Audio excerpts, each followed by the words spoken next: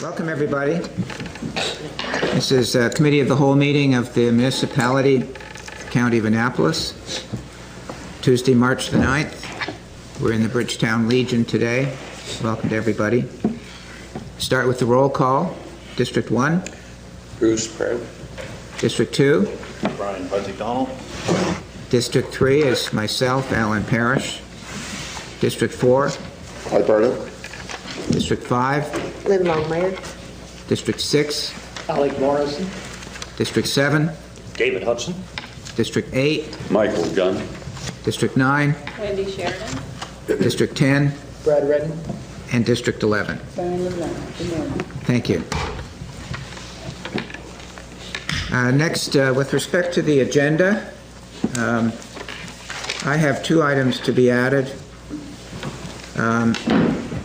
Under late additions, which is number 8 on the agenda, we'll have a little chat about what time we want the Committee of the Whole meeting to start next month.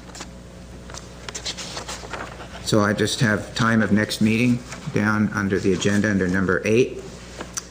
And under in camera, as well as the discussion of our legal advice, there'll also be a discussion under section 22(2)C personnel, in which the recruitment committee will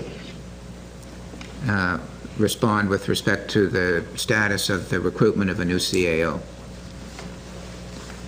Is there anything else for the agenda? Councillor Connell? We add for a letter to be sent on a request to delay the zoning for a year from our CAO and board. Sorry, I missed that. When we talked to the premier or the minister last week, he said a letter should come from this council requesting if we wanted to delay our zoning of our county for a length of time. So I think that we should send a letter asking for a letter to be sent to him asking if it can be delayed until year end 23. Okay, so letter to minister regarding zoning. Yeah. Is there anything else? Seeing none, I'll call for a motion on the agenda as amended. Councillor LeBlanc moves. Is there a seconder? Councillor Sheridan. Is there any further discussion? Seeing none, I'll call for the vote. All those in favor say aye. Aye. Aye. Opposed? Motion's carried. Thank you for that. Next, with respect to the minutes, first of the regular Committee of the Whole meeting held on February the 9th. Are there any additions or amendments to the minutes as circulated? I have a question. Councillor LeBlanc. On page 6, where we were discussing the application for funding through the Municipal Asset Management Program, Sorry, what page was that? page 6 of 129, Yes. we were discussing the sending a letter for an application for $50,000 to the Municipal Asset Management Program. I just wondered if that was in the works. Go ahead. Warden, through you to council, yes it is, but we haven't heard back on it. And unless Director McGuinness has heard back more recently, I'd say we're still waiting approval. I apologize. I was. The question was asked on the $50,000 asset management. No, we should know this week. That's they gave us the next week. That was this week. Great, thank you very much. Thank you. Are there any other additions or amendments to the minutes of the February 9th regular meeting? Seeing none, I'll call for a motion to approve them. Councillor Hudson. Councillor Prout seconds. Further discussion? If not, all those in favor say aye. Aye. Opposed? Motion's carried. Next are the minutes from the February 24th special meeting, which dealt with Basin View. Any additions or amendments to those minutes? Seeing none, I'll call for a vote. All those in favor say aye.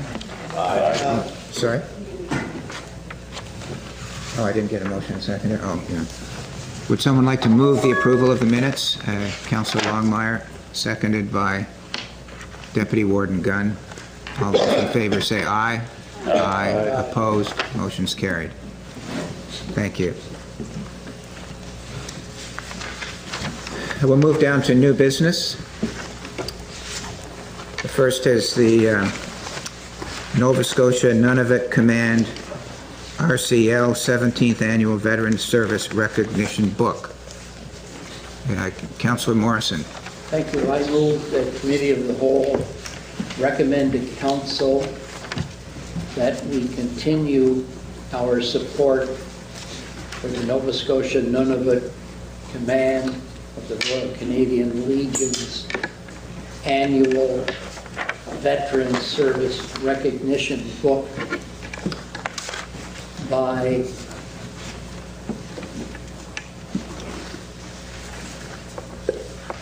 maintaining our contribution of last year, that is 1/10 page business card at a cost of $210. Thank you. Is there a seconder to that motion? Councillor Longmire seconds. Discussion? Seeing none, I'll call for the vote. All those in favor say aye. Aye. Opposed? Motion's carried. Thank you. Next is the Bridgetown Regional Outdoor Sports Hub rental rates.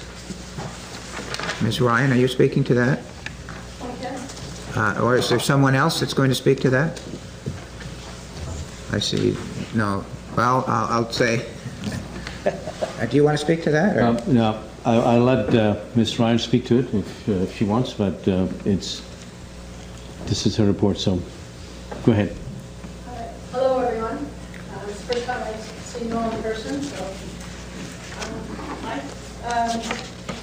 it's a process to sit down or stand up and make the presentation. In COVID times, we'll sit. You can sit, just speak clearly and loudly. Okay. All right. Before you is the rental rates that we're proposing for the 2021-22 season. And as you know, we own a facility in Bridgetown called the Bridgetown Regional Outdoor Sports Hub.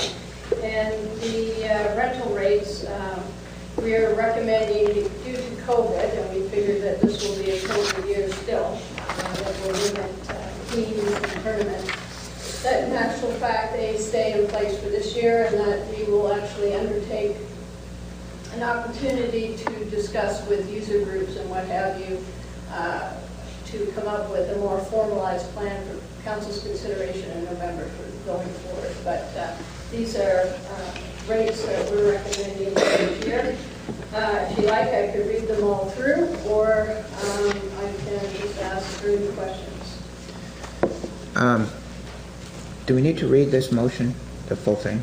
No, but I would suggest that each of the 12 be a separate motion.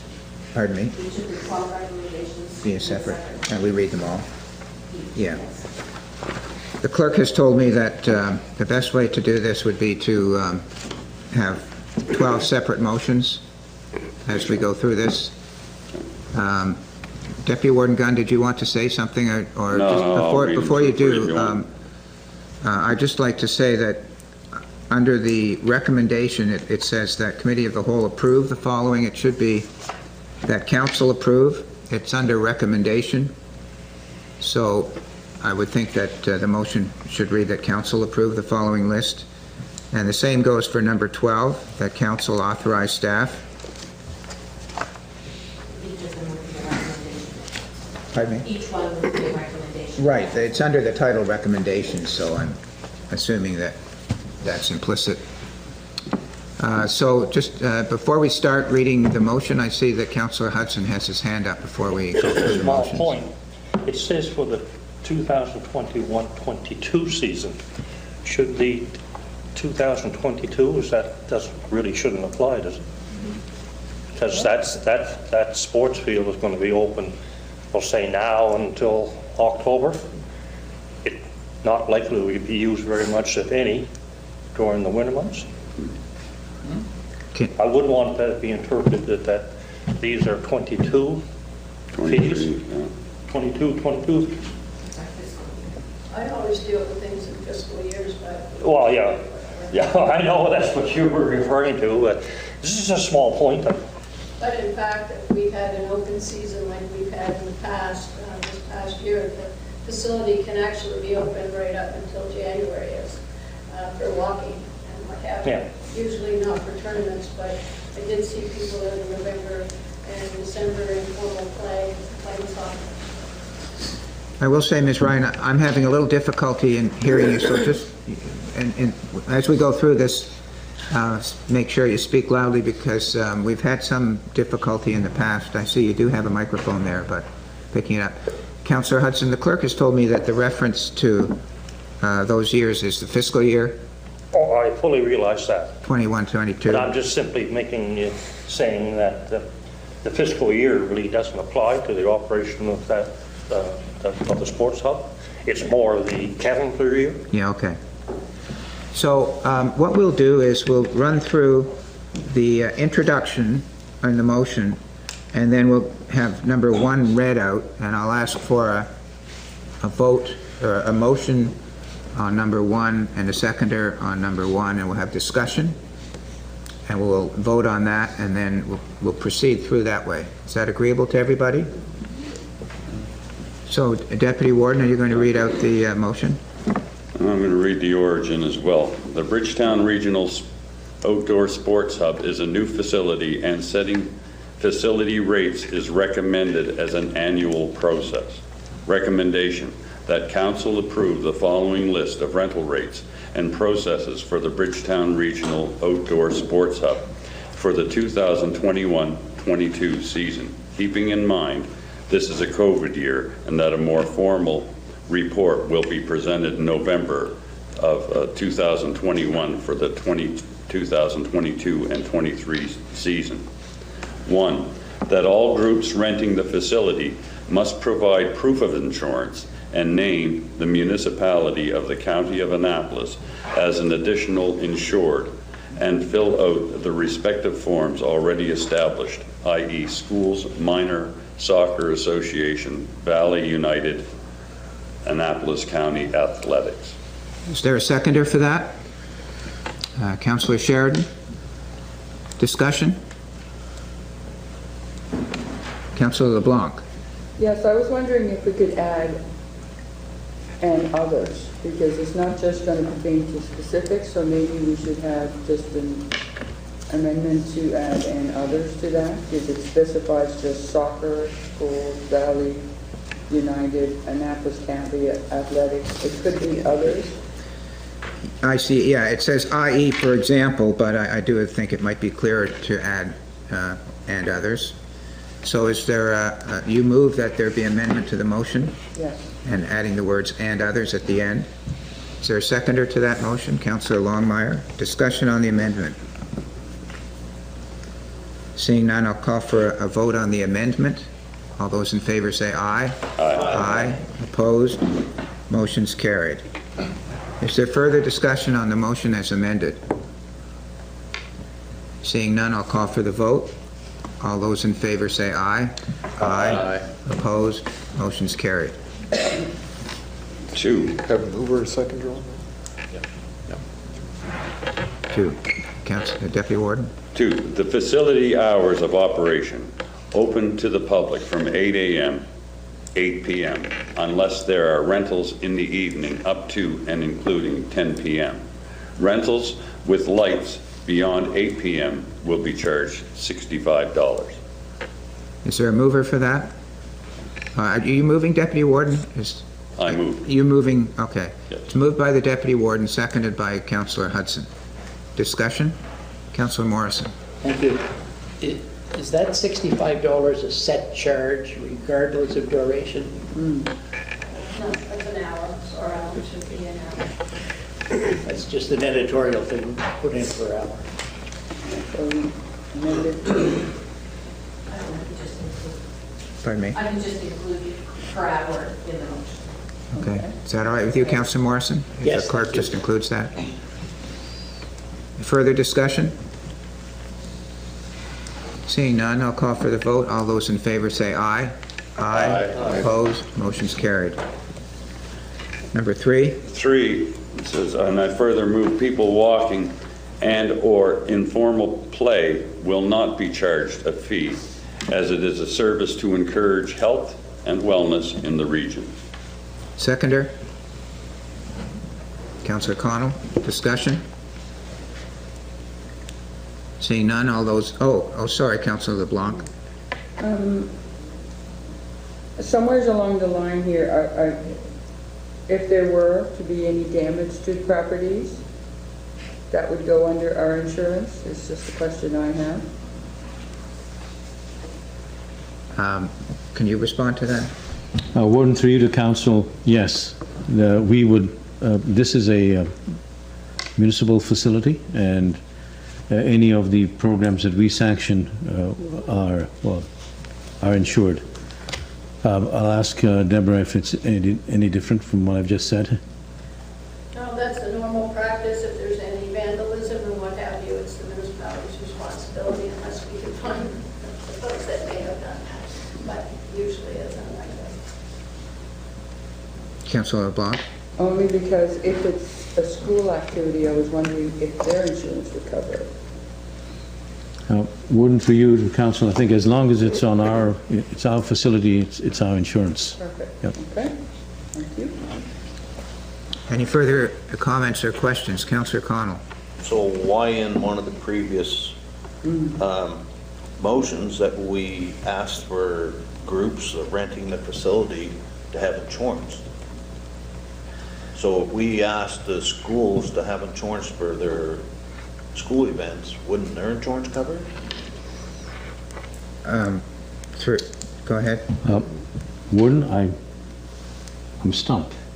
I don't think I'm... I'll get you proper. So I got one of my directors who's going to bail me out. Mr. McGinnis? Well, what would happen is that, yes, we would have any of the associations have formal insurance, and if there was an incident, then it would be between the two insurance companies, the settlement. It would go that way. It wouldn't be dealing directly with the county, it would be dealing with our insurer, and the insurers would be dealing with their insurers. The unfortunate thing, but that's the way it has to work.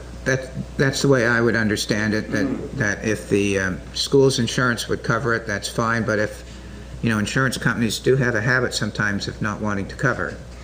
And if they do take that position for whatever reason, then our insurance could step in. I think that's why we do that. Councillor Bartow? Am I to assume that this would cover not only property damage, but personal liability? I haven't seen the policy, but I would assume so, and I see the directors are agreeing over here. Thank you. And Councillor Longmire? Thank you. People walking, so it says people walking and or informal play. So how does that roll out with dogs, walking with dogs? There's no dogs allowed No on dogs our allowed. Okay. facilities, any of the sports facilities. Okay. You are allowed to walk the pathways outside all the fenced areas, Okay. but all the fenced-in areas are either assembly areas, play areas, and then normally you do not allow dogs. But we encourage them, but just please pick up after. Sure. And so does that also, is signage there? Yes. Okay, It's all in place. great. Thanks. And people have been reminded gently. Yes. I've seen. Any other questions or comments? Seeing none, I'll call for the vote. All those in favor say aye. Aye. Aye. Opposed? Motion is carried. Number 4, I move school practices and games are free of charge. However, scheduling of games is required and will be limited to certain hours. Is there a seconder for that motion? Councillor Sheridan. Discussion? Councillor LeBlanc? the problem child this morning. But I'm not. It's just that when you have games and such, you can't always limit it to certain hours, especially if your team has been in, or you're going to host out of the blue provincials or something. So I don't know how we're going to deal with that. Plus the, cleaning up costs after such big events. I haven't seen that in any of this. Anyway, let's go back to the main thing. We can't always set certain times because we have provincials that could be held, regionals that could be held. It's just not, it's restricting for the sports community. All right. Warden, through you to council, and I think Deborah can correct me. I think this is just to avoid, people showing up, Right. assuming that they can use the facility and finding that another team has already booked it. We can't see precisely, but it'll be maybe, we know that the afternoon was booked for a particular school, particular hours. I think the intent is just to ensure that they know that there's somebody else booked ahead of them. But anyway, I'll ask Deborah to speak a little more on that.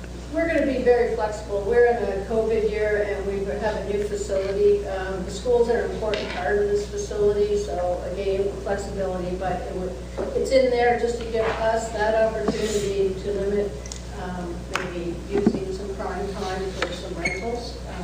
But the school will have, and they already know their schedule for districts and provincials. With rain dates, that's usually your biggest scheduling consideration is when you have rain dates and you're trying to fill in with some other people. We know it will be a challenge. We're going to be very flexible, and that allows us that flexibility. But we also see the schools a very important part.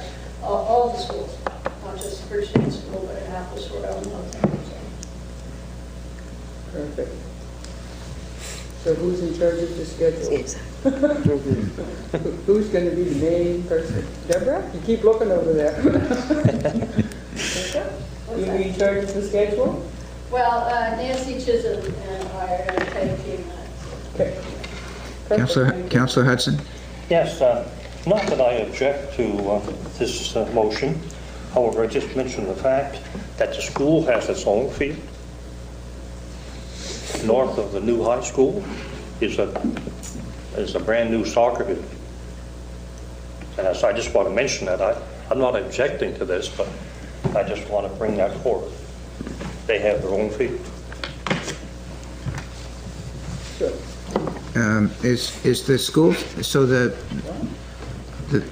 I'm familiar with the field you're mentioning. That's not part of the regional outdoor sport hub, No, then, it's is not. it? It's not, eh? No. Is that right, Ms. It's on Ryan? school property. It's directly north of the school. Yeah, yeah. Say, I don't object to this, but Yeah, I okay. just want to mention that fact. Fair enough. That's just for clarification. Okay. Any other comments or questions with respect to this motion? Seeing none, I'll call for the vote. All those in favor say aye. Aye. Opposed, motion's carried. Number 5, I move that minor youth soccer rates for Annapolis County teams are free for the 2021 season. This will be COVID times, and a flat rate will be recommended in the future. Is there a seconder for that? Councillor Longmire. Discussion. Seeing none, I'll call for the vote. All those in favor say aye. Aye. Opposed, motion's carried. Number 6, I move youth track practice free in COVID times. A flat rate will be recommended in the future. Seconded by Councillor LeBlanc. Discussion. Seeing none, I'll call for the vote. All those in favor say aye. Aye. Opposed, motion's carried.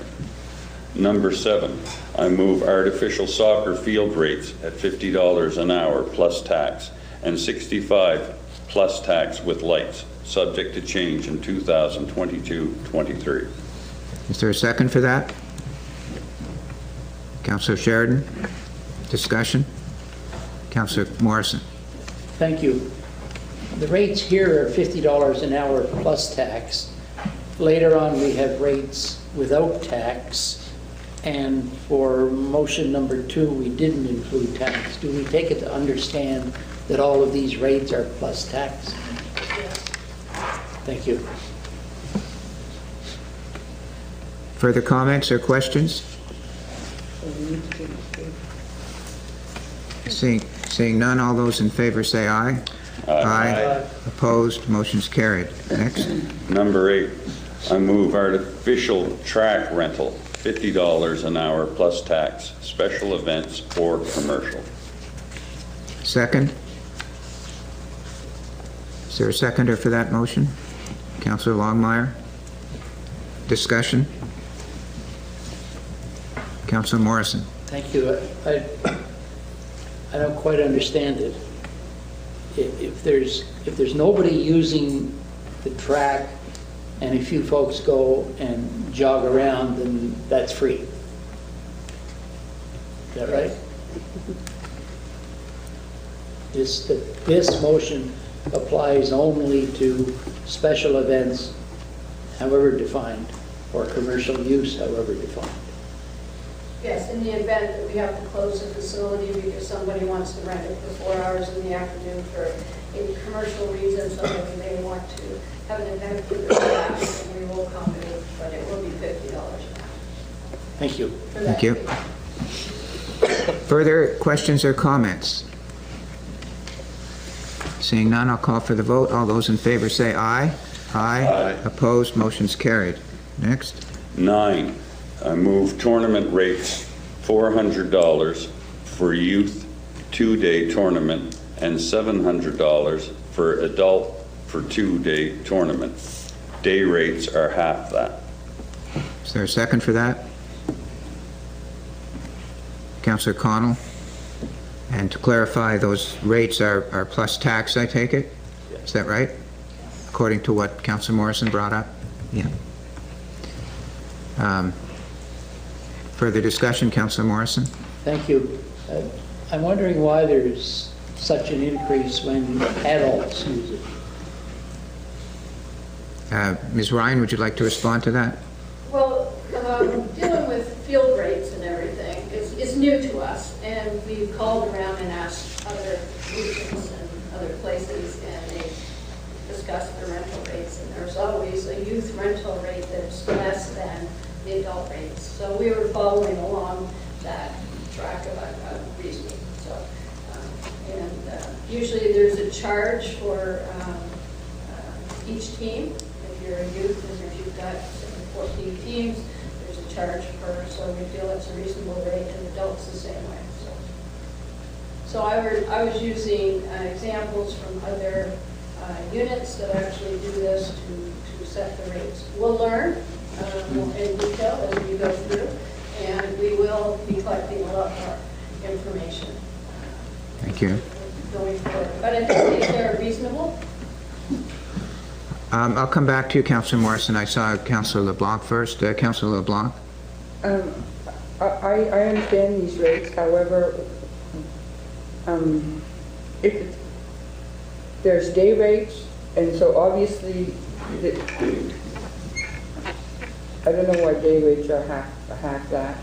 Not only that, I'm thinking that if it goes through the evening, so they understand that the price under the lights will be $65 an hour. Does that include that particular piece, or maybe not? No, we said day rate, so whatever that day is. We're going to learn on that, because we have a facility with lights. But most play does not go into the evening for youth, so, because they want to do it. Sorry, I missed the last part. Most tournaments for youth soccer don't go into the evening, beyond dark. I mean, we're talking summertime, so it's beyond 9 o'clock. So it's very unlikely that you would ever get into the evening play. Yeah, they do. Councillor Morrison, you had a question? Yes, I have two, please. Do I understand correctly that when we say tournament rates, that's the rate for everybody? If there are 10 teams, for example, each one would pay $40, or does each one pay $400? No, you would have, the organization would pay the $400. We want to encourage, this is really about encouraging people to have tournaments. So we want volunteers and community organizations to offer these tournaments, and because it brings economic opportunities to the area. It also creates that energy in the community that you need in terms of encouraging other people to get along with soccer or track or what have you. So it's sort of like that spin event, so it grows it. And my second one, I've never been noted for my athletic prowess. But what's the difference between a tournament and a track meet? Ms. Ryan, would you like to respond to that? Usually in soccer or field hockey or what have you, you call it tournaments, and on a track you call it a meet. So it could be a community meet, it could be school meet, which is districts, regionals, or provincials, but it's just a matter of terminology. Most tracks don't charge for those types of things, so, but we're suggesting that because we have an artificial track, that it's reasonable for a 2-day track meet, approximately $100 a day, which is $200 for that. Thank you. Councillor Hudson. Plus tax. Well, thanks. Just a small point. Instead of the word tournament, Sorry? we refer to the field to be a little more specific. Like I suspect of when the word tournament is used there, they're referring to the big field, big soccer field. Yeah, and just to be a little more specific as to what area we are talking about.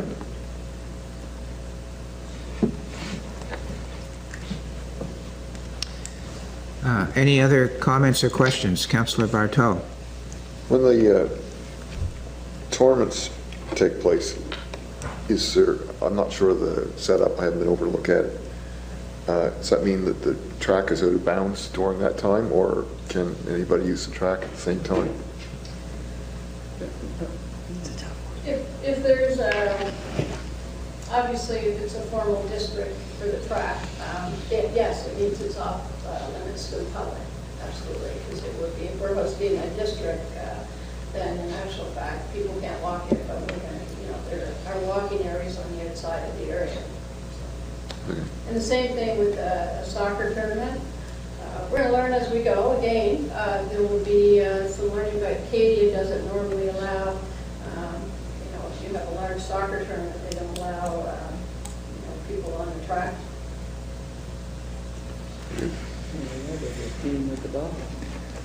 Any other questions or comments? Seeing none, I'll call for the vote. All those in favor say aye. Aye. Opposed? Motion's carried. Number 10, 2-day track meet, $200. Day rates are half that plus tax. Is there a seconder for that motion? Councillor Prout. Discussion? I just have a question. Is it possible to have a track meet at the same time as a tournament? No. No? No. Okay. Any other questions or comments? Seeing none, I'll call for the vote. All those in favor say aye. Aye. Opposed? Motion's carried.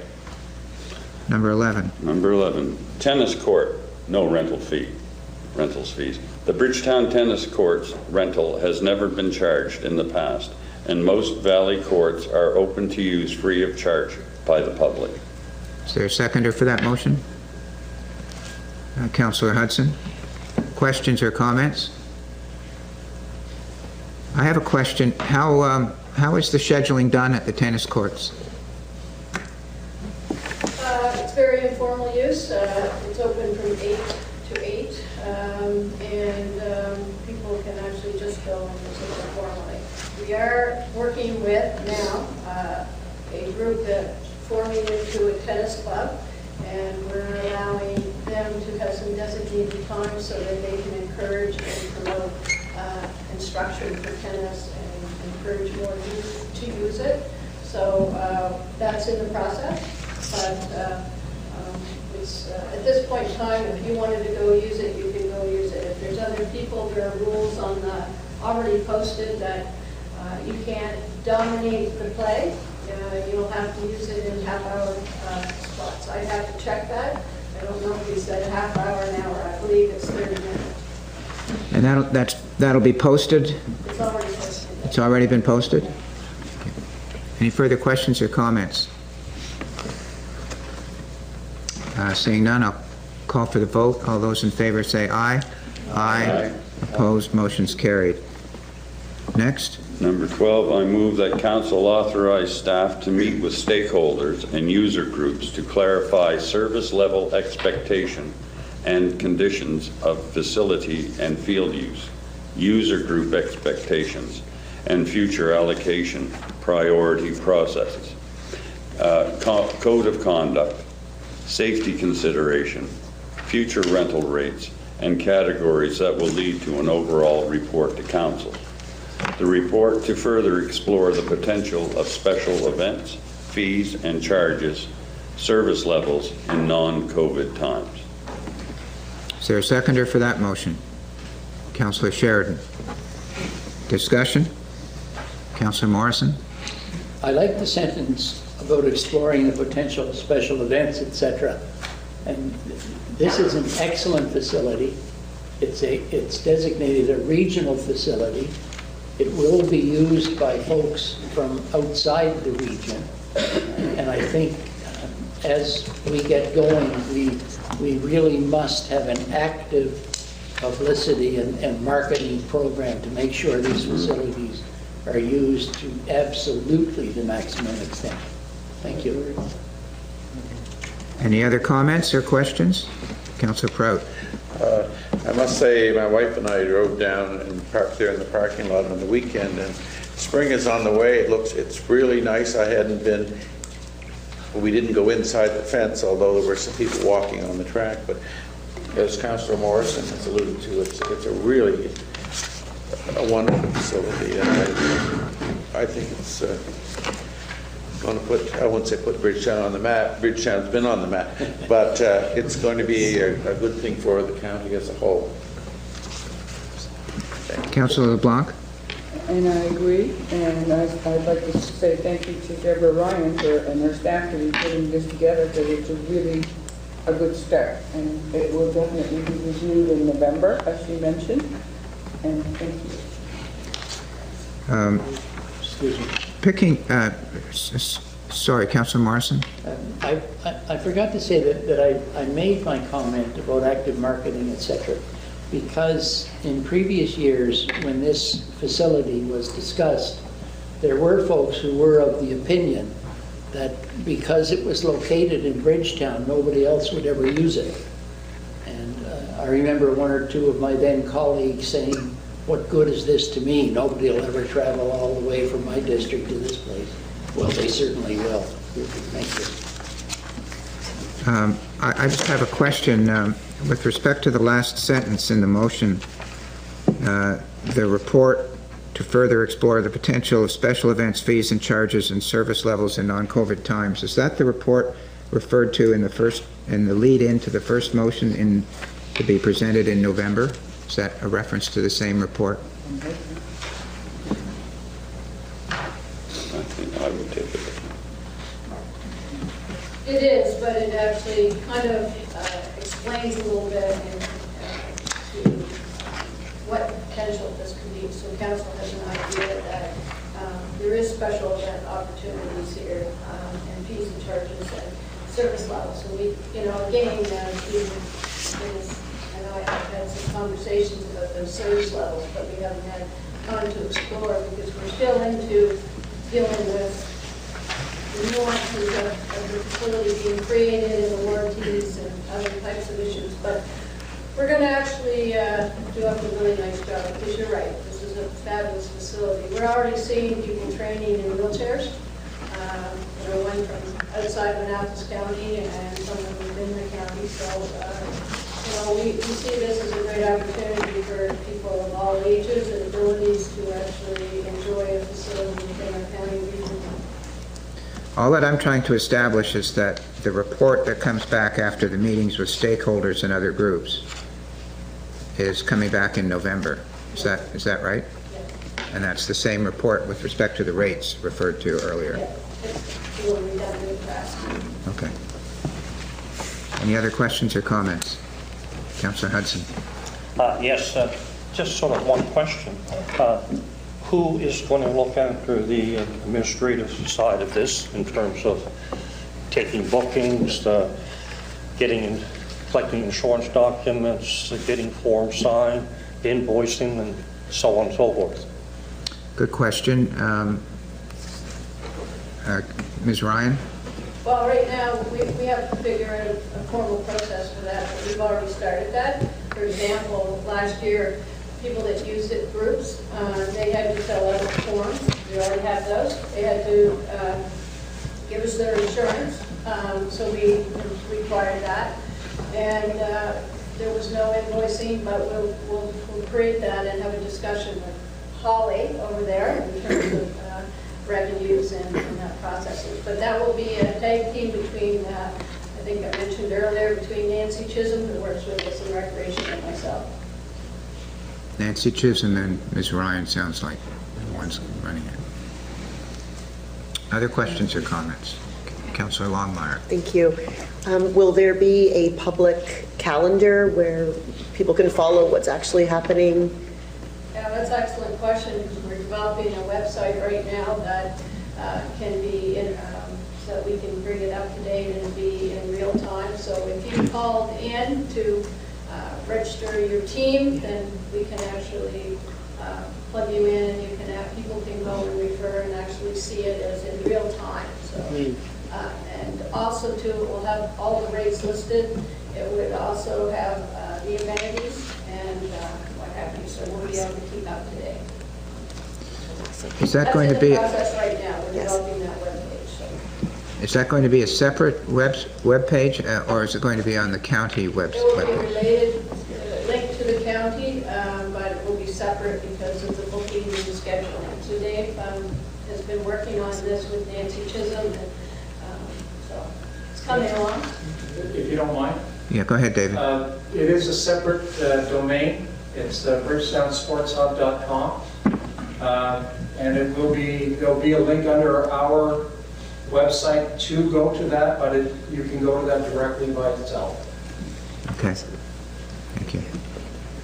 Any other questions or comments with respect to the motion currently on the floor? Seeing none, I'll call for a vote. All those in favor say aye. Aye. Opposed, motion's carried. Thank you very much, Ms. Ryan, for that. I don't think you're finished, though. Next, the electric sign. The recommendation, I recommend for the committee of the whole, council authorize the establishment of the electronic sign to be placed on the Sports Hub property, to be located on the north side of the property known as Memorial Park, and for the county to be responsible for the ongoing electrical cost, which is estimated at $2,000 a year, and further, that this matter be included for discussion in the 2021-22 operating budget. Is there a seconder for that motion? Councillor Longmire. Discussion? Councillor Morrison. Thank you. Do we already have the sign? Ms. Ryan, do we have the sign? No, we don't at this point in time. I just want to give you a quick overview. There has been, since 2017, there's been a community advisory committee set up to look at the Bridgetown Sports Hub and guidance development. And one of the things that the committee decided was that with a complex of this nature, we should have electronic sign. It was not part of the financial envelope, and it's quite expensive. So what the community decided is we'll fundraise for that. So what they've done is that they've started a campaign, and they started it in January of last year, but then COVID hit, so it kind of was put on hold. They have raised over $15,000, and as you know in the report that we have submitted an application to assist with that funding plus other improvements to Memorial Park through a funding application to Nova Scotia Community Culture and Heritage. So we're hopeful that we'll get some funding from the province for that part of Memorial Park and the electronic sign. So, but the community is fundraising. They expect to I haven't got an update recently, but they have raised $15,000 towards the entire project. Actually, it's kind of a nice little project that we're doing. Awesome.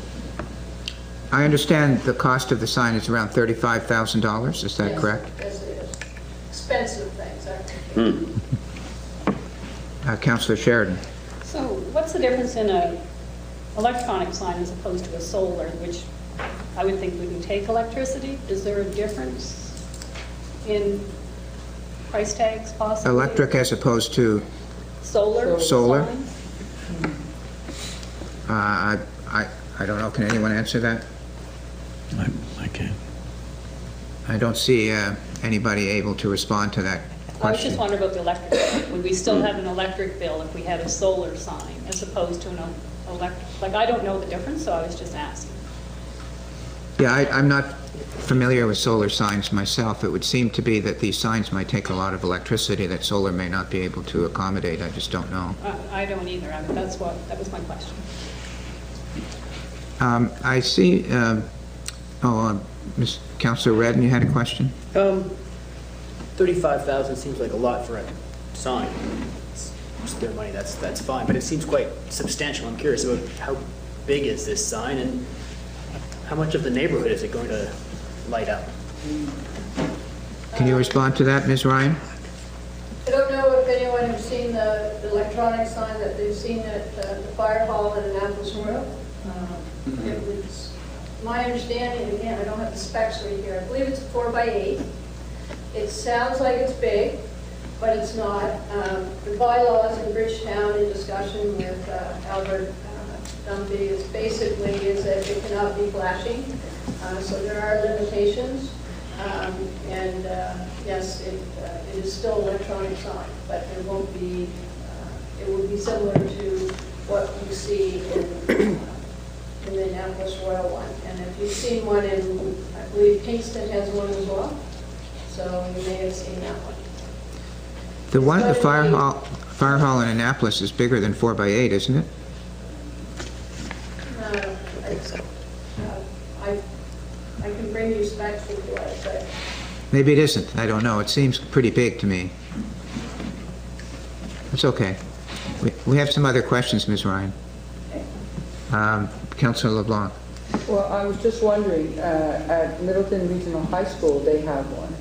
That's right. Is it approximately that size? haven't seen that.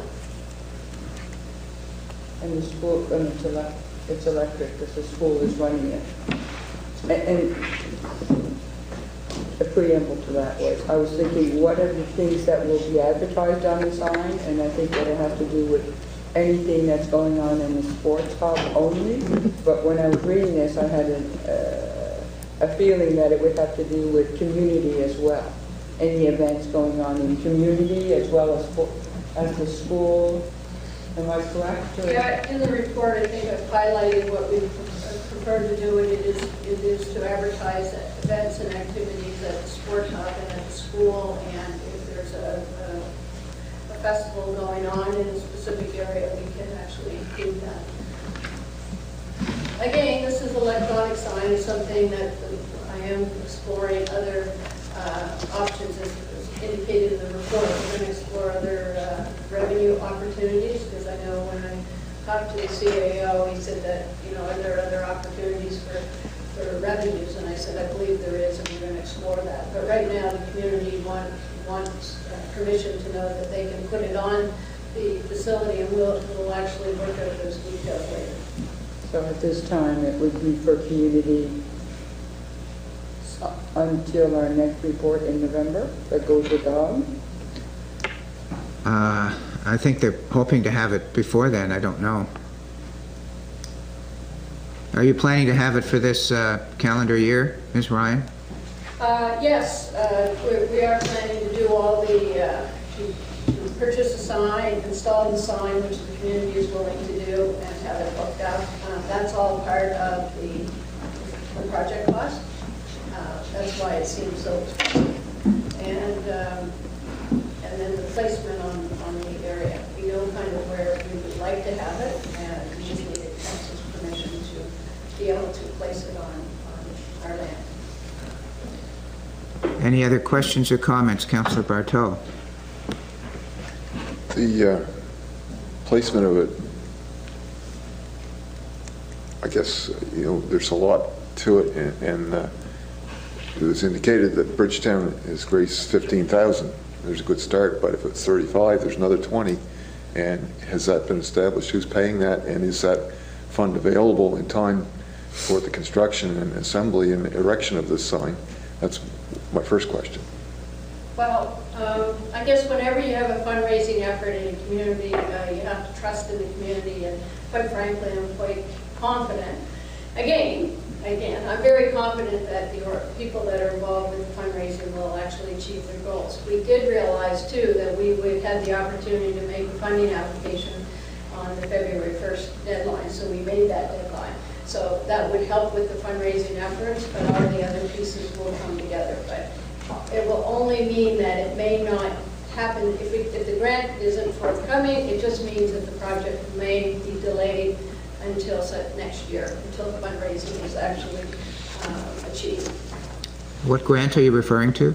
There's a program through Nova Scotia Community Culture and Heritage, and municipalities and community organizations can apply for that, and it pays up to 1/3 of the total cost, but it is called the Recreation Facility Development Program. And you've applied, but you don't have a response. We don't have a response. We should know in April. No, in April, you say? Yes. Councillor Connell? I'll come back to you. I'll come back to you. Can't finish up? Okay. Councillor Connell? When we put a sign up like this, do we canvass the local residents to make sure they're not being surprised by all of a sudden having a light in their window or affecting their ability to sleep at night because all of a sudden there's a sign there?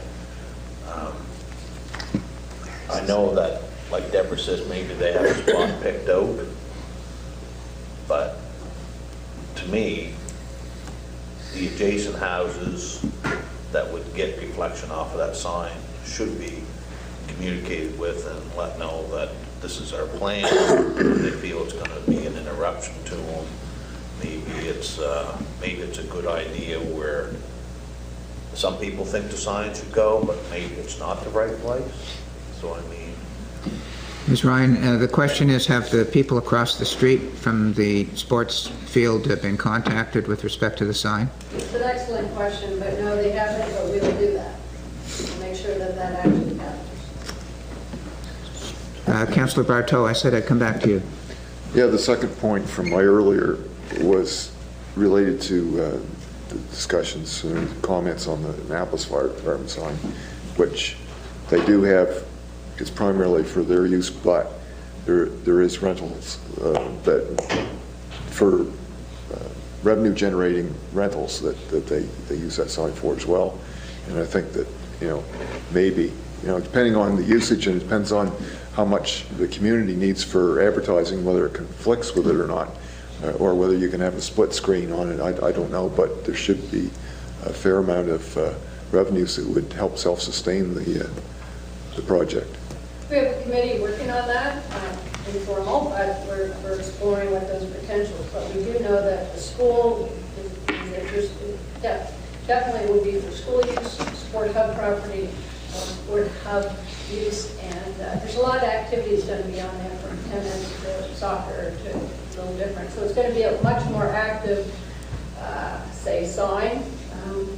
At least that's my belief. But we're working out the details. Councillor Redden? Tying to Councillor Connell's comments, I see one of the immediate neighbors is the chimney swifts and the chimney roof tower. The what, sorry? The chimney swifts. There's a chimney roof. Oh, the chimney swift, yeah. Right next there. I have a feeling they may be hard to interview, but we could maybe find somebody else who is a little more aware of their sleeping habits. That'd be interesting, yeah, because it's at dusk that they go back into the chimney, right? Yeah, my understanding is that light sensitivity is a really big thing for when they actually go to nest. It's been a long time since I've been around chimney swifts, but that's kind of my recollection. And that there are some bird species that are very sensitive to both light and magnetism. Yeah. So it seems public infrastructure that are there to encourage chimney swifts, putting something next to them that would then discourage them would be counterproductive. I'd like to make a comment, and I'll come back. I see Councillor Hudson. I'll come back to you. I noticed in the report that there was talk about advertising on the sign. I take it that that was going to be local businesses type thing. Is that right, Ms. Ryan? We made them local, yes. So, we have worked at those details with them. It'd be various local businesses. Is that the idea? I have some difficulty with that. It would be nice because it would defray expenses. On the other hand, I think this is such a top quality field that we have and a project that I think it would be really nice if we could afford to have a sign without advertising in local businesses on the sign if possible. I don't know if that's possible, but I'd like to see that. And I think what I'd like to do, now Councillor Morrison corrects me all the time that I can't make a motion, so maybe what I'll do is see if anyone would like to move an amendment to this motion, because to me there's a lot of things that have yet to be figured out here, and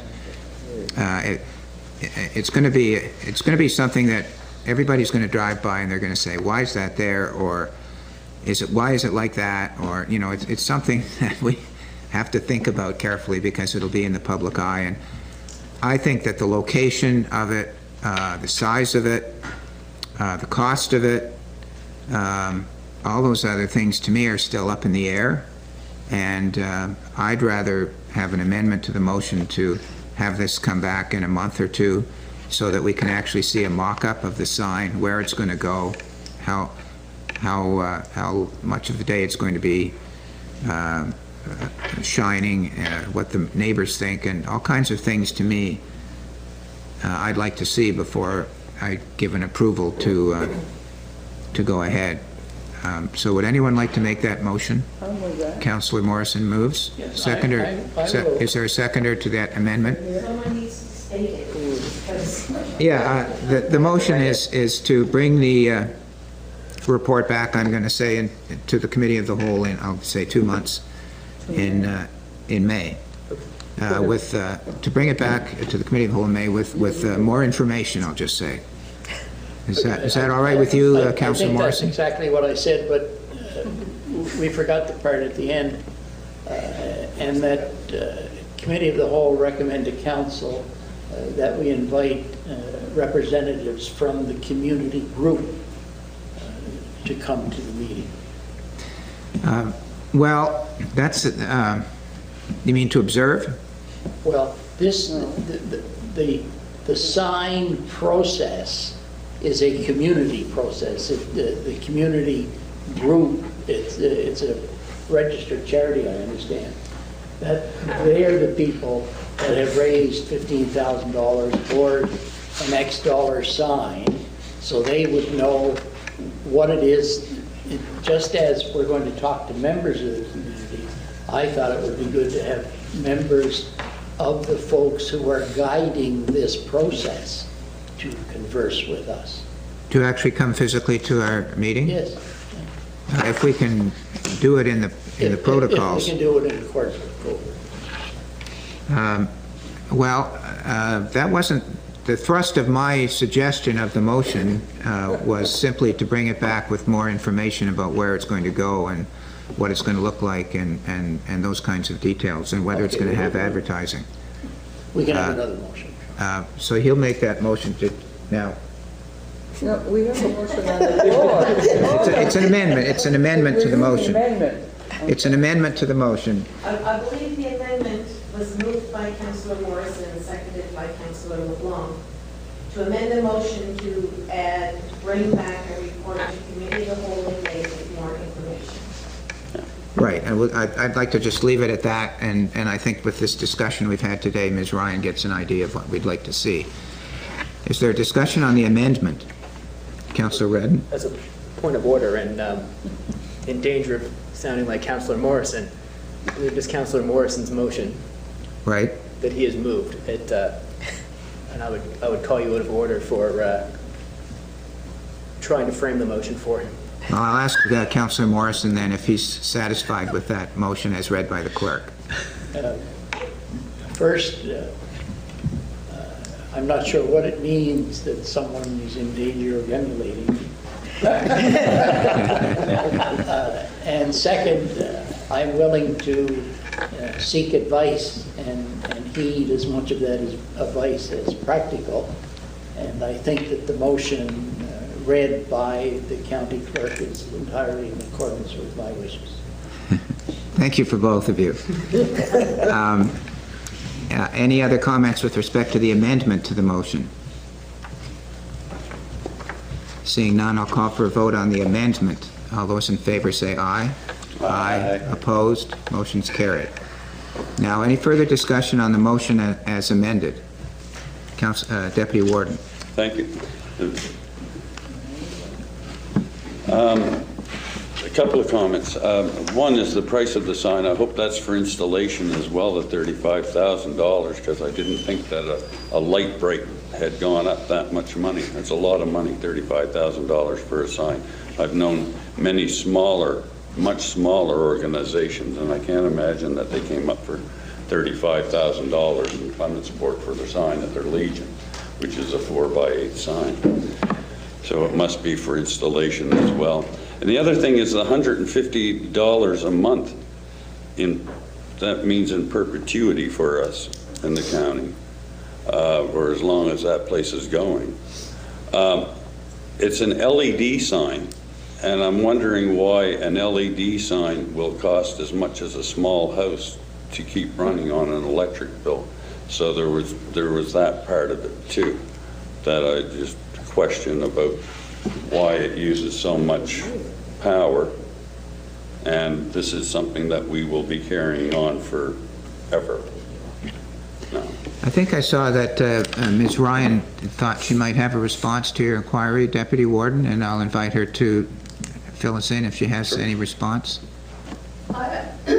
I have to agree. I'm not sure what the cost will be, and we asked the same question, and I know when I talked to the CAO, he said, can you explore that at depth? And so what I did is I contacted Kingston and asked them what the costs were, and they said that approximately $150 per month. I also called the municipality of Clare, who installed one very similar to what we're considering as well, and their accountants went back and checked before they installed the sign and after, and their comment was there's no appreciable difference. It didn't spike usage at all. It was established and put at the community hall facility, and there was no cost. So quite frankly, we don't know what the cost will be. We figured that we'll budget for 2,000 this year, and we'll learn how much that would actually be cost associated with the ongoing use of the sign itself.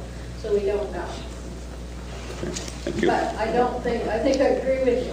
I don't think it will be 2,000, but I don't know. And the other consideration, you're right, the $35,000 does include the installation, the electricity to the sign, a framework for it so that it will have a nice, elegant look that is suitable for the community and the county in general. So the community is working out the details in terms of what exactly that will be like. For example, one of the things that they were hoping for is They did say self-direct from the old school, and it was always their intention that they incorporated in some fashion within the design of the welcome sign. But I'll bring back more information, and we'll just hurry that process up a little bit.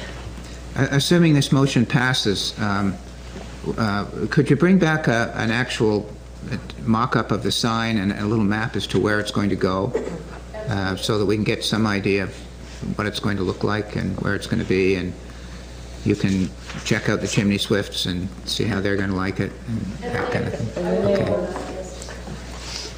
Councillor Longmire? Thank you. I do know that those signs, they're managed remotely, and so I would suspect that we could turn that sign off at the end of, the evening, right? So say 9 o'clock, 10 o'clock, and save at least 8 or 9 hours of power. And that would as well probably address perhaps our Swifts who might like a night's sleep. So just a thought. Councillor Cotw, did you have a comment? And that was my concern, is that why would you run it after the park is closed? Because there's not much traffic. I mean, you can go through Bridgetown at 10 o'clock at night and probably could sweep the streets because there's nobody there.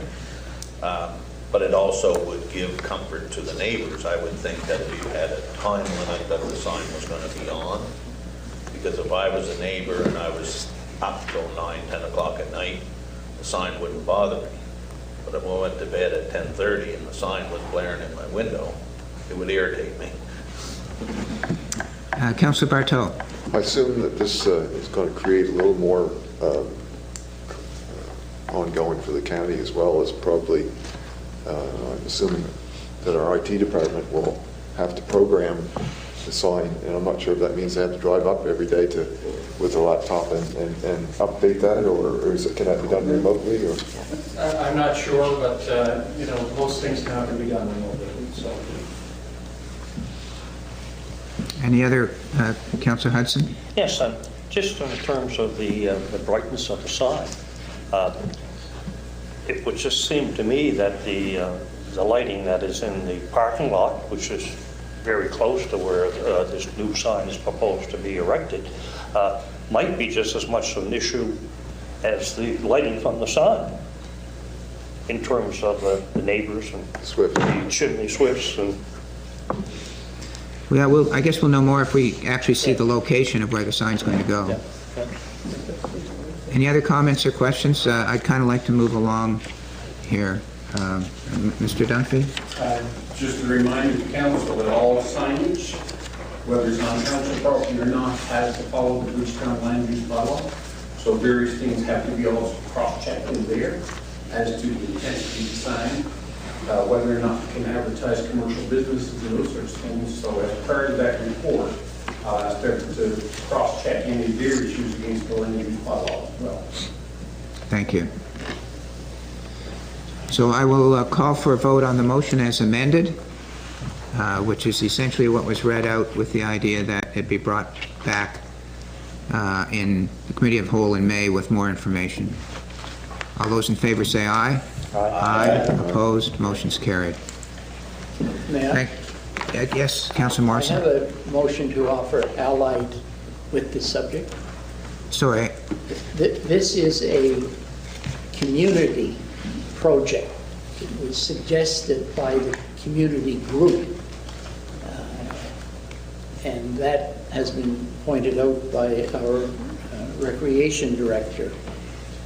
And we were authorizing the establishment of the sign. And we have just passed a motion to ask that one of council staff do this, that, and the other thing with regard to the questions we raised, which will, to me, require a great deal of discussion with the community group, because it is their initiative. And so I would like to move that Committee of the Whole recommend to Council that an invitation be extended to the Bridgetown Regional Community Sport Hub Community Group to attend for a discussion of the sign at a time that is deemed to be appropriate. And I believe we need to give credit where credit is due, and it is to the community group. And is there a seconder for that motion? Councillor LeBlanc seconds it. And it's implicit that it would be, the invitation would be subject to the pandemic protocols. Yes, that's what I said, when appropriate.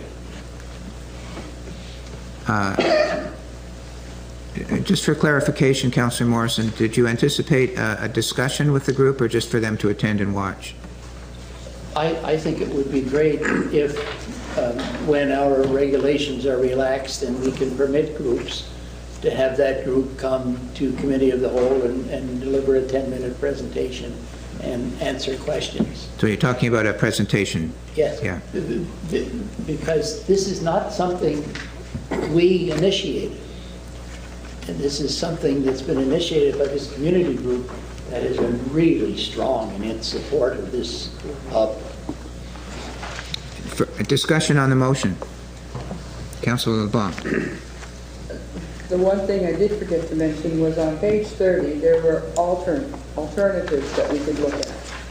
And the B under alternatives was council may seek to have staff explore partnerships to share in the electrical expenses of the sign with the school or others.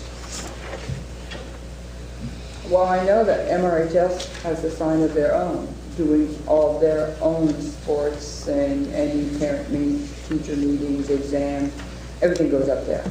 So it could be a possibility that the school board would in fact pay or help to pay half of it, but we would never know if we don't ask. We would, we might have an organization in town that might like to have a little blurb about themselves, some company that would be also willing to pay X amount of dollars to do a little bit of advertising. So that was a piece that I'd forgotten about and started but never finished. I don't know if you should be looking at that one with this motion as well to see if or should we have a separate motion in case. I think the school should be looked at because a lot of it will be school oriented. I would think that may be something that'll come back in May. I would hope. Yeah. Ms. Ryan's listening to you. Mr. Dunphy? Just for point on there, in the land use bylaw, under section 7.5, sign is prohibited.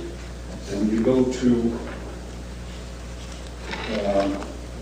I, signs not related to any business or use located on the property or premise unless specifically approved by council.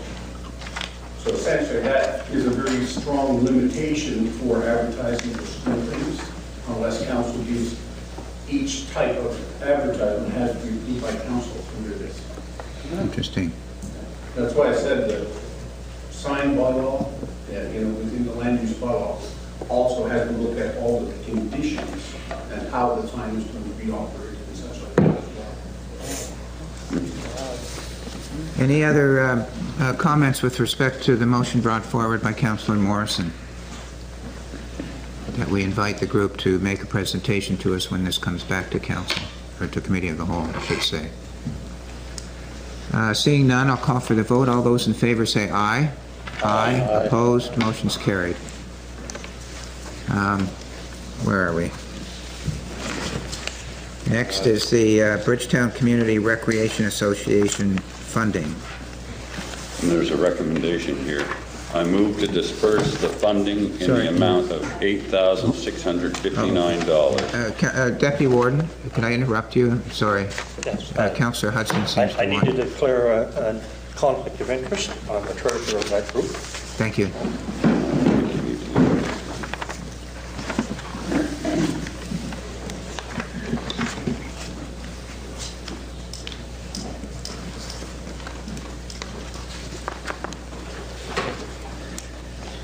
Recommendation, I move to disperse the funding in the amount of $8,659 to the Bridgetown Community Recreation Association to assist with the overall Bridgetown Community Recreation Association operations for the recreational facilities, arena and pool from the 2020-21 fiscal year as approved and budgeted. Is there a seconder for that motion? Councillor Longmire seconds. Discussion? Councillor Cotw. So when the area rate is collected, at that time, why wouldn't we just send their check to them? If we're not going to dictate what they do with their money, then why we hang on to it? Why wouldn't after the money be collected that we would just send the money to them and they do whatever they want with it? Well, I can try to answer that, but I might make a mistake. Can anyone know better? I think Ms. Ryan seems to think she can respond. I am familiar with it only because we've been in Bridgetown since 2015, and we signed an MOU, a memorandum of understanding with the Bridgetown Community Recreation Association and the county in terms of the operation of the pool and marina. And in that time, we actually allocated certain monies to the arena and to the pool, part of the community rate is set up by Holly and the Director of Finance. And so normally it's a line item in our recreation budget and the Bridgetown component, and we just issue the checks to BCRA for the pool and BCRA to the arena. And this year, because of COVID, the pool never opened, so it was an anomaly. I didn't know whether I should issue it or not, and it was a question that it should brought to the CAO because everything happened. The letter went to council for consideration. But normally, you're right, we don't bring it to council, it's a line item and we just give it to them. But the pool never officially opened, but what also happened was the arena needs the money because usually they're going to lose $30,000 in revenues this year because of COVID. And they usually have to have money ahead to be able to open the pool next year. And the arena finances and subsidizes the pool operation, as is most places, somebody has to finance it. So you're right, Councillor. Normally it's a line item. We just allocate the monies and Holly signs off it. So this particular case, the pool didn't open. It was a bit of a glitch. We weren't sure what to do, so it came to council for consideration. So we're asking that you approve that $8,659 allocated to BCRA in this fiscal year. If I could just try and respond to your question more, and Ms. Ord perhaps would correct me. My understanding is that what we've been doing at the county is allocating $25,000 a year to the rink and the pool. And that's a decision of council. But once we decide that it's $25,000, it then goes on the Bridgetown community rate. And it's paid for entirely by the Bridgetown community rate.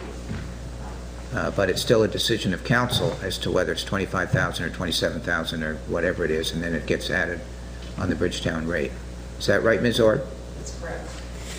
Does that answer your question? Well, my fear is that, yes, the pool didn't open. So the pool goes to open this year, and all of a sudden, their pumps are seized, or maintenance needs to be done. Is all of a sudden Bridgetown Pool going to come back and say, geez, we could have used that $8,000?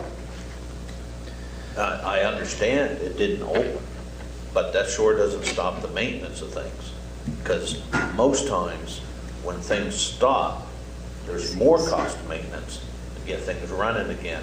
than if they just would have kept running year after year. Equipment, when you don't use it, binds up. Yes, Mr. CAO. So, Warden, through you to members of council, I think you're correct.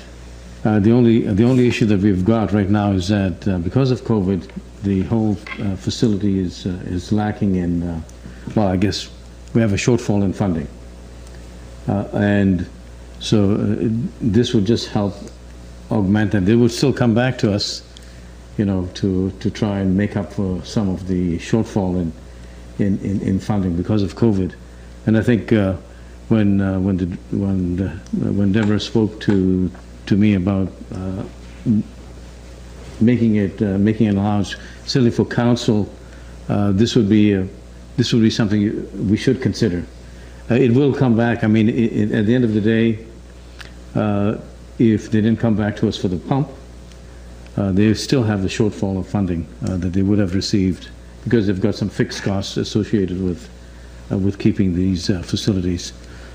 Deborah, I don't know if I've captured that for you. In the end, we own the facility.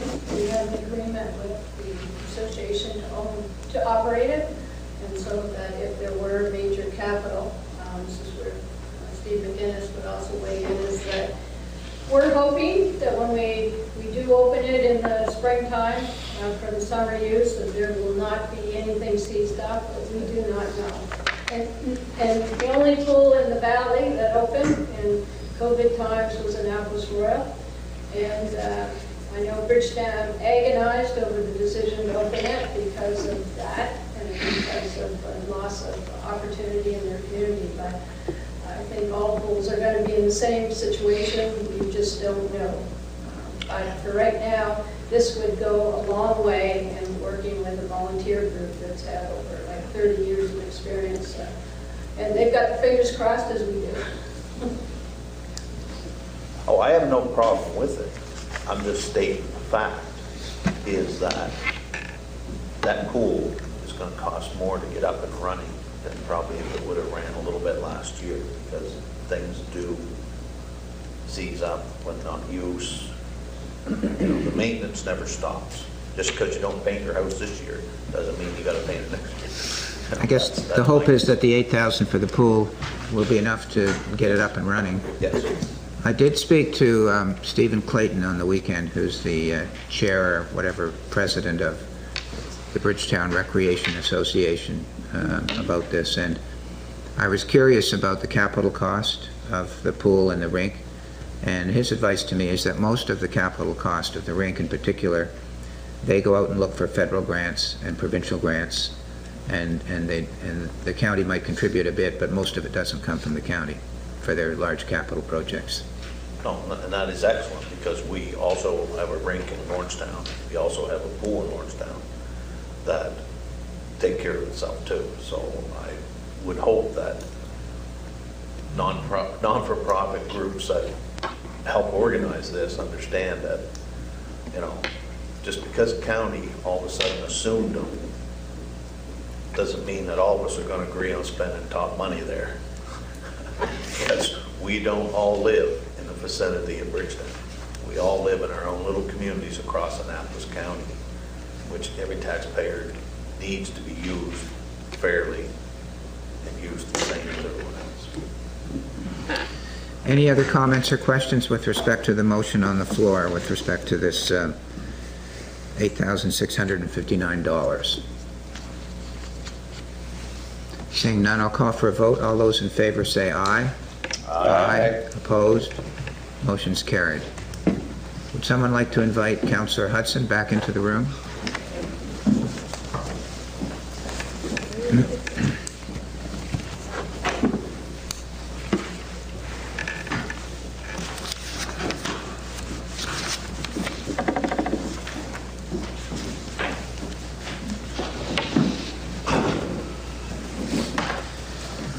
Carolyn, on this next one, should we have 3 separate votes, do you think?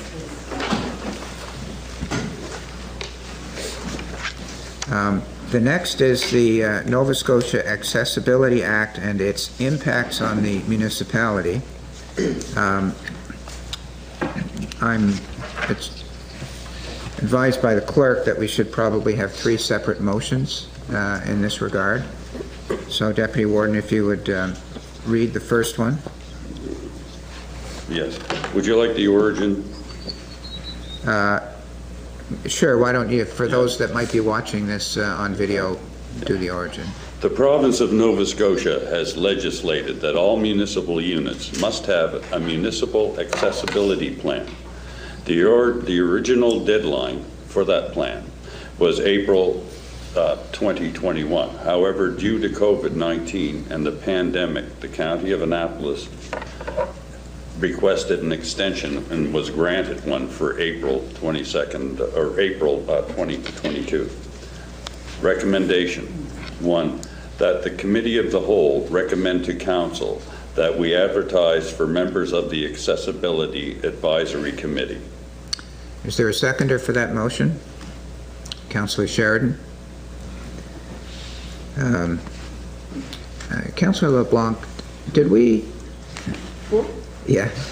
Did we deal with that at the Nominations Committee at all?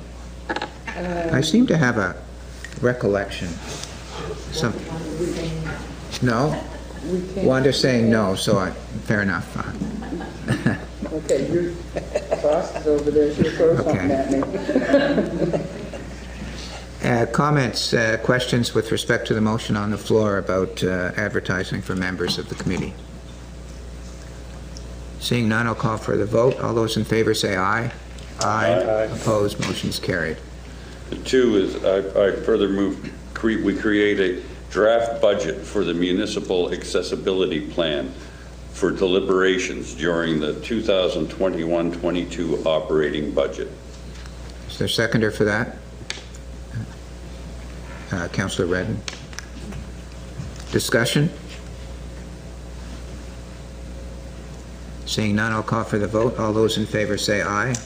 Aye. Opposed, motion's carried. Next. And 3, that an action plan and timelines to achieve the April 2022 deadline be developed for final approval of Council. Is there a seconder for that motion? Councillor Prout. Discussion? Councillor Morrison. Thank you. As Councillor O'Connell, I think, has indicated, we are going to be sending a letter to the Minister of Municipal Affairs asking for an extension. It's for zoning. For zoning. That's not on this. It's not on this. No. It's just Yes, for zoning. You're right. Yep. Sorry. Okay. Other questions or comments?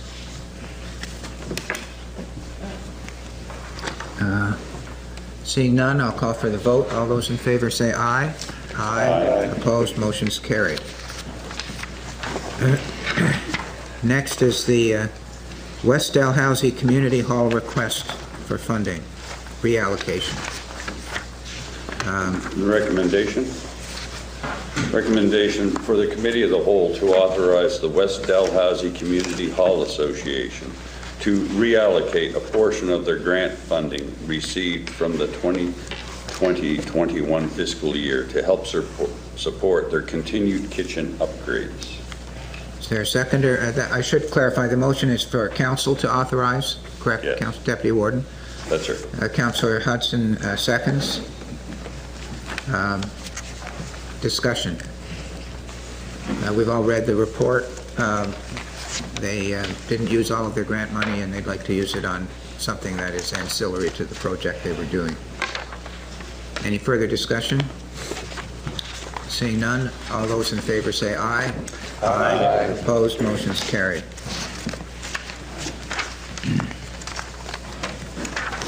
Next is the authority and responsibilities of the CAO policy repeal. The recommendation. Deputy Warden, you're going to...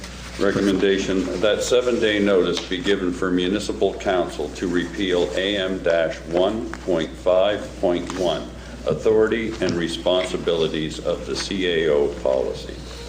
Is there a seconder to that motion? Councillor Redden.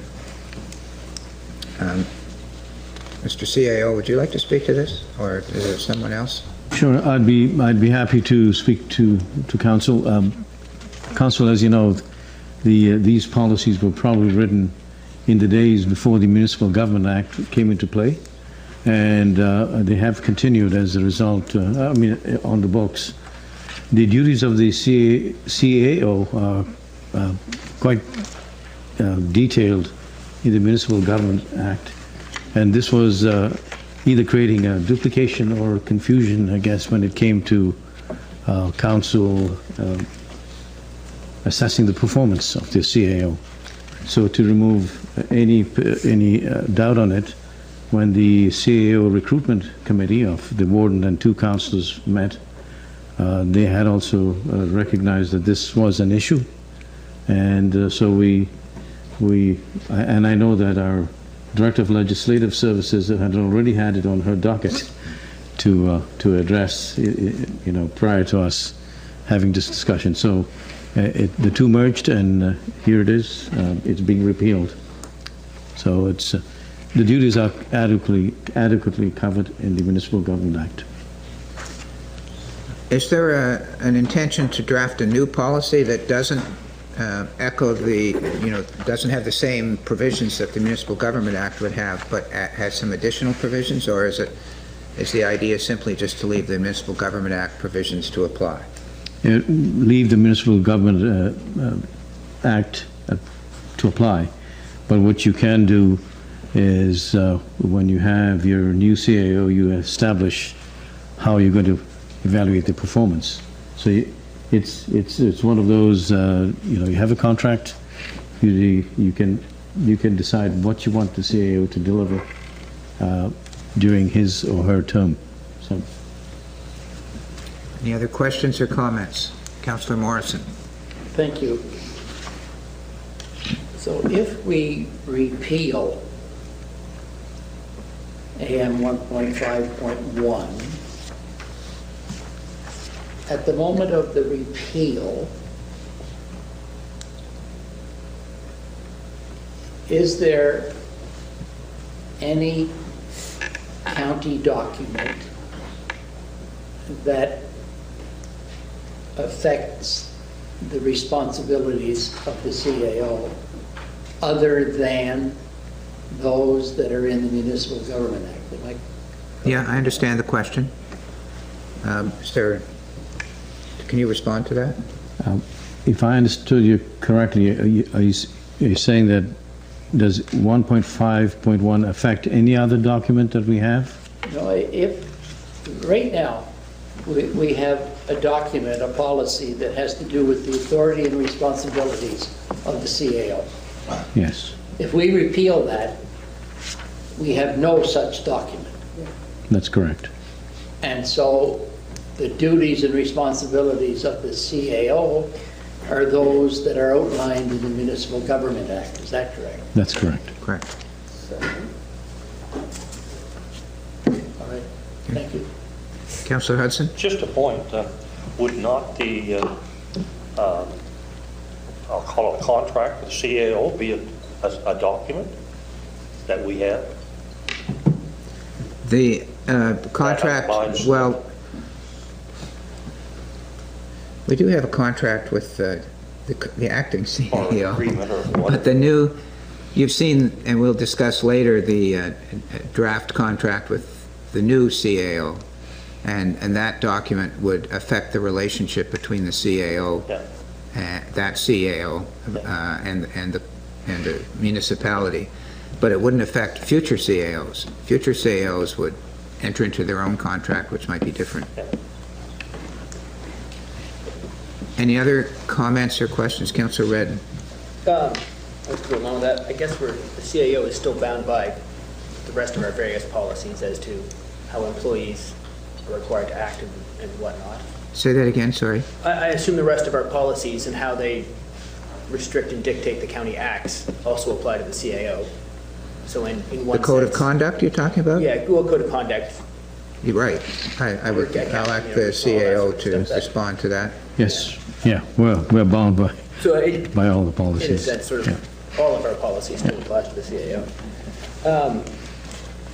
This is a policy that I spoke with staff about back in December because I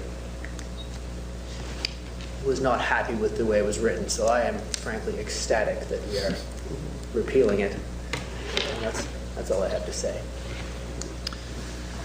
Any further questions or comments? Councillor LeBlanc, thank you. Thank you. I'm on the same trend as if you repeal it. Are we going to add at the end of the recommendation that we are going to be using the MGA? The MGA automatically applies. We don't have to say it applies because it does by legislation. Okay, so we will have absolutely nothing for the authority and responsibilities of the Chief Administration Officer in any of our policies whatsoever. Correct. Okay. The Municipal Government Act is very detailed as to the authority of the CAO. I realize that. Any further questions or comments? Seeing none, I'll call for the vote. All those in favor say aye. Aye. Opposed? Motion's carried. Next, the tax exemption policy amendment. Yes, recommendations.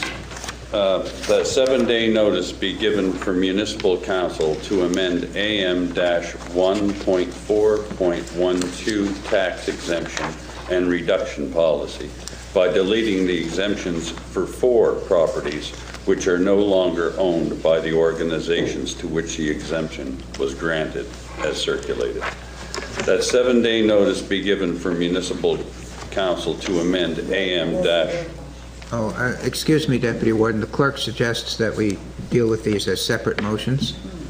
All right. So, so the first one will be to delete the 4, and the second one will be to move in the first. Thank you. Is there a seconder? Councillor Connell seconds the first motion, which is to delete the 4 properties. Is there discussion? And the motion did set out that the properties are no longer owned by the organizations to which the exemption was granted, so that's on the record. Any further discussion? Seeing none, all those in favor say aye. Aye. Aye. Opposed, motion's carried. And second part, Deputy Warden. That 7-day notice be given for municipal council to amend AM-1.4.12 tax exemption and reduction policy by adding the following exemption in District 2, Mount Hanley and District Schoolhouse Museum Society, 2130 Mount Hanley Road, Mount Hanley Land and Building, AAN 098128881, and further to that 813655149 RR001. Is there a seconder for that motion? Councillor Connell. Discussion? Councillor Connell. We more likely could have been applied for this exemption many, many years ago. But as a previous council on council, it was my contribution to my community. I paid the taxes on that property for the last 20 years. And I just want to set it up that in years to come, I may not be there to do that. And so I just wanted to make sure that we get our ducks in a row, and it is a very excellent little heritage thing in our community. And there's, like every other community, there's always a handful of people that try to take care of these identities. And over the years, we've kind of half a dozen citizens in that community has held their heart to the fire kept it alive, and we've applied for some government funding this year to help us with the community hall and get it back up into shape, or not community hall, museum. And this is a one-room school museum that a gentleman bought from the county when the county dispersed of those schools back in the day, and it's identical the way it was then. It's amazing that nothing was taken out of the school. The desks, the chalkboards, the literature, everything is identical from the day he purchased it from the school. So there's lots of heritage there. And I quite like it. I will suggest that perhaps before we vote, you might want to declare an interest. I'll declare that interest because I am the chair of that committee. So You should leave the room. Pardon me? So we'll get a new seconder? Rescind I'll get a new seconder to the motion. Councillor Prout. I noticed that the application was in your name, Councillor Connell. but I have no faith. Just being careful, that's all we're doing. Oh, it should be because I'm not leaving.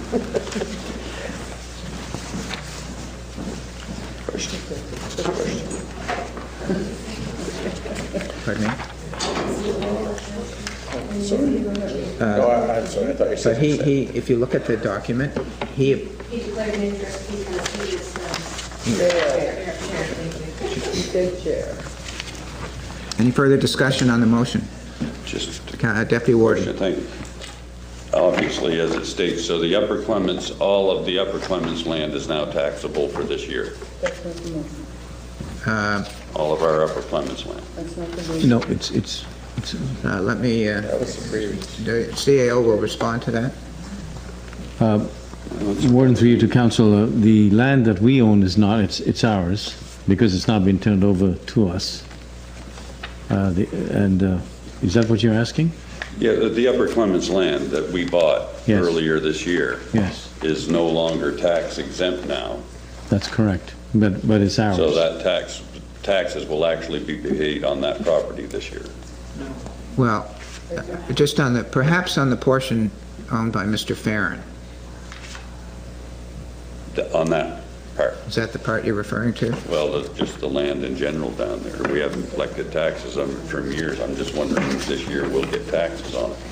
Let me And just check. If taxes were to be paid for it, would the county have to pay their own taxes? So Warden, if I could, Excuse me, go ahead, CAO. I think Dawn can articulate that one a little better. I think Ed Ferns was left out of this. Mr. Warden, if I may interject for just a second. Oh, yes. We have Councillor Connell out there because we're voting on one thing, and we're leaving him out of a discussion that was done before. Maybe we could vote on this, and then we can... You're right. This actually applies to the first motion, doesn't it? Yes, so you're absolutely right. Would you, someone invite, have we voted? We haven't voted on this yet, so Deputy Warden, can we leave that until we vote on this current one? Thank you, Councillor LeBlanc. Any further discussion on the motion on the floor? Seeing none, I'll call for the vote. All those in favor say aye. Aye. Opposed? Motion's carried. Would someone invite Councillor Connell back in?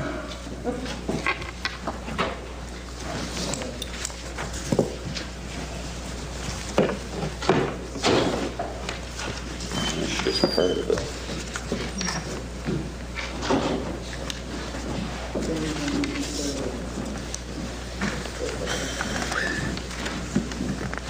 Now, Deputy Warden, you had a question. So I guess on the next, although I don't see any other motion going with that, just a list of papers we had with properties that are no longer going to be, tax exempt this year. So my question is, because we bought the land, will we be getting taxes this year on our Upper Clements land? So Mr. Farron's land, Annapolis County's land, who knows what is. How will that work out? will we get, it's an odd question, but will we actually get taxes from the Upper Clemens property this year? Before I turn it over to the CAO, just for clarification, I will say that there's essentially 4 separate pieces of property. That's right. Now there. On the water side of the highway, there are 3 parcels of land. The first one is owned by the municipality, and it is currently subject to the 99-year lease to Mr. Farron. But that's being questioned in the application with respect to the motion approving the lease. The second piece of land was conveyed to Mr. Farron, and that is also it's also involved in the motion with respect to the meetings after the late meetings. And the third one is the old picnic park that's owned by the municipality. And the fourth one is a large piece of land on the south side of the road, a long, narrow piece of some 75 hectares or something like that. So having just explained the 4 pieces there, and your question, I'll turn it over to the CAO. So for the pieces that the warden spoke of that we now have possession of, we don't tax ourselves. So, Okay. Right? The piece that it's a bit complicated because this council has moved to quash some motions, so it'll come back to the municipality for a short term. Again, it's not taxable, but for now, the property is owned by E.A. Farron would be taxable. Okay, thank you. That's what I wanted.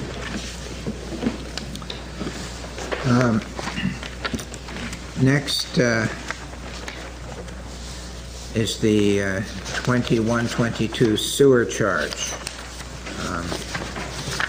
The recommendation? Just one sec here. This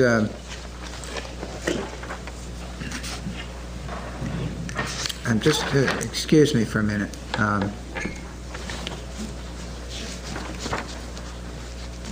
Just for the purpose of people watching this sewer charge, does this apply to every sewer charge in the municipality, or just the one in one particular location? Can someone help me out? I'll ask our Director of Finance. It does not include the town of Bridgetown. It's all much more Bridgetown. These are only sewer systems outside of those limits. So that includes the river, Primal Ferry, Commonwealth Park, Keel, Cotton Corner, and Top. But not Bridgetown. All right. All right. Having clarified that, thank you, Deputy Warden. The recommendation is that Committee of the Whole recommend to Council a 2021-2022 sewer charge of $564.69. Is there a seconder to the motion? Councillor Morrison? Question? Comment? Councillor Bartow? Is this proposed as a percentage due to inflation and replacement in that respect? Sorry, the inflation, you say? Yeah, the amount that has changed from previous year. I see that it was 551.44 last year, and the proposal is 564.81. 2.4% it says. Yeah, I didn't just look at the percentages. What I looked at is that in the chart before us, which is 6 years, it doubled in 6 years. So I didn't have to figure out the percentages. Is that what you were driving at, to Councillor Bartow? No, I'm just wondering if this is a standard practice that we're wanting a 2.4% increase every year. It was a lot more than that in past years. Yeah, well, I don't know what it is in this current year. From last year to this year. From 2021, 2022. Well, just doing it in my head, 1% would be $5, 20% would be $10, and it looks like it might be a little more than $10. Yeah, it's all laid out here on Pretty the close. back sheet. It says 2.4%. I didn't calculate that one myself. Sorry? The question is we need extra money from what we charged last year?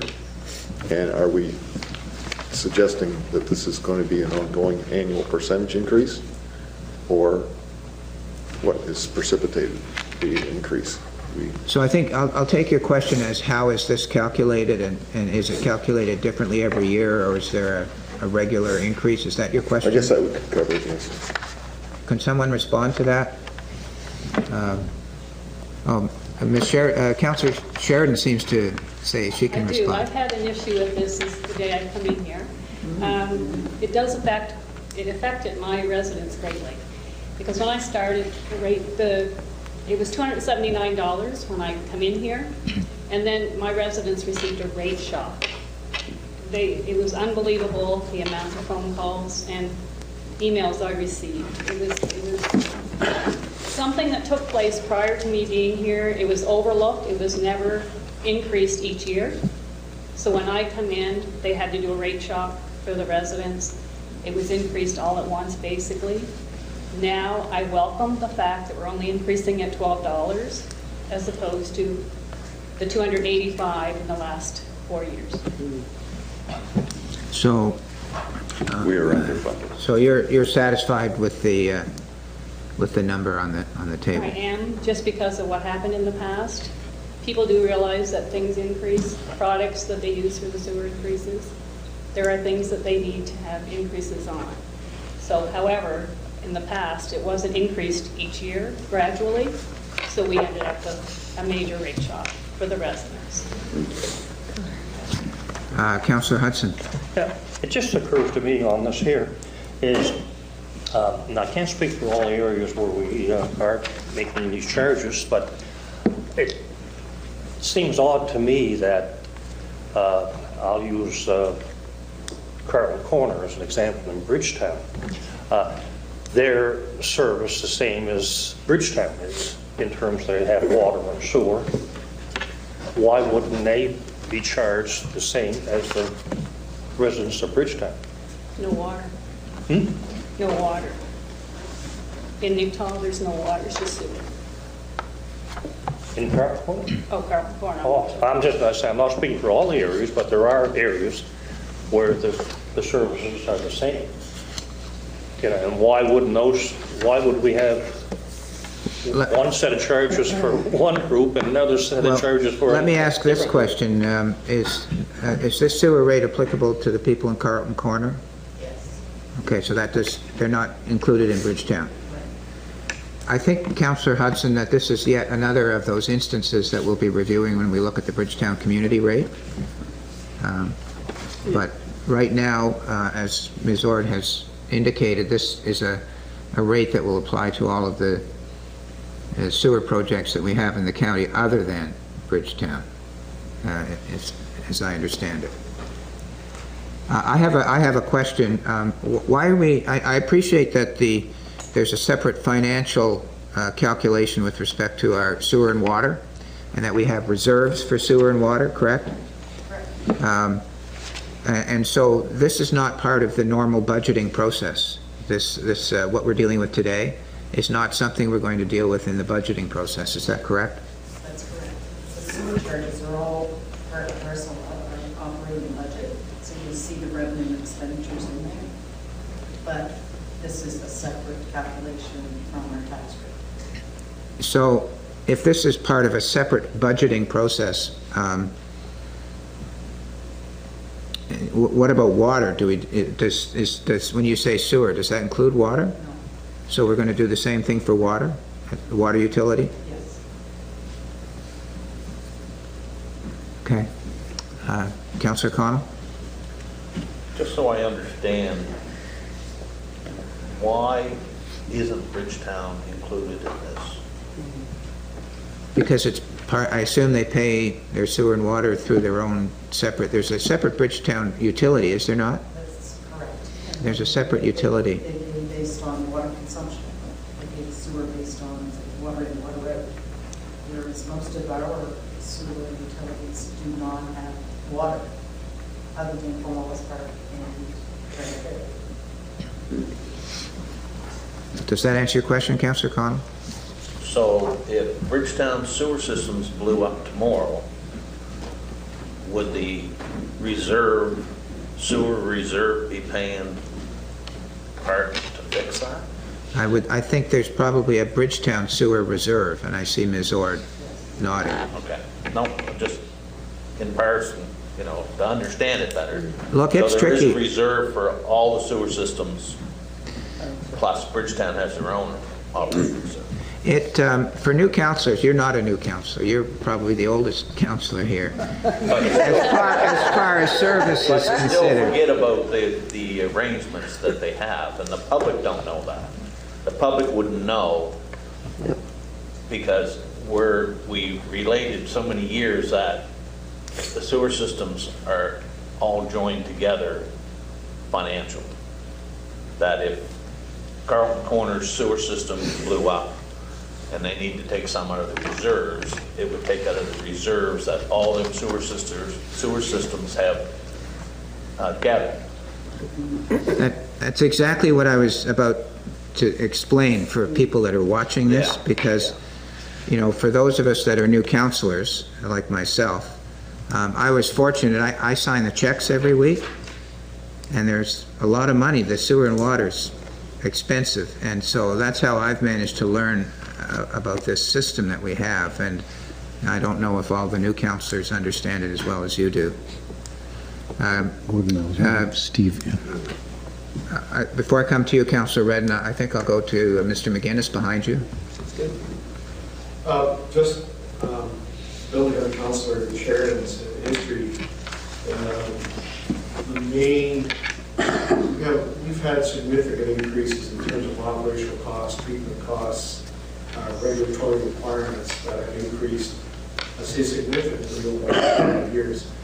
One of the other things that the rate increase addressed was putting money in the reserve. And these, for the most part, these are the systems are 20 plus years old, older in some cases, and they're starting to mature. We'll see when we present the capital budget, there's going to be some significant requests from council looking at specifically sewer projects. So it's really the Director of Finance's address in the report, the significant contribution to the reserve, and that's a key to this rate structure. That reserve, we need to keep addressing it because our systems are getting older. Are the reserves up to where we want them to be at the moment? No. Okay. And I will say we're not the only guilty party. I would say just about every single municipality in Canada is in the same boat. And the difference between water and sewer, there's a bit more of a second eye in that because water is controlled by the utility review board, where sewer, all municipalities set their own rate. So it's just a second eye on the water rates. But we will be seeing some significant charges coming forward, or significant projects coming forward on the recapitalization of the systems. Last comment, just to clarify, the rate structure that we're proposing here is annual, and it's only for the operation and for the contribution to the reserve. It does not have to fund any specific capital projects. Thank you. Councillor Redden? We've got 5 columns of numbers here, and I don't have any headings on them. So, Yeah, I noticed that too, and I wrote them in myself, guessing what they were. And I think the first one is 2021 actual, the next one is 2021 budget, and then the last one is 21-22 budget. Did I get that right? Actually, the first column is 2021 budget. Okay. So the first one's 2021 budget, and what's the second column? And the second column is the actual. Yeah. Okay, I had it backwards. All right, there you go. Tells your variance, just the difference between the two. Yeah. And then the next green column is the current year budget, or upcoming budget.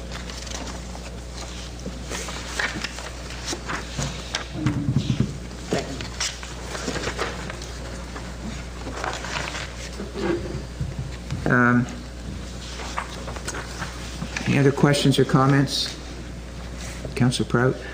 Just to follow up on what Councillor Sheridan had mentioned, I can recall when this came up a year ago, and your comments were very much the same. And when I looked at the numbers long before I was involved, and you look at the horrific jumps that had to be made at the time, I took your words to heart, and I would agree with them again today that this increase, looking back at the other ones that were, I'm sure, were a hardship on anyone who, or on many people who have sewer hookups in the county. Today's, as last year's, looks to me, someone who's not hooked up to a sewer, look very reasonable. And, I would concur with your comments again this year.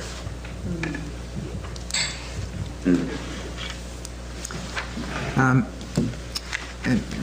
Mr. CAO, and perhaps Ms. Ord, I'm looking at the page 2 of the report, financial implications, and it says that the balance of the sewer capital replacement reserve bank account will be $108,000 after the 2021 capital budget amount of $384 is spent at March 31, 2021, bracket, if all sewer projects in the budget are completed, bracket.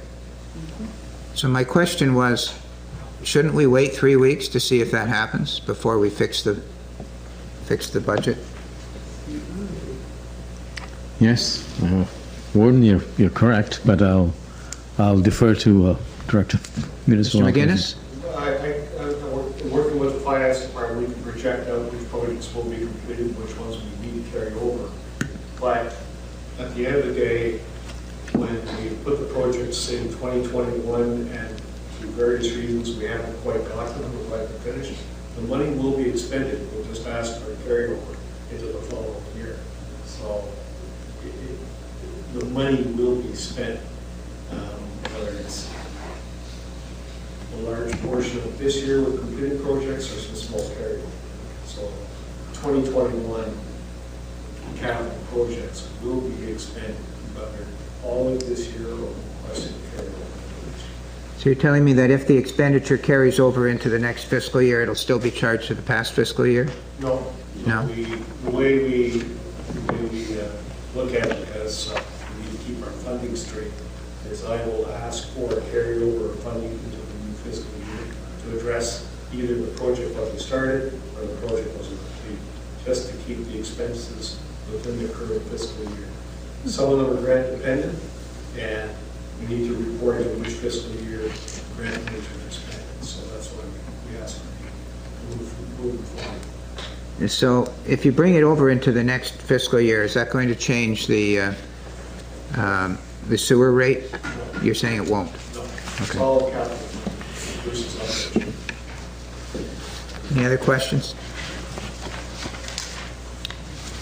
Okay, seeing none, there's a motion on the table, on the floor, I should say. All those in favor say aye. Aye. Opposed, motion's carried.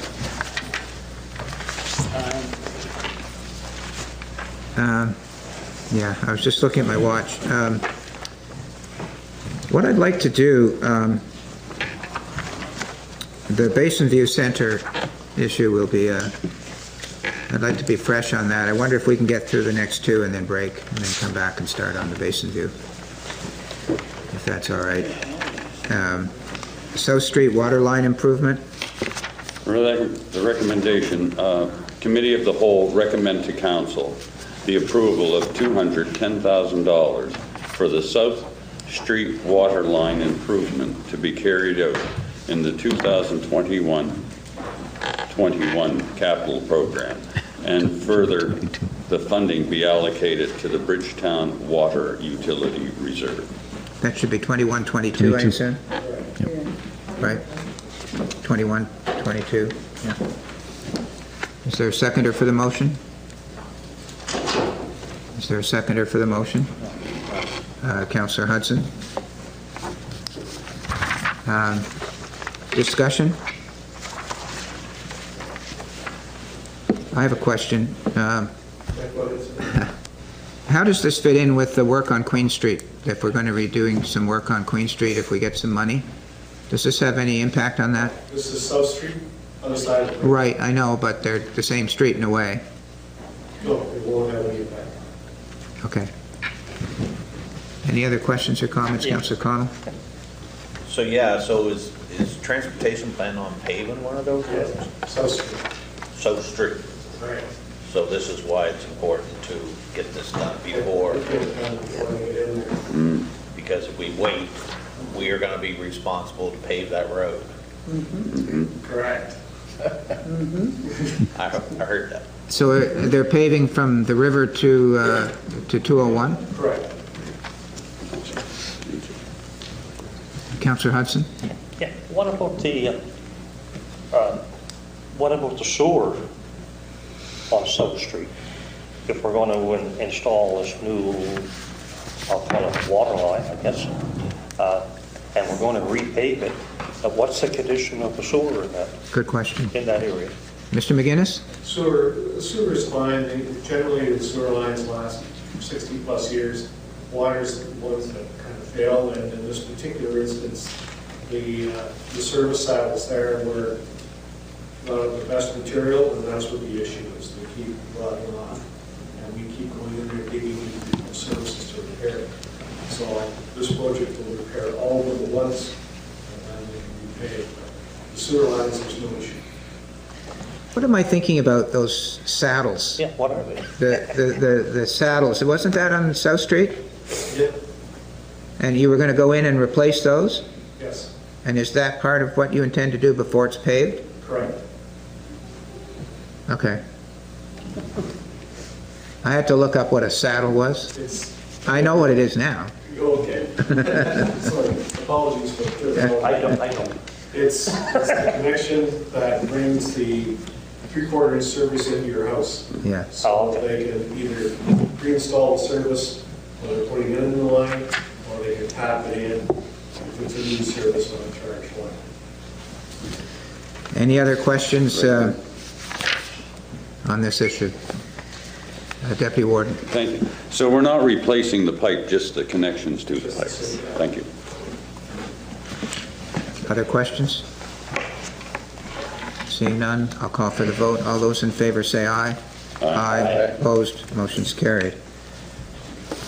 And the last one before lunch is the street light installation on the Stronach Mountain Road, intersection Highway 1.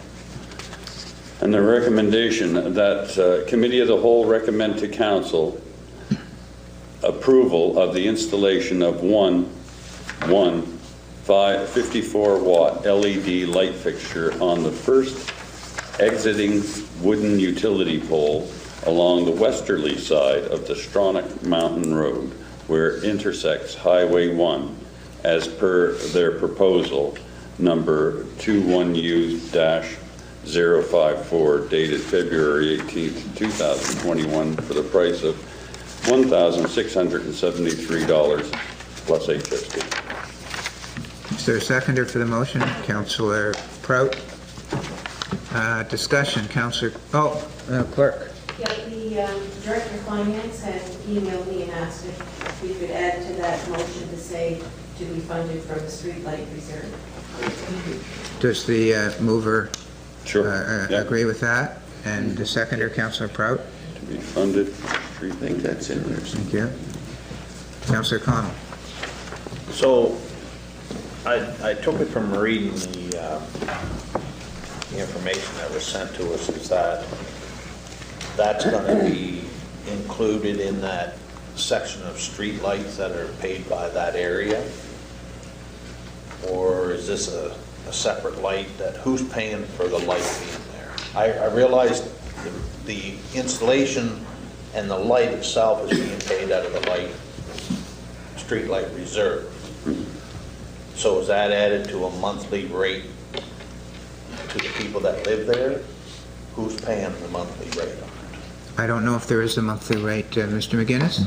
The lights will be incorporated in the service area. The service area is specific to that area. It's specific to every area that has streetlights in the county. So everywhere there's a street light, they add all that assessment in, and it's one big service area. So it's not specific to anyone. No, but the street light users are paying. Correct. That's right. No problem. The street light users in the whole county. No problem. Yeah. You don't have a street light. No, I've had requests over the years for streetlights, and they come to DOT, transportation. They used to come to transportation at one time because of, like I said before, when they tore down the Brickton garage station, the public felt that that intersection was well lit up and all of a sudden it was black. But transportation doesn't install streetlights. So then it's left back for the citizens to apply to the county to have a street light. And just that, if non-street light users was paying for that, then I'm sure there'll be lots more requests come in because there's other people who feel there should be street lights. But also, they don't want to pay for it. Interesting. Okay. Did we have a vote on that? Mr. McGinnis? Just building on Councillor Connell's comment, Council has dealt with these requests before outside of service areas, and that is the challenge. There's no one to charge except to put it back in the general tax rate. So this one was a little easier to manage in terms of recommendation because it's adjacent to and included in the service area. Any other questions or comments? Seeing none, I'll call for the vote. All those in favor say aye with the amendment, I guess, eh? That to include, yeah. All those in favor say aye. Aye. Aye. Opposed? Motion's carried. So we'll have a break for lunch. It's 12:15. We'll come back at 1:15. That agreeable to everybody? Okay. This is a continuation of the Committee of the Whole meeting for the County of Annapolis.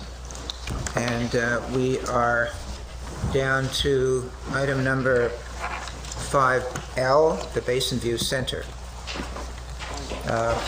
So there is a staff report with a recommendation, in fact 3 recommendations and some options before us. What I'd like to do is this. I would like the Deputy Warden to read just the first one. We're going to vote them all separately, the 3 recommendations.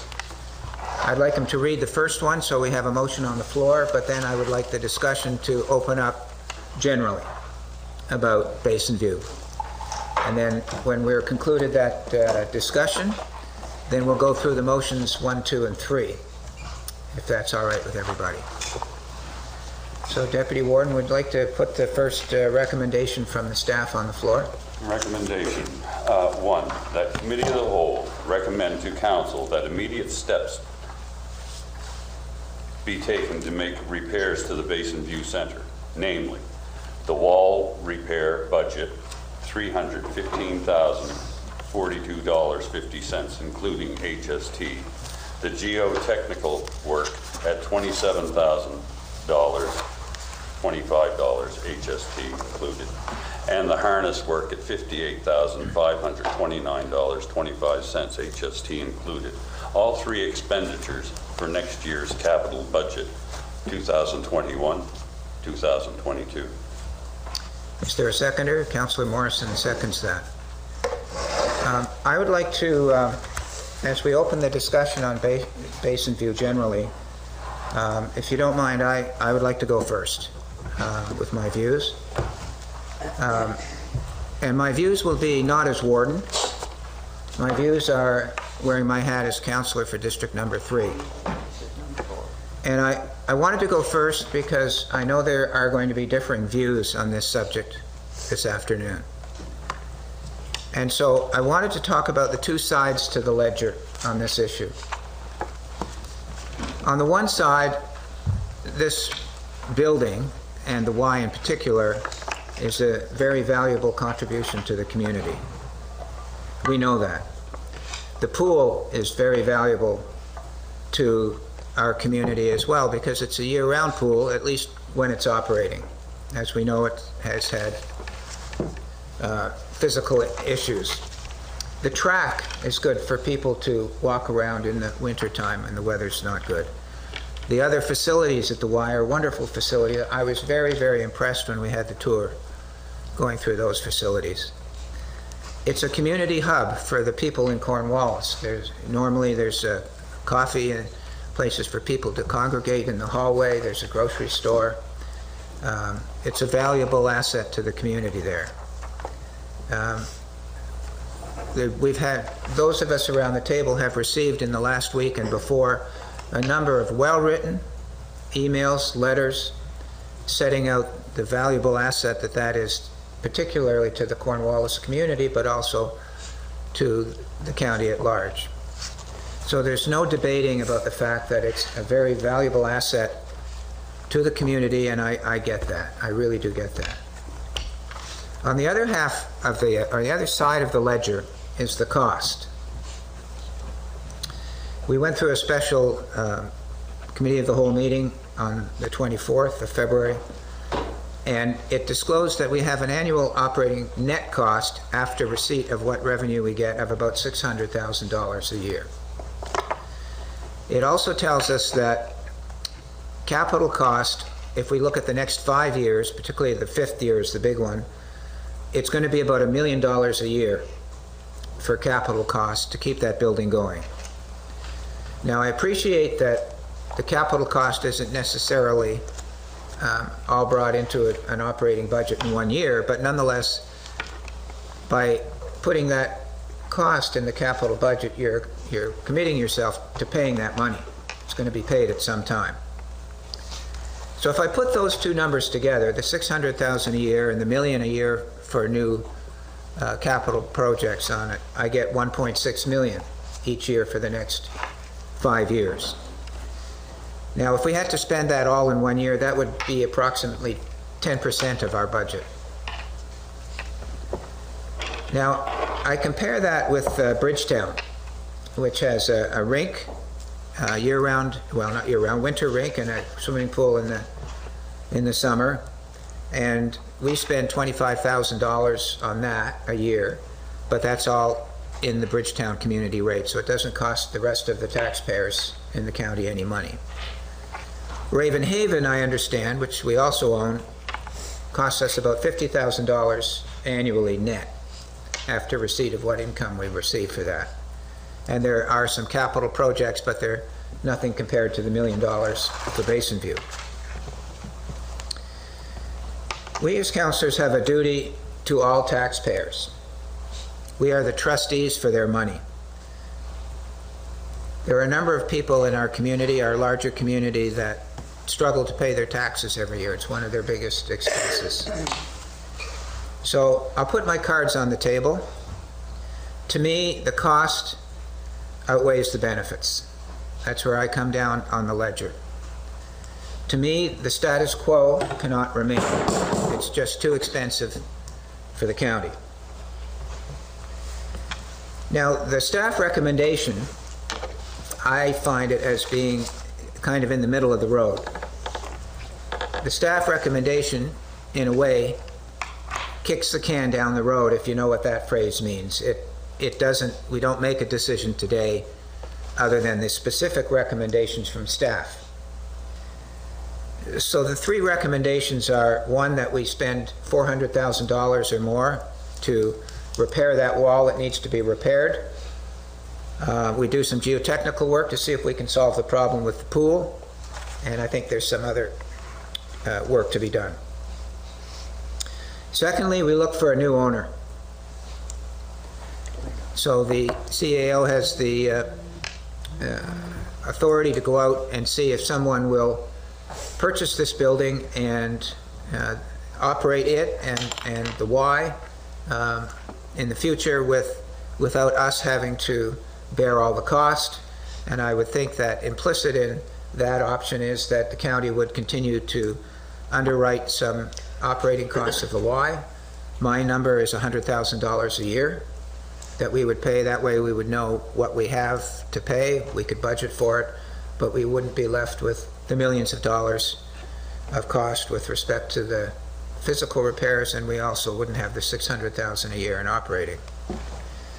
The third point on the staff report is that we do a general assessment of all of our buildings and infrastructure, including sewer and water, so that when we're contemplating our future capital expenditures, of which Basin View, as we know, is predicted to be $13 million over 20 years, we can consider that in conjunction with all of the other assets that we have. So I will be supporting the staff report, top to bottom, 1, 2, 3. As I said, it doesn't really commit us to doing anything with respect to the long-term future of Basin View other than fixing it up and looking for a new owner and doing a general assessment.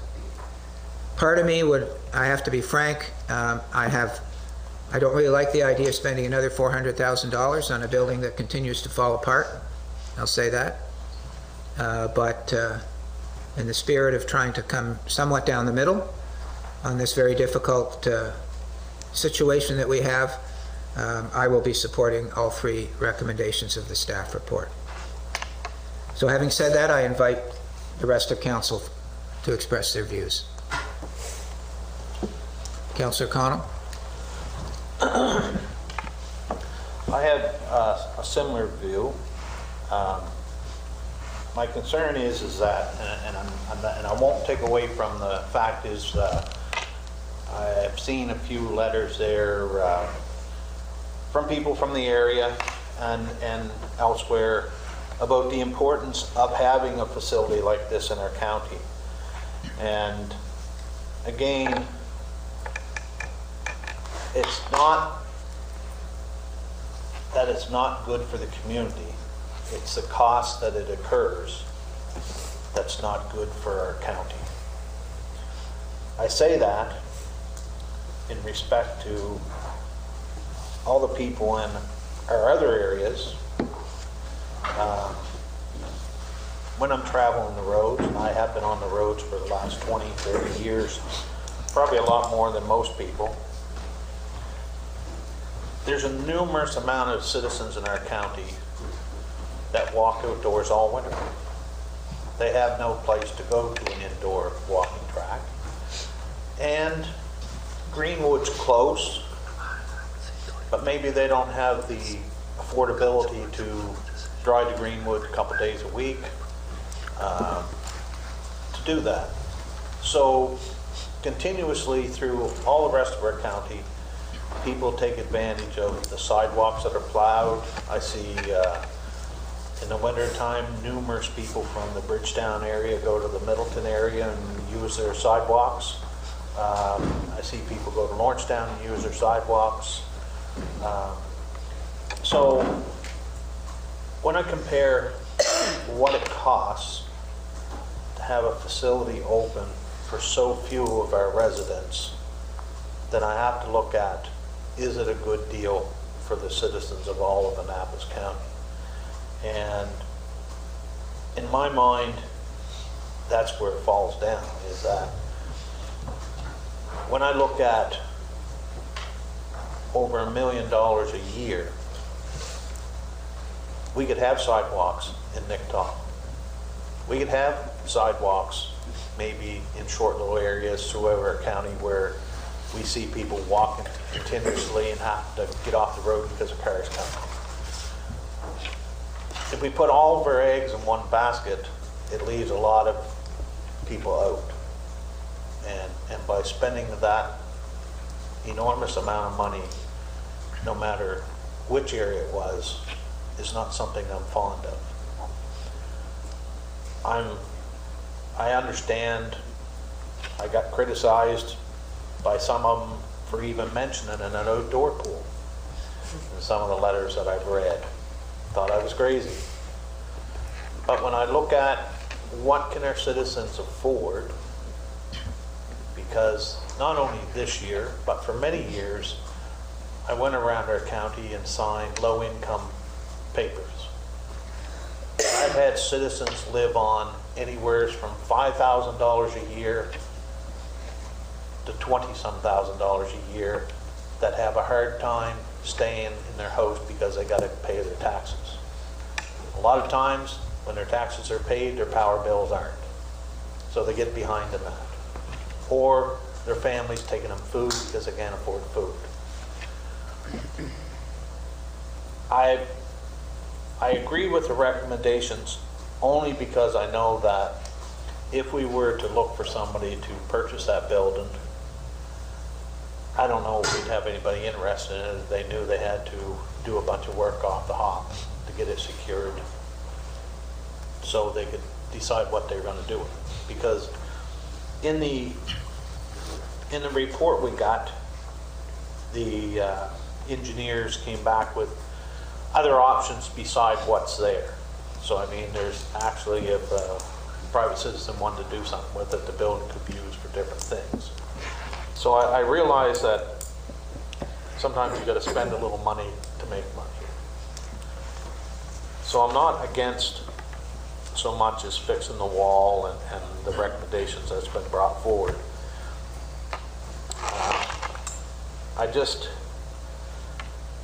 I know that the people in that area would like to keep it. Area rates were brought up. Sometimes that helps, sometimes that doesn't, because it kind of separates the same issue we're having with the community of Bridgetown. I'm sure that there's people in the community of Bridgetown feels that they're not really part of the county because we're charging them extra taxes. Because most people hurt when they got to spend money, and that's where their thoughts are. So I'm going to support the first motion because I know that if we want to move on long term, we have to look at how we're going to achieve what we'd like to come out of this. And in my mind, if there's somebody interested or if there's people interested in purchasing a building of this sort and trying to run it, it definitely would take some of the stress off of the people that pay taxes and get no use out of it. And people can say whatever they want. They can jump on the bus, they can go there and they can come back on the bus. But again, the bus doesn't travel every road in our county. Most of our citizens live on the outskirts of that bus run. So they'd have to find some way to get there to the bus to get the use of it. There's obstacles that our residents have to face with that kind of thing, and I think that it's something that we have to look at. I definitely feel that we have to go at a reasonable pace. I agree 100% with the perspective that we own other facilities, we own water facilities, we own sewer facilities, and it's great to think that we can recommend take it out of gas tax, take it out of gas tax, take it out of gas tax. But I honestly would put my life on the line that nobody here can tell me if we got enough gas tax to pay for what we got to fix probably over the next 10 years. I don't think that we've got that information. I don't think that we know our long-term cost of our buildings that we own other than the Lightplex building. So until we get a better handle on what is our county going to be in debt for over the next 10 to 20 years, long-term, or where we should be looking at maybe getting rid of buildings, maybe even building new buildings elsewhere. But until we get that info, I really have to stand solid on the fact is that I can't vote for going forward to spend the money that's being projected to have to go into that building at this time. Thank you. Other comments around the table? Councillor Sheridan? I have different views. I'm having a struggle to even support the first motion. I'll tell you why.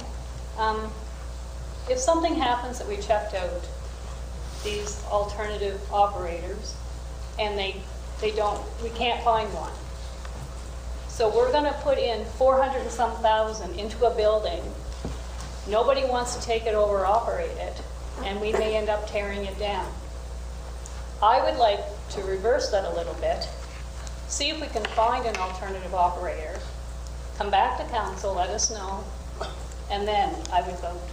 If they agree to take it over, to fix it at that time. I have an issue with spending that type of money not knowing what the outcome is and what it affects on our budget it's having. Because like Councillor Cotw had said, I have residents too, and I've seen them borrow money on their visa to pay their taxes. I filled out those forms as well. A tax increase, sometimes we have to have it, but when it has to implicate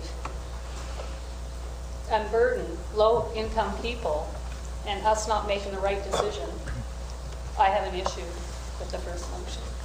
Thank you. Someone else? Councillor Redden?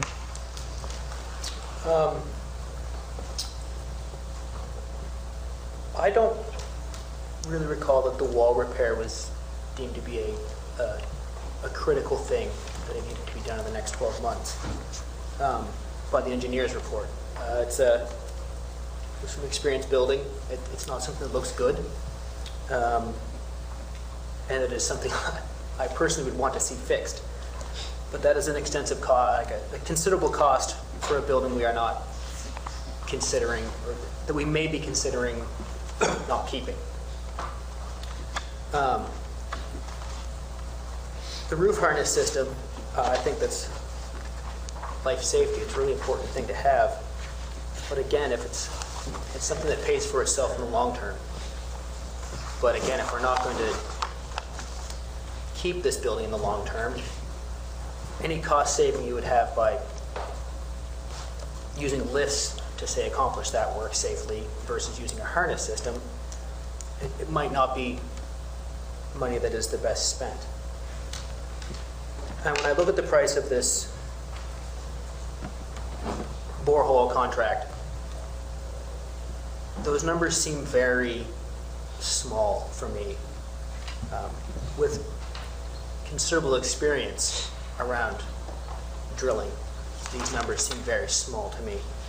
So I'm very curious about that, and I would like to hear a response from staff about how extensive that drilling is. I know it says 6 holes, but are they 1 meter or are they 100 meters? And what kind of exposure do we have to price variability there? Want me to interrupt you there and ask Mr. McGinnis if he can respond to that about the drilling?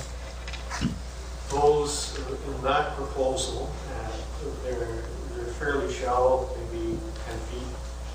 I will speak to, we had additional information given to us by some folks that were involved in the original construction of the project, and give us some really good background on what the existing conditions were on the site. So I did receive at 10 o'clock last night an amended proposal from the geotech firm, which I haven't cleared in my mind, but essentially it's an additional borehole as deep as the drill rig can go. I think in those smaller rigs, I think it's about 15 to 20 feet. But it's a cost of about $39,000 HSDN. But I need to ask them some questions exactly what all that detail is. And if council approves motion 1, I will bring those updated numbers at that point. But I can't give a firm recommendation to the additional funds until I ask them some more questions. I'm sorry, I didn't get all that. Did you say $300,000 about something? I don't think I did. Okay, good.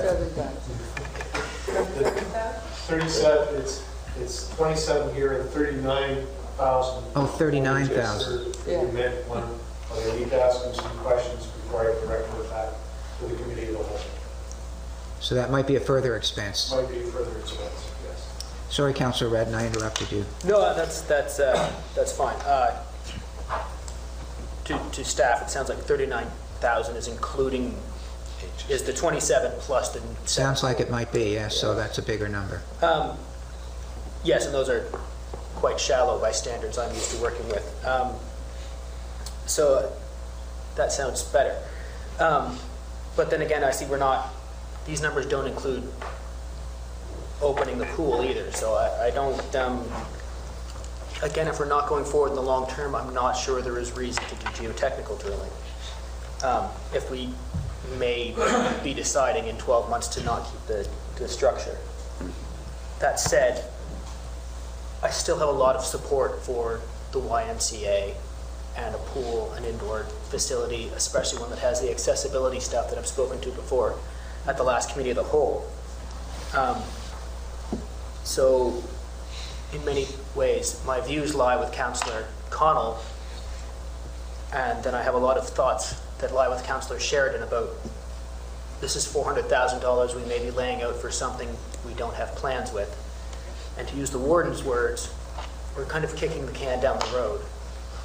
And if we can delay these expenses for 12 months before we have, until we have comparisons with our other county structures and some more breakdowns on actual costs, I think that is something that may have a lot of wisdom to it. It's not that I object to spending the money, I just don't want to rush into doing it. So you're suggesting that perhaps you might go against number 1 but vote for 2 and 3. Is that where you are? Yes. Very strong on 3. Like very positive on 3, especially where it ties into some of our other motions we have moving forward to do cost assessments on county infrastructure. 2, I always think that staff should be pursuing alternatives for us. I won't say I'm very, very torn about 3. This is a lot of money that I would hate to see spent needlessly. You mean number 1? Sorry, 1, yes. Yeah. A lot of money I'd hate to see spent needlessly or poorly. All my life heard people complain about, well, there's the government getting rid of that and we just spent X number of dollars on it, or we're pouring money into this. Like I said, I don't recall the urgency on the wall repair. It's a big wall. I've seen some big things fail. Why don't we, should I try and clarify that with Mr. McGuinness? That seems reasonable. Mr. McGuinness, can you tell us the urgency on the wall repair? I guess going, I'm trying to remember exactly the words that the CBCL used, was that it should be addressed as soon as possible, and at a minimum, they said we should install some monitoring devices to see if the wall continues to creak. But over and above that, there is the insurance issue that we need to consider when we look at the longevity of the building and the current use. Focusing on the wall, I think at the end of the day, the wall needs to be repaired. I think if council would, or committee of the whole would feel more comfortable with looking at a more exact number, because those are fairly high level numbers that we're looking at, provided by JS Health. We can provide those, but there is a condition on the recommendation that it should be addressed. Don't want to address it, you can do the monitoring. But I think that just kicks the can down the road too. We believe it's inevitable, but do you think our insurer is expecting us to address some of what's needed? Thank you. I interrupted you again, Councillor Redden. Are you finished, or are you? I was mostly just rambling there at the end, I think. Thank you. Thank you very much. I'd like to address the insurance matter that Mr. McGuinness just raised. Our usual insurer told us, I think around December or so, that they were not going to insure that building any longer. They were out of it, gone. So through the work of Ms. Campbell, we were able to find an alternative insurer for a short period of time. And my understanding from just talking to her today, and she'll correct me if I'm wrong, is that we have until the end of this month, or if we address certain issues before the end of this month, they might consider taking over coverage. So right now, there's no guarantee that we will be able to get continued insurance coverage on the building. What the insurance company is looking for are two things. One, are we going to do anything to the wall? And secondly, are we going to do some work on figuring out what's wrong with the pool? Did I get that generally right, Ms. Campbell? Yeah. So the insurance company is wanting to know what the Committee of the Whole is going to do today with respect to those two issues.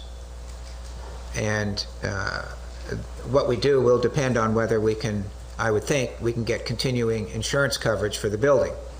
If we do get continued insurance coverage, it'll be much more than it has been in the past. I don't have the dollar values, but I know that it'll be much more. And as I said, our usual insurer has walked away. Any other comments? Councillor Prout. Thank you. Without a doubt, this is going to be the issue that is going to be the most difficult, I think, that we're going to be faced with to try to solve. I am in favor of the YMCA in Basin View. I have family members who have lived in Cornwallis Park and one still residing there, and I know of others who really, as many of these letters that we've received, really look at that as something that needs to be repaired and kept going. I think there are other components to this. The idea of the cadets coming, you know, from what I understand, we're the only facility east of Quebec, I believe, one of only 3 in Canada that will be hosting cadets this year. I think that if we aren't able to rehabilitate, save, or in the long term replace the Y and what it brings to our county, especially on the western half of the county, we're going to lose out a lot more than we may think. I'm in favor of recommendation 1 and 2. I think we could do those, if not simultaneously, in quick succession. I think, as some have mentioned, we may have to do recommendation number 1 first in order to give us and a potential buyer, if we could find one, a sense of what we are looking at here. We're still sort of, I won't say feeling around in the dark, but it's pretty dim. We don't know until we expend a bit more money, quite a bit more money. As far as recommendation number 3, I know we have that AIM grant we're looking at for maybe part of that. Yes, we do need to get a handle on what we have in the county, but right now this is what is before us, and to kick it further down the road, we may have to move it along further down the road, but I don't think we can continue to keep kicking it down the road over and over and over again. We have to make a decision. But at this point, I would support 1 and 2 and 3 if we get that far. But I do think we have to do everything we can do to keep it. Thank you. Councillor Bartow. I have a few comments. I guess,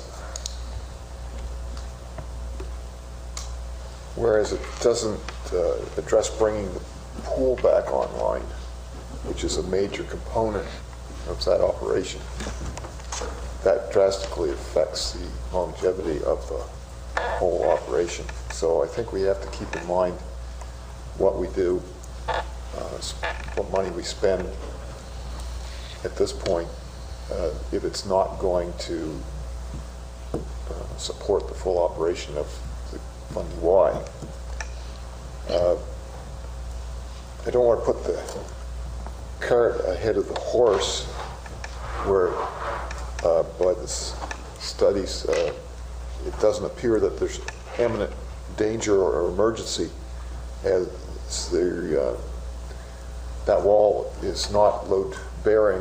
They say that the structure, it's not affecting the structure for supporting the floor, the walking track, or the roof. It seems to be just a bow in the wall itself, which I'm not sure. I'd have to ask for more details, I guess, but it seems that it's more cosmetic at this point.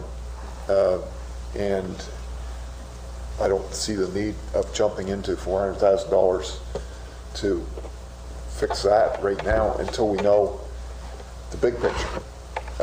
If we knew where we're going, what the long term was, how we're going to end up, what the final decisions are for the longevity of this project or this facility, then maybe I would be a little more swayed to go along with it. But if it's not a necessity at the moment because it's endangering anybody, I think we need to take a little time to figure out what the go forward is. Would you like me to interrupt you and ask Mr. McGinnis that question? Sure. Mr. McGinnis, is this a life-threatening, I think Councillor Bartot's words, or dangerous, that wall, or not? As I recall, the CBCL report said there's no immediate risk. There's no immediate safety risk. Thank you. Sorry, Councillor Bartot, I interrupted you for that. No, that's fine. I appreciate that. It's until it's tore apart, we probably don't know the magnitude of the problem anyway. It could be just some connections, it could be whatever. And if we do replace it, there's no view out there. Do we really need that big window? There's ways maybe of streamlining the costs if we do decide to replace that wall. Over $300,000, $315,000 for a wall, that's a lot of money. And I think that it would be better spent differently, or maybe we need to come at it with different proposals or different parameters as to how we accomplish that if we do decide to go there at this point.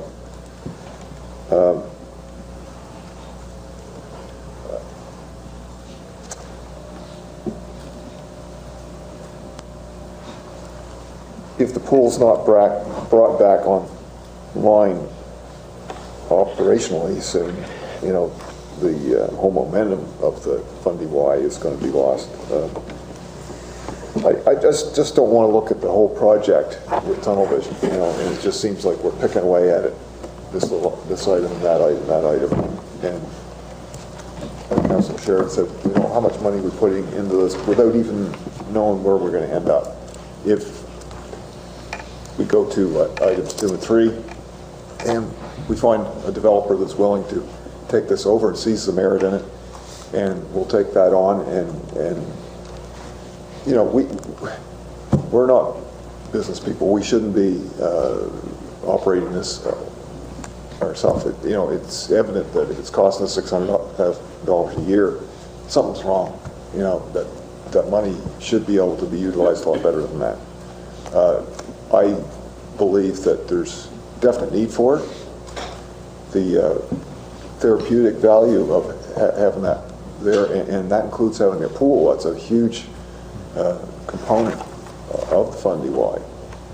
You know, if we're fixing a wall and drilling a few boreholes and it costs us $400,000 and we don't have water back in the pool, you know, I have some concerns. You know, I think that you know, there's still people that use walking track. They'll go in with lift plates and use the rest of the facility. But I think we're a little short-sighted, and we got to take the blinders off and look at the whole picture. And that means finding out to go forward. And as the warden said, that we have indications that, you know, could cost us, you know, in 6 figures plus per year.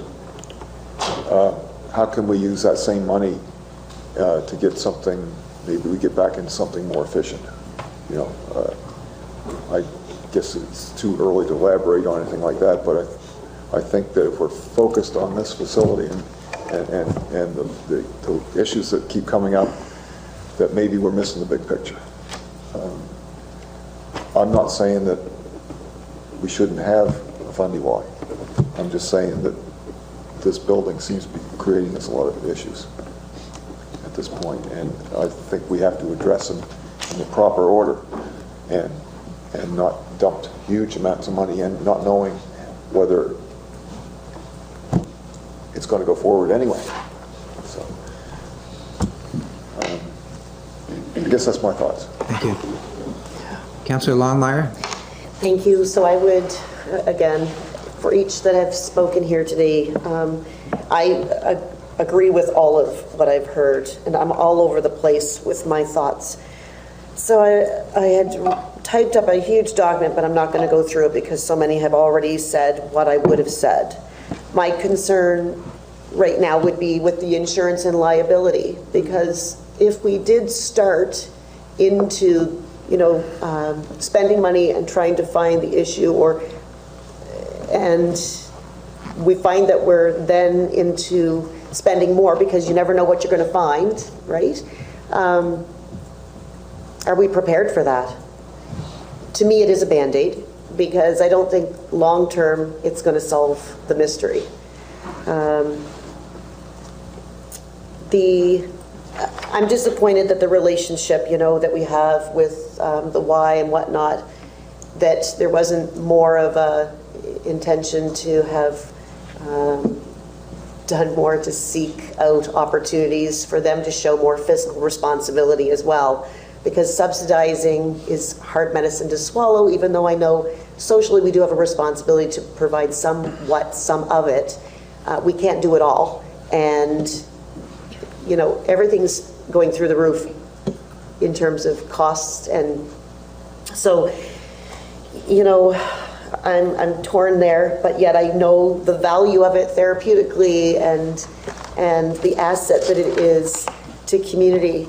The cadets, I mean, that's a huge one that, you know, Councillor Prout brought up. You know, there's 900 of them. That's enormous. And the commitment to them, what that would change if this fails to be something for their future. I mean, they can't go they can't go just into any community, right? So we are an asset for them to continue coming back there.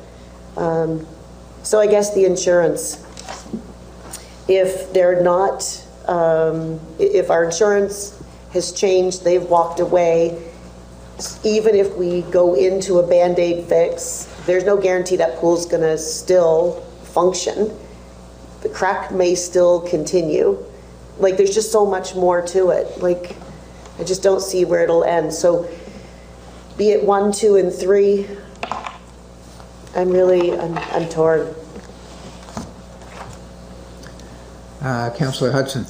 Yes, I guess there's two different things I'd just like to address. First, I'd just like to, maybe I missed it, but just go back and ask about the insurance. Our insurance, our carrier walked away from us. Was that in respect to the building insurance or the liability insurance, or both? Ms. Campbell?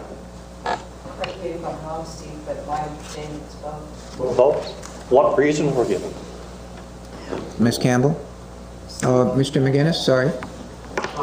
Really, it was the JSL report. What? The original building assessment that was done and presented to council in 2020, in May of 2020. We provide our insurers those reports in terms of disclosure, and the past carriers that looked were done. So our broker kind of searched, did a thorough search for other underwriters that would take it on, and we have an inspection done by a current underwriter that is providing us the temporary insurance. We did that inspection in late January, and we're just looking for an update right now. Just a further question to that is, In that report, were the main things that were mentioned in that, were they related to the pool or the other part of the building? This was the entire facility. Mainly the pool? Pardon me? No, mainly the pool? I don't think we were picking on the pool. Okay. But we just gave a lot of comments on the current structure, the electrical, the HVAC, roof systems, the drainage. It's pretty thorough report. My second thing, if I may, go ahead. Has to do with the recommendation. I guess I agree with what's been said around the room, and I guess particularly what Councillor Ridden previously said. Recommendation 1, I don't agree with that, and I think there's some things in there that that we need to look at. If we are going to do any work there, that we need to look at the work that we're going to do. I know it's a smaller item, but mention the harness work of $58,000. Say if we need some work done to the air handling that's on the roof of that building, I suspect it's on the roof of that building. We're going to bring in a contractor. Would it not be the responsibility of that contractor to make sure that fall arrest and all that gear is provided under his contract to do whatever work he's doing? A contractor coming in to do work, I guess from the county's perspective, we would need to know that they're in good standing with workers' comp and they have that coverage, and that's simply a matter of getting a letter from the workers' comp in respect to that company. I'm just saying that if we do go ahead with it, there are parts of that expenditure that we should really look at as to whether or not it needs to be done immediately or sometime in the future. And I guess Councilor Ridden has already spoke to that. The other thing I would like to ask, and it has nothing to do with the recommendations per se, but what capital cost are we currently carrying for the Basin View Center? I know when we did our tour down there, we read around back to that, what do you call it, Steve? The big heater. Power burner. Yeah, you said it was $500,000, right? What capital expenditures have we incurred there already? That being one. Does anybody have a figure as to what those might amount to? You mean what capital expenditures over the last number of years have we put into the building? Can you, pardon me? I'd have to bring that back. I don't have that information. Because that represents an annual expense as well.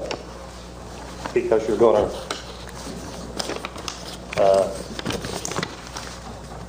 to write those down, or capital cost allowances apply to those type of things, right? I have in front of me the approved capital budgets for the 2021 year. Yeah. And for Basin View, roof guarding, harness, and anchor ports, $75,000. Shower repair, $12,000. HVAC repairs ongoing, $20,000. Pool and building separation assessment, $35,000. Geotechnical investigation of soils, $20,000. That's what I see right now. But there's been substantial money spent prior to the...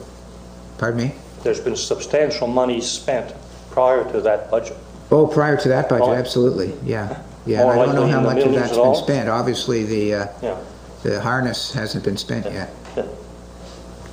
Yeah, Warden 3 to Council, there was a debenture, somebody might be able to tell me what the debenture was for.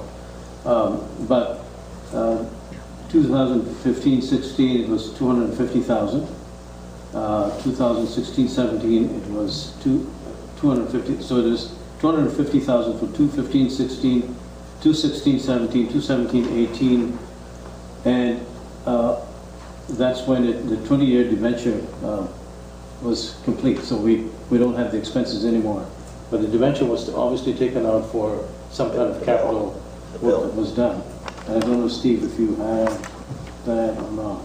I believe that was to finish up and pay the debt for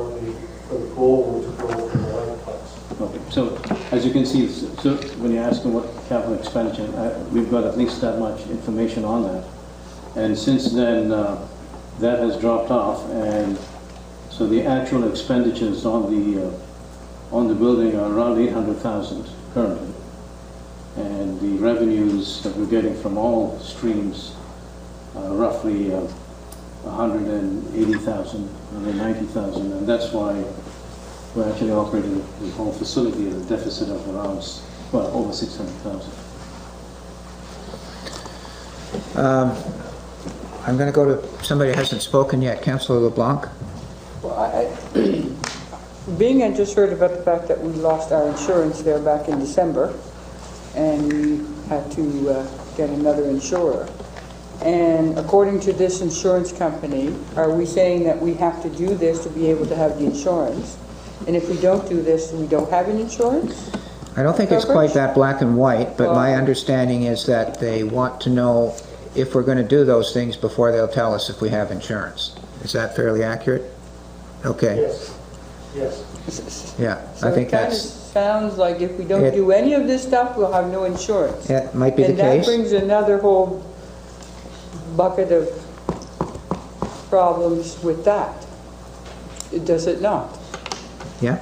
Especially with people in and out. I think Ms. Campbell seems to be agreeing with my recitation of the situation. Yeah. Yeah. So is this considered in anything that we're discussing? Because Pardon me? to me, that's an important factor of the discussion. Right, and if you can say if we don't do it, we won't get insurance, but if we do it, doesn't mean we're going to get insurance. It means they'll look at it. But we have to, yeah, we have that. But what do we do if we don't get the insurance? What do we do if we don't get the insurance? Yeah. Our decision might be made for us, I don't know. Just a quick question. I just want to go back to people. Is there anybody who hasn't spoken? Now, I know, Councillor Morrison, you want to speak on this, and perhaps you're waiting to the end. And I'll give you that right. Just a quick question. So before, Councillor Bartow, you say you have a quick question? Through you to Steve, I guess. I was just wondering, is the existing roof mount units, I never spoke on when I talked before about the harnessing, is there within 6 feet of the edge of the roof, if those pieces of equipment are mounted there, is there current guardrails along the roof edge? There is not. Is that part of this, or is the harnessing in lieu of having guardrails? No, this is a restraint system to work within our budget that was approved for basically this year.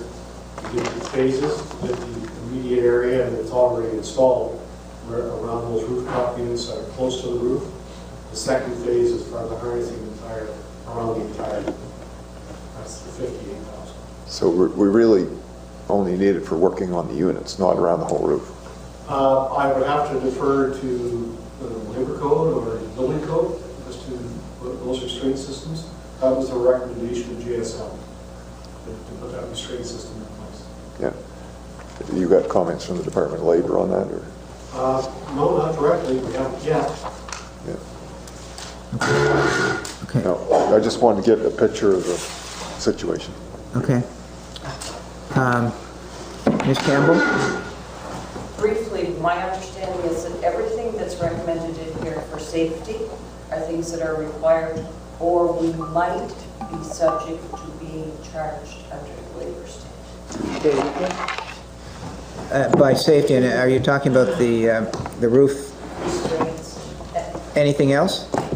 All of the things that are recommended from the point of view of safety in this report are things that I feel we would be in jeopardy if we don't do them. But what are they other than the roof restraints?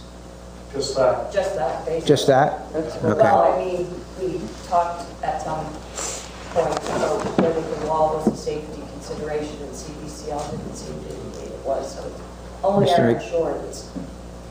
Anyway, Mr. McGinnis seems to be saying the wall is not a safety thing. So there it is. Deputy Warden Gunn, I don't think you've spoken yet, have you? No, I haven't. Would you go ahead? Okay, thank you.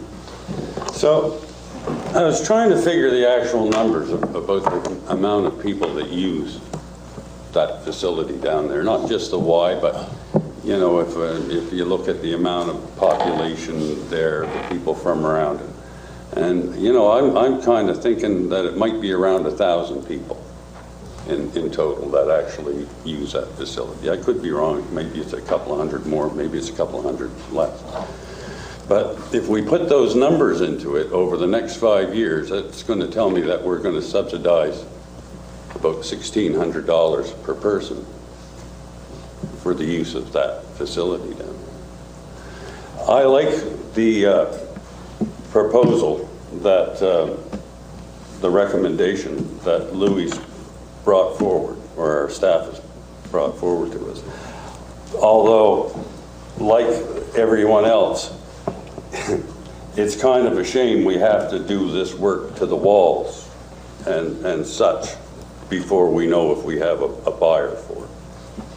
But the building will have to be in some kind of shape before anybody would ever take it over, right? Or they're not going to buy, or anyone's not going to take on a liability that's just going to fall down. We're going to have to put that in some kind of shape.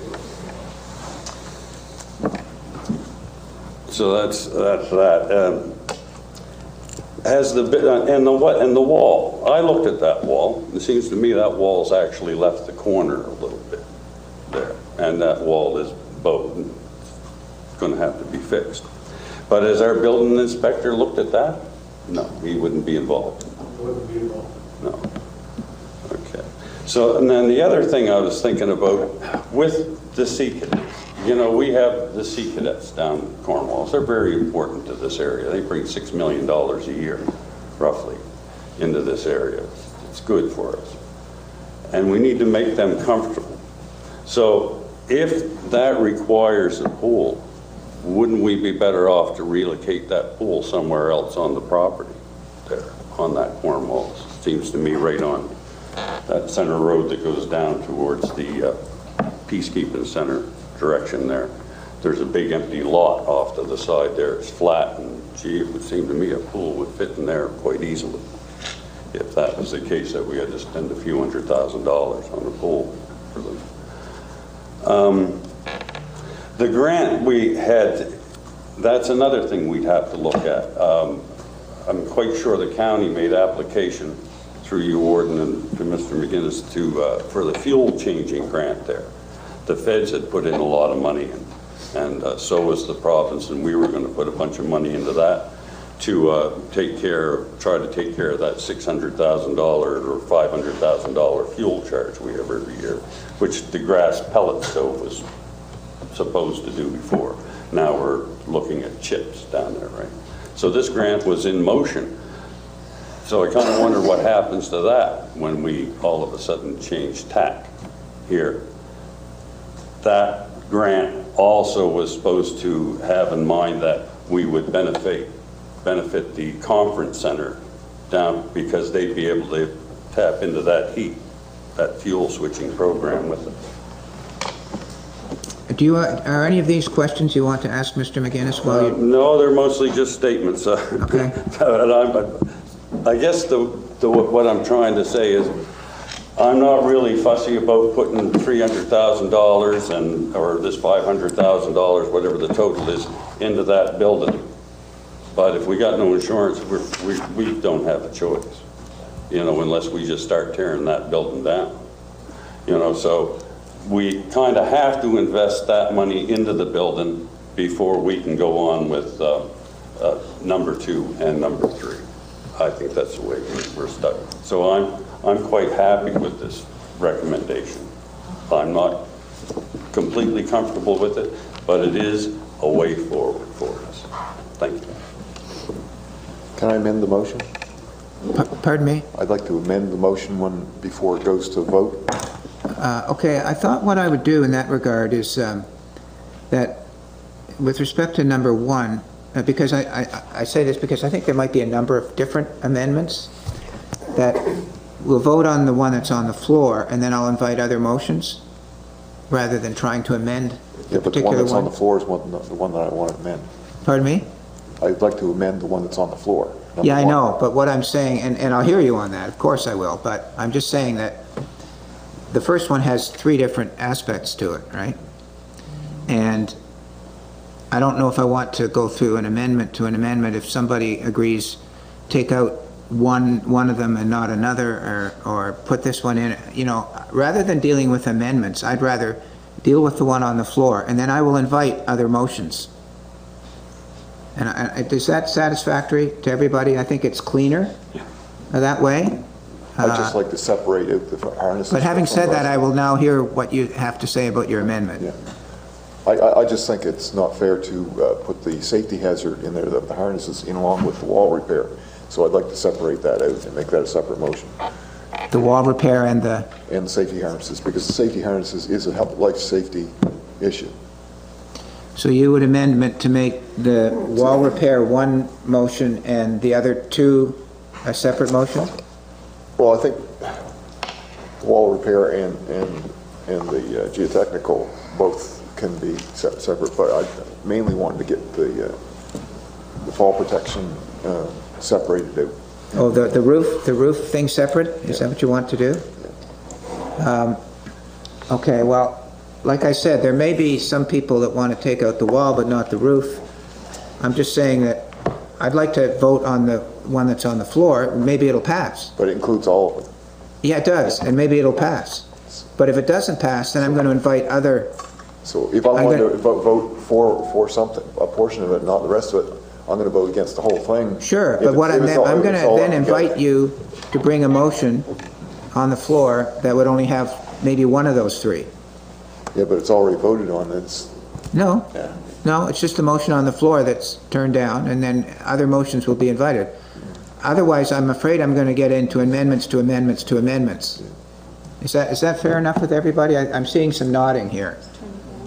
Okay, so I think we'll proceed on that basis. It'll come before the floor the way you want at some point. Don't worry about it.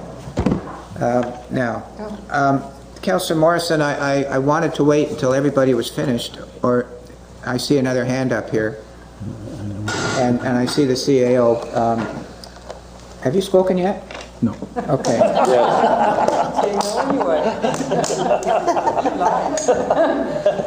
I've been waiting.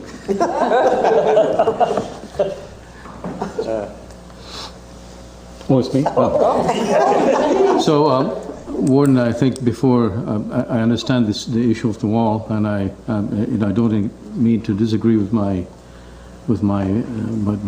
fellow Director of Municipal Operations, but I'm going to read you a section out of the report that came out of the DELT report, and it says, so we're right, but here's the nub.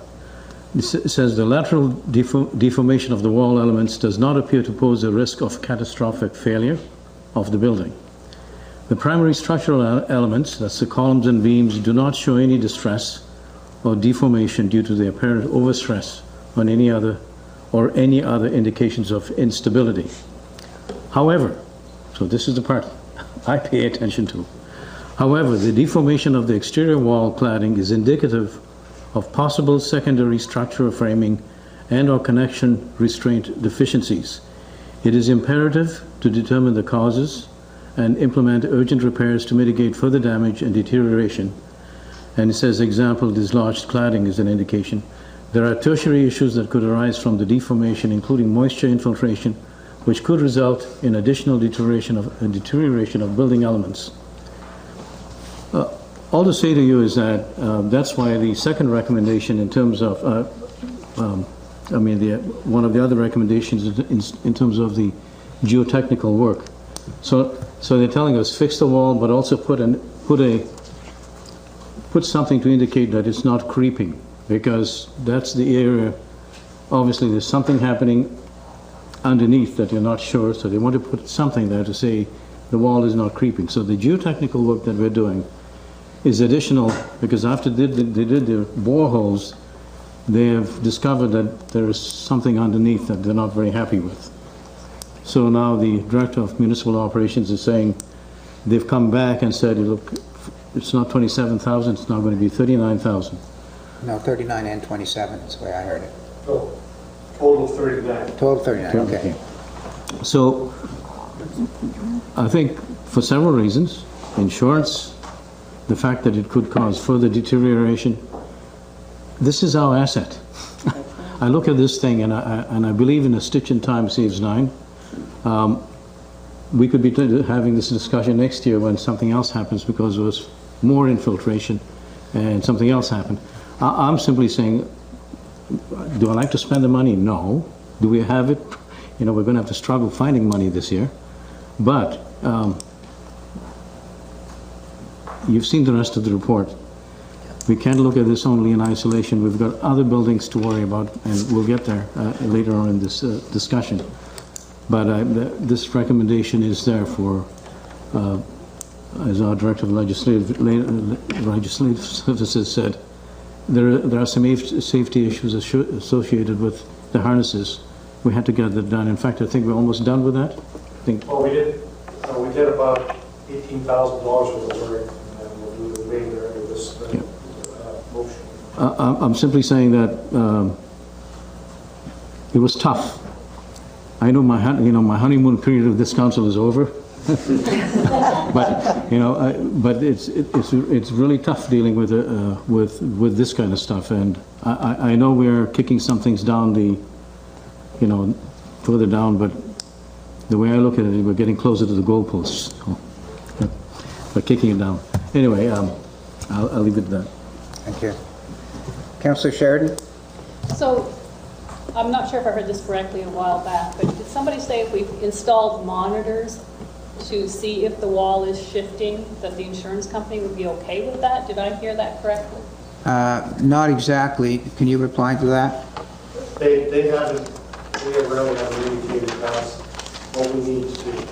They just want to know what. Yeah. So I still have the issue of spending the $400,000, not knowing if we're going to keep the building or hand the keys over to somebody else. I do realize how important it is in the community. I think we all feel that here. That's not the issue here. It's what at the end is going to burden the tax people with, the taxpayers.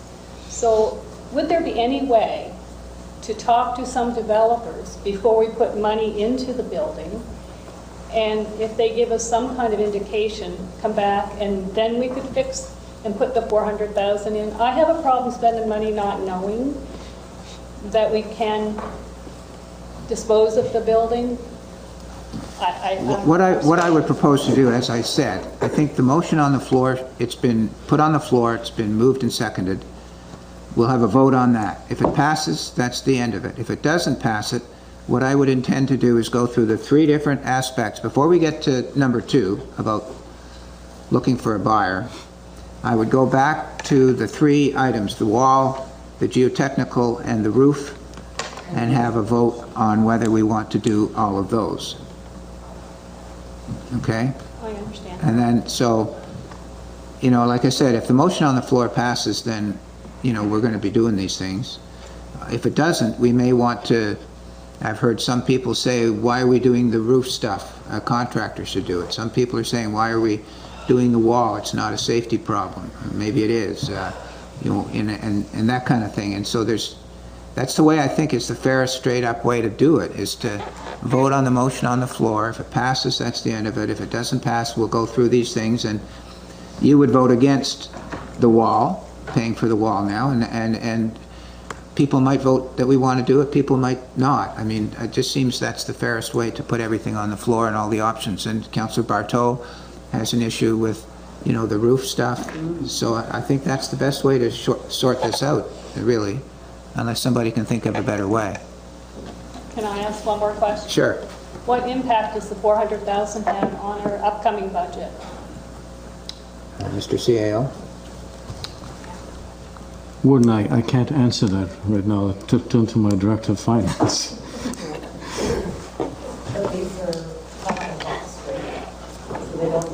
It'll be a capital cost. And what's the impact on the operating budget? Well, don't you have to pay something on your debt? Debt servicing cost? Won't it affect the debt servicing? Is this not all gas tax? We haven't really discussed it. The funding envelopes will be a mix, I guess, between qualifying reserves, applications for grants, whatever, but it is, we're not intending on borrowing, so it wouldn't affect any debt ratio. So it's intended to be a funded this year program, at least at this stage. Funded on the operational budget or the capital budget? Or it would come out of reserves. There's been no discussion at the staff level of tax supporting it or capital out of operating. It's all coming out of reserves, the gas tax or the operating reserve. I think they're the two qualifying reserves. I don't know if we have a lot in our operating reserve. We don't. Should we not know? Does where that answer your question? Sorry. No, I was going to say, should we not know where we're going to get the money to even do this 400,000 before we vote on it? Like, I had issues with it. It will have to be gas tax. Sorry? It will have to be gas tax. There's no other reserve to pay. How much money have we got in the gas tax? So probably $500,000 right now. Probably what? $500,000. And April 1st, we'll have another allotment of another $800,000. Do you have any comment about that? Okay, I'm not familiar with the gas tax. I'll get back to you, David, just a minute. Warden, through you to council. I know there are some parameters around how we can use gas tax money. This might be one of them, but as a senior staff, we're going to be meeting on our operating and capital budget in the next week. At that time, I'd like to look at all of our reserve accounts because we've got several reserve accounts, and we'll just have to make a determination on what accounts we've got, where the reserve funds are, and where exactly this money will come from for fixing the building.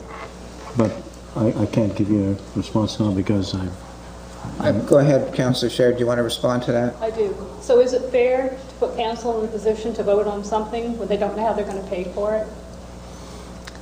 Well, that's, I think that issue is before us. I don't think that. Councillor Hudson. Yes, thank you very much. It seems to me that, that one of the main things here as to whether you spend money or do not spend money relates to the insurance. And I'm just thinking of what Mr. McGinnis said previously, is that the insurance company is asked, what are we going to do? And I guess it just occurs to me, should we not ask them, what do you need us to do? Turn that around. I mean, we can provide them with a lengthy list of the things that we will do, but that might not be what they need us to do. The other thing is just a clarification, when does the insurance expire? Pardon me? When's the insurance expire? Right away? They've said March 31st, which is a few weeks from now, or earlier if we do work that they are happy with, if we approve work that they are happy with, correct? Or later? Yes. Later. If we... Yeah, go ahead.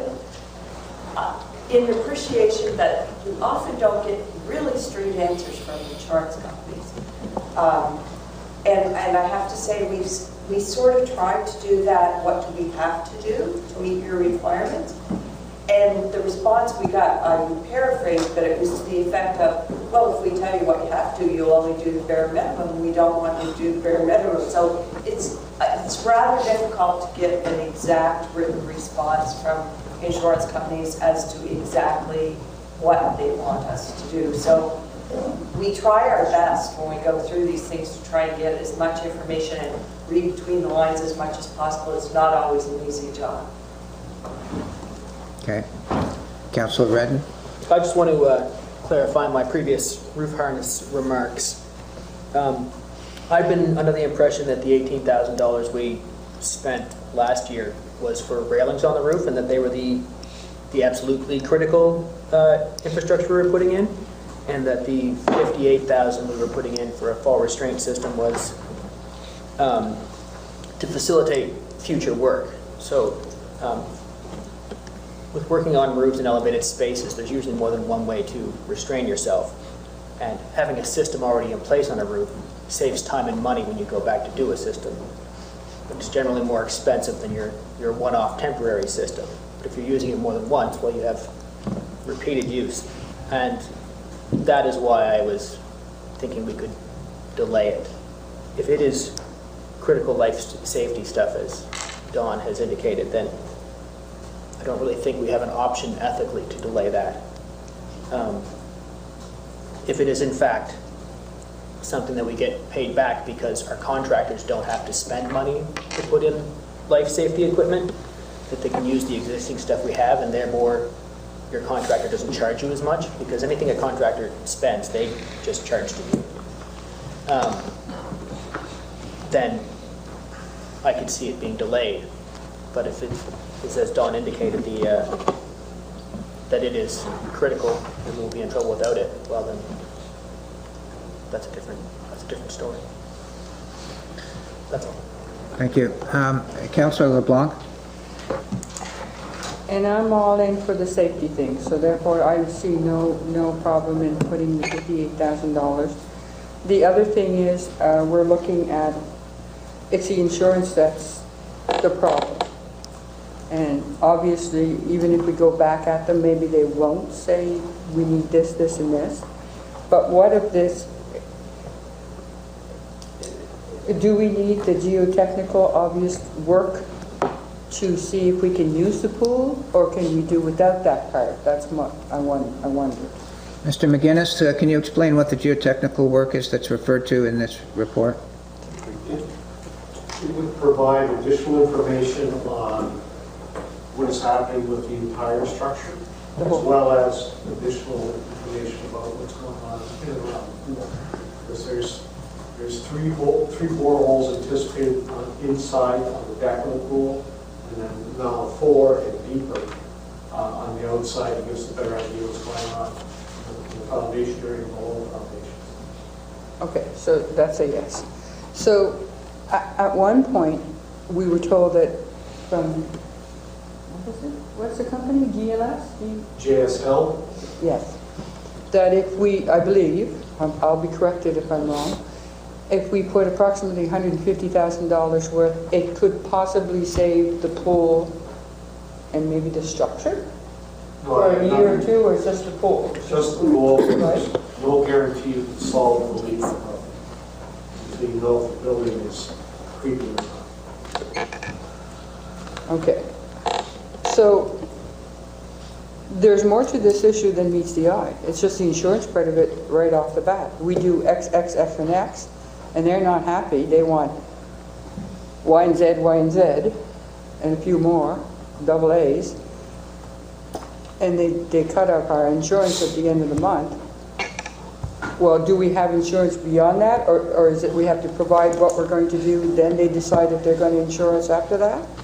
Do we have an option here, or is it? Now, my understanding is that either we tell them what we're going to do, and they consider that and get back to us before the end of March, which is in 3 weeks. Yeah. Or the end of March comes, whichever is sooner. So the latest that we have coverage right now is March 31st. So we have to submit to them what we're going to do, and then they'll decide if we have insurance. Ms. Campbell? Again, it's very difficult to give a black and white answer, but they're looking for us to be diligent in taking all steps to try and at least encourage appreciation rather than depreciation of the building, and to eliminate any unsafe circumstances. And you can get a lot of different interpretations of what unsafe circumstances are. But at the very minimum, I believe from the things that I've read from the insurance company, they're looking for us to be diligent. I think if we illustrate that we're really being diligent, we will have insurance. I'm not sure it will be as low a cost as the insurance that we have had in the past. Yeah. So I think the answer to your question is no, we can do these things, but that's still no guarantee that we're going to have insurance. Yeah. I think from what Ms. Campbell has said, it may be likely, but there's no guarantee, is what I'm hearing. Right, but the less we do of these three things, the less possibility that we have that we're going to have insurance on that building. I think that makes sense, yeah. Which makes, therefore, the possibility of closing the whole complex, everybody out. correct? I think you can say that, yeah. You think? Oh, I'm trying to couch my words carefully, that I'm not going to commit to one thing or the other. Oh, goodness. Councillor Bartow? I've never been a fan of picking away at things. I like looking at a master plan and knowing what the big picture is. What's happening with this facility? What do we have to do in totality? Not, we fix this wall, we bore that hole, we do this, we do that. And there's talk about biomass heating system, and that's one question on that might give some, for us to reflect on that east wall. The existing boiler room isn't big enough to support that, I believe. We can check with Mr. McGinnis afterwards, but if that was the case and we do go ahead and we do maintain it and if we do keep the pool and if we go down that route, is there an opportunity there to fix that east wall and add on a structure at the same time to facilitate the other biomass plant? You know, which we would have to build outside of that with 4 walls instead of 3 walls. Anyway, I'm not sure the implications of that as far as setbacks or anything else and firewalls, but there's an aspect that we can look at that might say, okay, but it costs X amount to build for here, X amount to fix that wall, you put it all together, and it's X less than that to fix the wall because you're doing it all on the same project. So if we can delay the insurance, tell them our intention is to repair it, but we're in process of analyzing where we go, that can we delay that until such time that isn't too far down the road, we decide exactly what our next project is and whether that would affect our thoughts on this day. I have problems on voting for this right now. I think it's too early for all of it.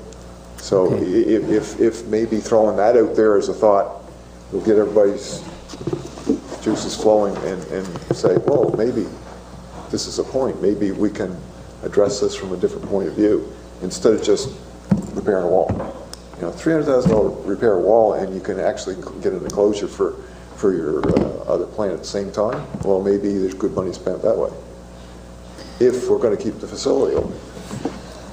You know, what I'd like to do, I think we've all had a good shot at this. I see Councillor Connell's hand up, and I want Councillor Morrison to have the last word, and I think he's been very patient, and I think it's time to wrap this up. I think we've had a good discussion. So if you've got something else to say, would you raise your hand now? Sure. Councillor Connell, I see, and I see the CAO. And then I think, so I'll hear from the CAO and Councillor Connell, and then we'll turn to Councillor Morrison to conclude the discussion, and then we'll go through with the votes. Is that fair enough? I think I'll go with you first. Warden, through you to Council, I don't want to leave without answering Councillor Sheridan's question on where's the money coming from. So we've got a whole list of capital projects that have to be undertaken. In terms of priority, when I sit down with my staff, we're going to have to decide if we have the money to do it. If we don't, what doesn't get done, and we'll come back to council. Because obviously some projects are going to come to you in the capital budget for 21, 22. That's why it's the way it's written here is that all expenditures for next year's capital budget 21, 22. So all to say to you is that when I sit down with my staff and we're going through the capital budget for the following year or the following years, something will have to drop if this is important to council. If it's not, then we just continue with how we're doing our capital budget. I'm simply saying to you that I do need to answer your question. I can't give you that answer now, and that's because I do want to know where exactly the money will come from. And then if something has to drop off or wait for another 2 years before we do a capital project, we'll come back to you and say you have this on the docket. We think this is more important, or your council thinks this is more important, so this is going to take precedence over this project, over a sidewalk, over whatever we've got on plate. But I thought I should answer that question. Thank you. Councillor Connell? My concern is that we're taking what the engineer's report says about having to put anchor systems on the roof. But we've done no research on, if I'm Joe Blow that offers roof services, do I need all those things on that roof? Have I got my own mechanism to tie off? I have a hard time believing that law says we have to put anchors on the roof. We have to follow fall arrest protocol. And there's many different things that you can use for tie off and fall arrest. And if nobody here is taking fall arrest, they got no idea about what it is.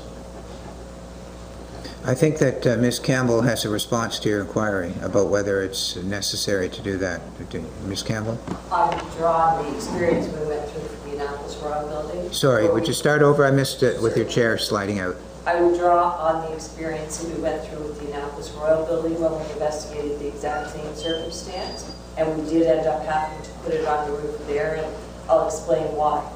What has changed in the municipal world in particular is that there's dual liability when a municipality is involved for providing safe conditions for contractors to work. Municipalities are generally seen as having deeper pockets, so to speak, than contractors. And so if there is risk of injury, or if there is, heaven forbid, an injury, municipalities become the first organization or entity that is looked to as far as being liable for that. So we would definitely be subject to being forced to put those anchors on by the Department of Labor if we don't do it. Well, I contradict that. Fair enough. I have the right to. You do. I think Councillor Redden was... I worked for 30 years in a system that used fall arrest daily. We used it for bridges, we used it for signage, we used it for wharfs, and there's many, many, many apparatuses to tie off. And I agree with Councillor Redden. The fact is that sometimes it's a convenience. It's a convenience for hiring a low company that hasn't got the gear to do their own tie-offs, that they can go up, snap on the tie-offs on the roof and go to it. But when you hire companies that are into fall arrest, they can hang themselves from the clouds because they got the mechanisms and know how to do it. There's not always an anchored tie-off on every job in this country, I'll guarantee you. But there's always a mechanism they can use. I have problems spending any more on the tie-offs because how often are we going to need to go up on that roof in the next year do you look at? Is there a piece of equipment they can hire to go right up on the roof? There's boom systems now that they could set somebody in the center of that roof with a crane and a cage. I mean, there's all kinds of things to be able to use. I have a problem with not knowing exactly what's wrong with the wall. I agree with the scenario is that we probably should fix a wall. But I'm looking at $315,000 to fix a wall. They're telling us that they'll build a new facility for $5 million, which has multiple walls. That's a lot of money to fix a wall. Maybe the window should come out and steel structure put in there. Maybe it shouldn't have no window. You know, there must be a cheaper way to stabilize that wall. I would think that if our insurance company if we had some kind of a mechanism there to see if the building's creeping or it's going any further or anything like that, I would think that if they're going to give us insurance, they'd give us insurance for that, just as far as they would be for fixing it. Because if we fix a wall and we don't do some kind of mechanism to see if it's creeping, guess what? The new wall's going to bend and the new wall's going to crack. So I'd like to see us move on with the building, and I'd like to see us do something. I'm going to have a hard time of if we spend this money and the insurance company says, no, the electrical's beyond its day and it's a fire hazard, we're not going to insure it anyway. Because that's exactly what can happen. Yeah. That's going to be the sad part when we do spend money. And I mean, I realize we're in quite a long bind to try to figure out what direction we should go, but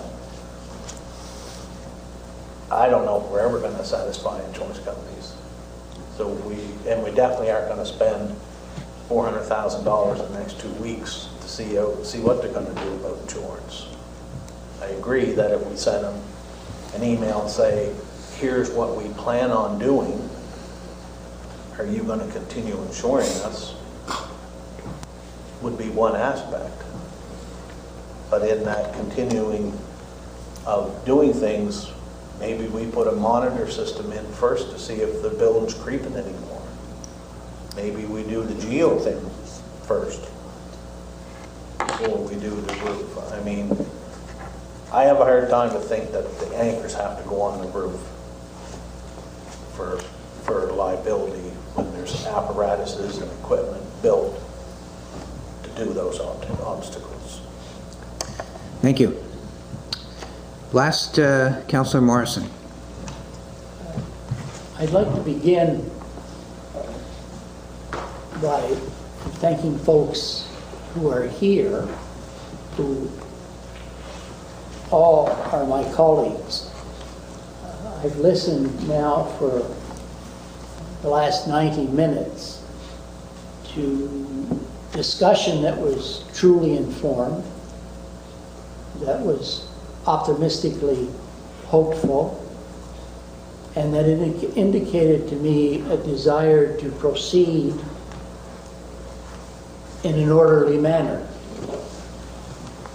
I also want to thank the citizens who have written in to all of us about the subject of Basin View Center. In my mind, I represent District 6. I also represent a lot of people from Digby County and from District 8 and from Middleton and Annapolis Royal and Bridgetown and Highway 8, because people from all of those areas come regularly to Basin View Center. The YMCA has a membership base of over 1,000. It has an active membership of about 700, and the difference is the people who have suspended their membership because there is no pool. I also represent all of the people who come to the Y, even without the pool. The ones that come to the grocery store to get their hair cut and to be massaged and take advantage of all the other services. You know, there are about a dozen people who every working day drive from the town of Digby to buy pizza at Basin View Center. I think that's marvelous. This is an asset, to my mind, that we have to do just the best we've ever done to ensure its continuation. As I said before, and I've received a number of phone calls and emails from various districts, how we come out on this file will define us for decades to come. And I would like to be defined as one who stood up for the citizens, who needed, who absolutely have to have what is provided in that Basin View Center building. And to start that process, I am in favor of the 3 recommendations put forward by the CAO. Speaking about the CAO, I think this paper is an absolute wonderful interpretation of a complicated discussion, as was Steve McGinnis's presentation that he delivered at our last meeting. It gave us an overview, because all of us want to see the entire project, and then it pointed the way that we can improve that building and let it serve our citizens and citizens of other counties for years to come. Thank you. Thank you, Councillor Morrison. So what I'm going to do is, there's a motion on the floor, which is to approve the first of the 3 recommendations from staff. So we'll have a vote on that. If that passes, we'll go on to number 2 and number 3 without discussion, because the discussion was with respect to everything. If the motion for number 1 fails, then I'll entertain a motion with respect, 3 different motions on the 3 recommendations for work under number 1. Without discussion again, because we've had discussion on all of them. We've been here for getting on to 2 hours talking about this. So if that's all right with everyone, I will proceed on that basis. And I'll just, let me go back to I hear some people not wanting to do the wall repair until, at least not right now, till we hear about something else. I hear some people not wanting to do the roof thing because we can do it a different way. So that's why I think I'll go through them all individually and we'll have a decision on that. So there's a motion on the floor, and the motion, I'll read the recommendation that Committee of Whole recommend to Council that immediate steps be taken to make repairs to the Basin View Center, namely the wall repair budget $315,000, including HST, the geotechnical work at $27 plus HST, and the harness work at $58, HST included. All 3 expenditures for next year's capital budget 2021-2022.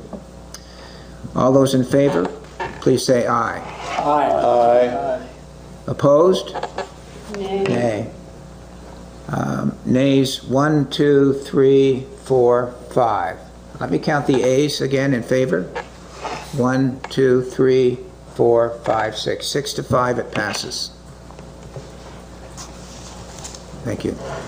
Councillor Morrison, am I seeing a quizzical look on your face? You had your hand up at a different time than you had told us you were going to vote.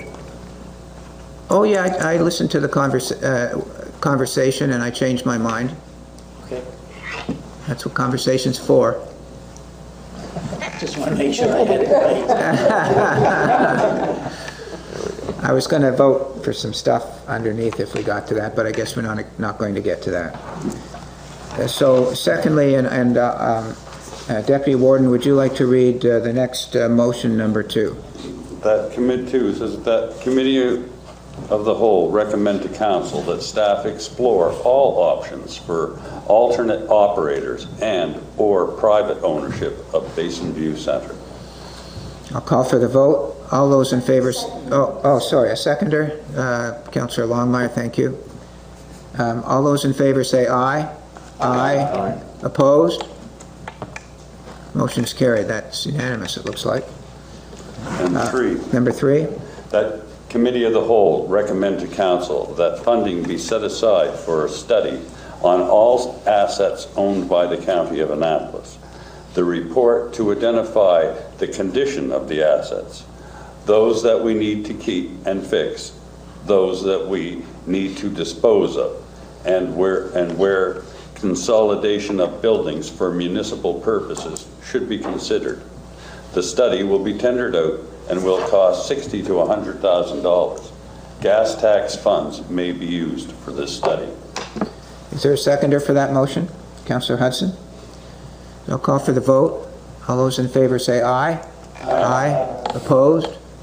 Motion, oh, you're opposed? Yes, because... So that's one, I 10 thought to we 1. were waiting to see what we were going to receive from the grant application first.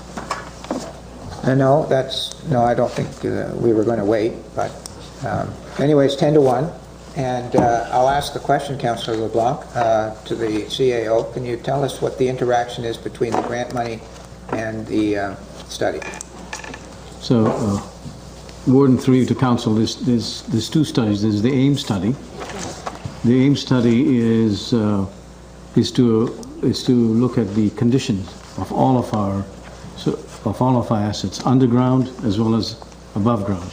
So it'll assess, in the case of buildings, it'll assess all our buildings and say, what condition they're at. Same with sewers and infrastructure, and that's the AIM study that you got approval for. The study that I'm asking for here is actually, so we could be using the AIM's information as well, and now looking at what it's going to cost us to consolidate buildings. We've got buildings, and does it make sense for us to have? I don't know. We're concerned here about one building, Basin View, and the square footage.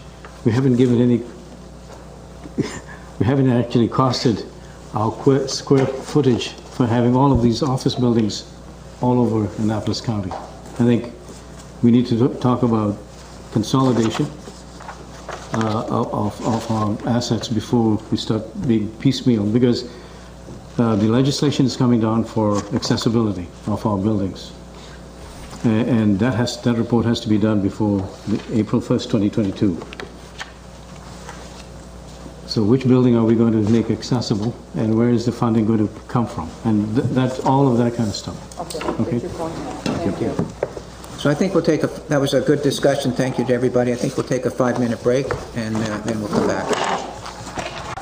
The next item on the agenda is entitled Committee Meetings and Public Hearings. And there's an information report. So there is not a recommended motion put before the council at the Committee of the Whole. We've all read it.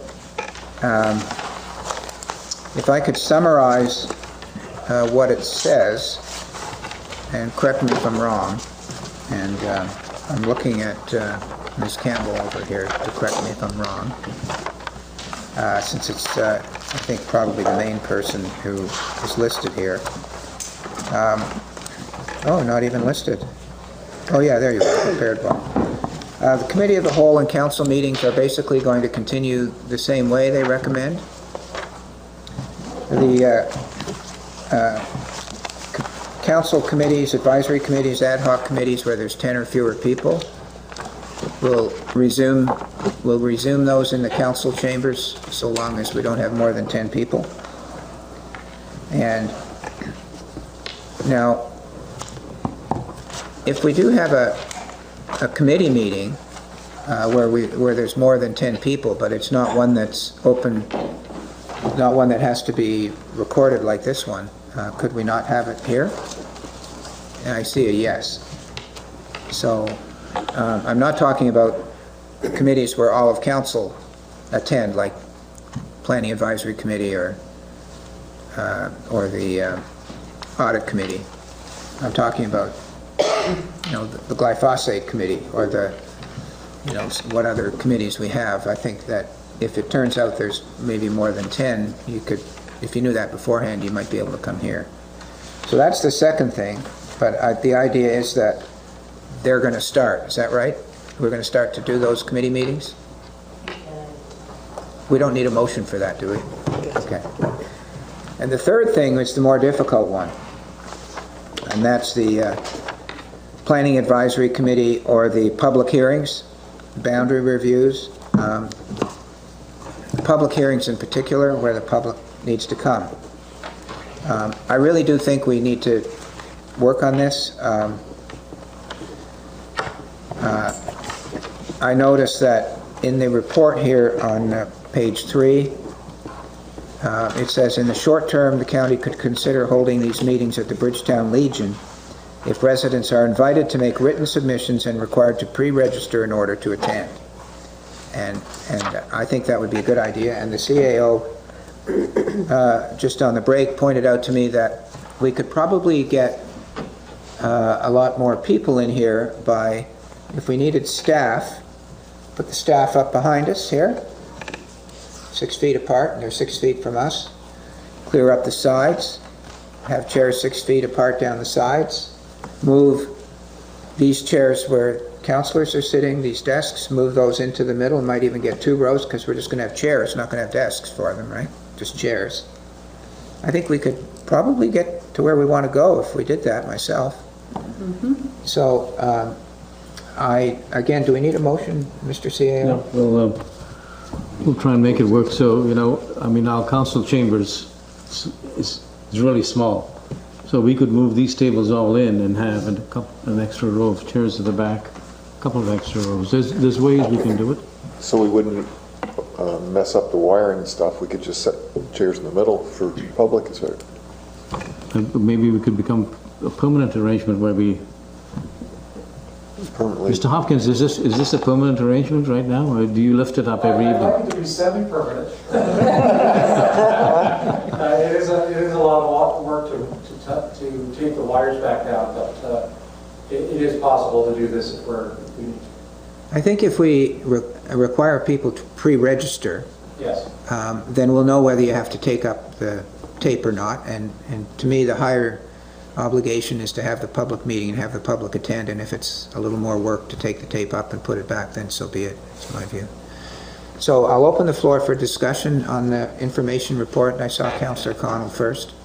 Wasn't, in the discussion with the minister, wasn't they going to come out with some protocol there for public meetings? Yes, he said it at that meeting that we had, that his staff are going to be announcing, you know, some change to allow us to accommodate the public. What that change is, I don't know. Yeah, no, but he did say that. Councillor Hudson?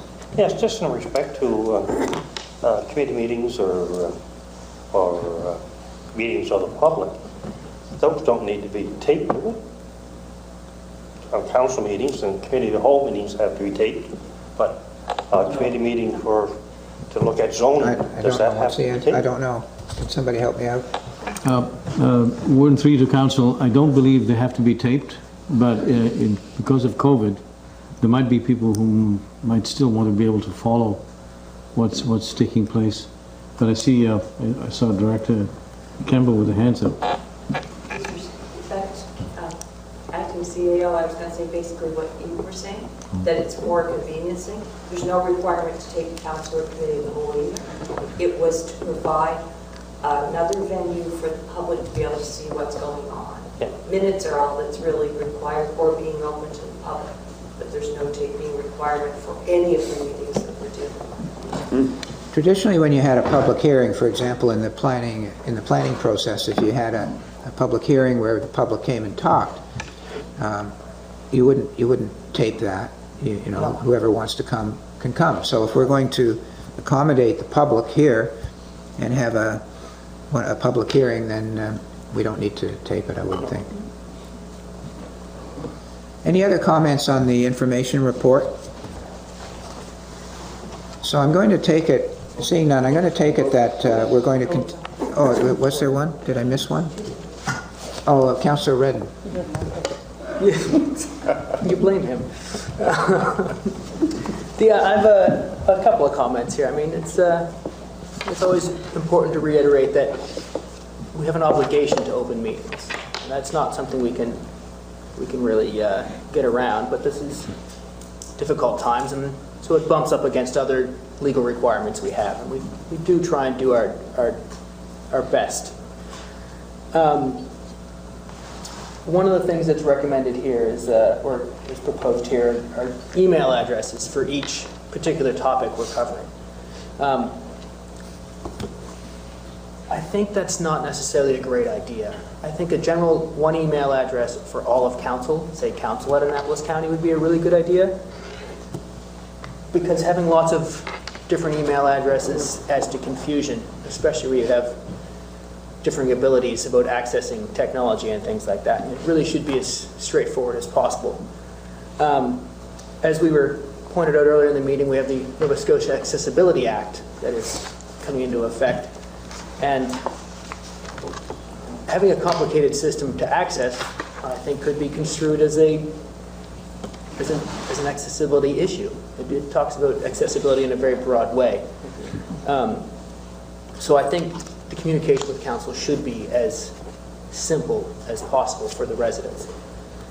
That said, before you move on to the next point, let me just add that in Halifax, anytime there's an invitation to the public to make comment on planning and other matters, it's always sent to the clerks at Halifax, and then the clerk's job is to distribute it to the councillors. I think that's fine. It's just I think that's often what happens here, judging from the correspondence I received from the clerk.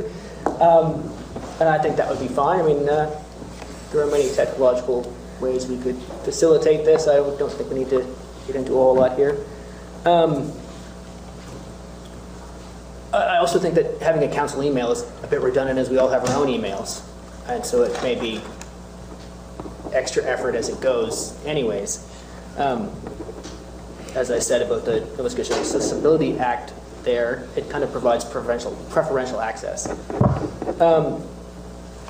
And it really doesn't replace access to meetings. And I think it's really important. I'm really happy to hear that there's some ideas around getting full council meetings with participation in there.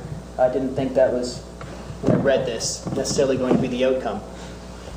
And I think that's all I have to say here. Thank you. Any other comments on this report? No. Councillor LeBlanc? No, and I agree Louis, could you with just move Councillor that Redden, thing down? because it is something that we need to get started, because we have a lot of things to do, especially just in the planning area. And I know that it's going to be difficult because we have a lot of planning to do. And if we have to use other venues, then we might have to use other venues. We don't specifically record anything in any of them. So it's sort of for the public to get the information. I mean, even if we have to go and use an FCC, there's one in Middleton, there's Cotw. And I always thought as well as the schools, because the school you can enter in one particular area. They have double gyms. Maybe that's a possibility, depending. I know schools are a difficulty to get in at the moment. However, it would be the cleaning aspects. I know that, for example, Annapolis East, you can get into one area quite quickly and have a meeting and get out, but it would need to be cleaned and so forth. So there could be some money there to look at for cleaning for our COVID protocol as well. We have and that here too. Sorry, go ahead. I'm I sorry. was just going to say, it would be same here too. We have that Safe Start money. Yes. That's kind of sitting there, and it would be used for that kind of thing, I would think. Could very well, Yeah. Thank you. Deputy Warden? Thank you. Did we need to receive this for information? No, I don't. What? The clerk would like to receive it for information, the information report. Are you moving that we receive it for information? Yes. Is there a seconder to that motion? Councillor Sheridan. Further discussion? Councillor Cotw. Just don't forget that all of our residents don't have computers and internet. You know, I've been thinking about that, and you're right. And so I was thinking that when we're having some kind of a public hearing or something where we're going to have a facility that people can watch it or on the internet or something, whether we would make a room or a place available with internet and a screen, so if people didn't have internet, there would be a place where they could come and watch that way. So that would avoid the problem of people that don't have access to that technology. Just a thought. But we have to keep that in mind. Yeah. Because with our issues that we're gonna be going out into more of our stretched out areas versus the main lines, we're gonna find that people don't have access, and people don't have, even the ones that do have internet. I have a guy calls me from Margarettsville, and I wish he'd call and just say drive over, because that's about all I get out of his conversation in short blurts. I hear about every fourth word he says, and he's calling on the phone, and it's poor reception. So just as long as we keep in mind that when we have public meetings, how we're going to promote so the public hears it. That's my concern. I would like to, this is great as an information report, and there's a motion on the floor to receive it for information. But this has been a bit of a bugaboo for me, that I really want to figure this out instead of just, in my words, kicking the can down the road. So I'd like to, maybe if we receive it for information, I'd like someone perhaps to move that we, at the next committee of the whole, we ask for another report with a little more definity about exactly how we're going to do it, or perhaps we just want some kind of a report by email from staff as to what we're doing. I just don't want to lose this. To me, it's really important, and I'm looking around, just trying to. I'll ask you. I mean, what do we do now so this doesn't go back into the mysteries of time, and we end up here in another month with nothing changed? What should we do? Warden, I can get back to council through my CAO weekly report. I'll meet with staff. I think the easiest solution is to start moving. I mean, we're quite far, even at the ABCC, we're big room and we're all spaced apart. We can bring it all in. So if it's a really big group of people and there's a public hearing for a big event, whatever it is that's going to attract 100 people, then we use the ABCC, we bring the desks, your desk, closer to the center. No different than how far apart you are in your council chamber. And in a smaller circle, and staff could be here, the warden could be down there with the CAO, and in a tighter circle, and you have the two rows of chairs spaced 6 feet apart on the back wall. I mean, that you could get a lot of people in here, and if you know any of these committee meetings, you don't get that many people coming anyway, unless there's a real contentious issue. The other thing that we could explore, and I said to David earlier, I was going to talk to him, but the clerk has wrapped my knuckles on that one. But I was going to suggest Zoom, but as you said, Councillor, not everybody will go to use Zoom. But we're going to say those who want to participate in a public hearing using Zoom could do so, and those who could, but everybody had to register. And if you had a big meeting and have those people in here, but she's right, you can't have two technologies going at the same time. Could get messy. We'll come back. We'll talk about how we get more people into these buildings.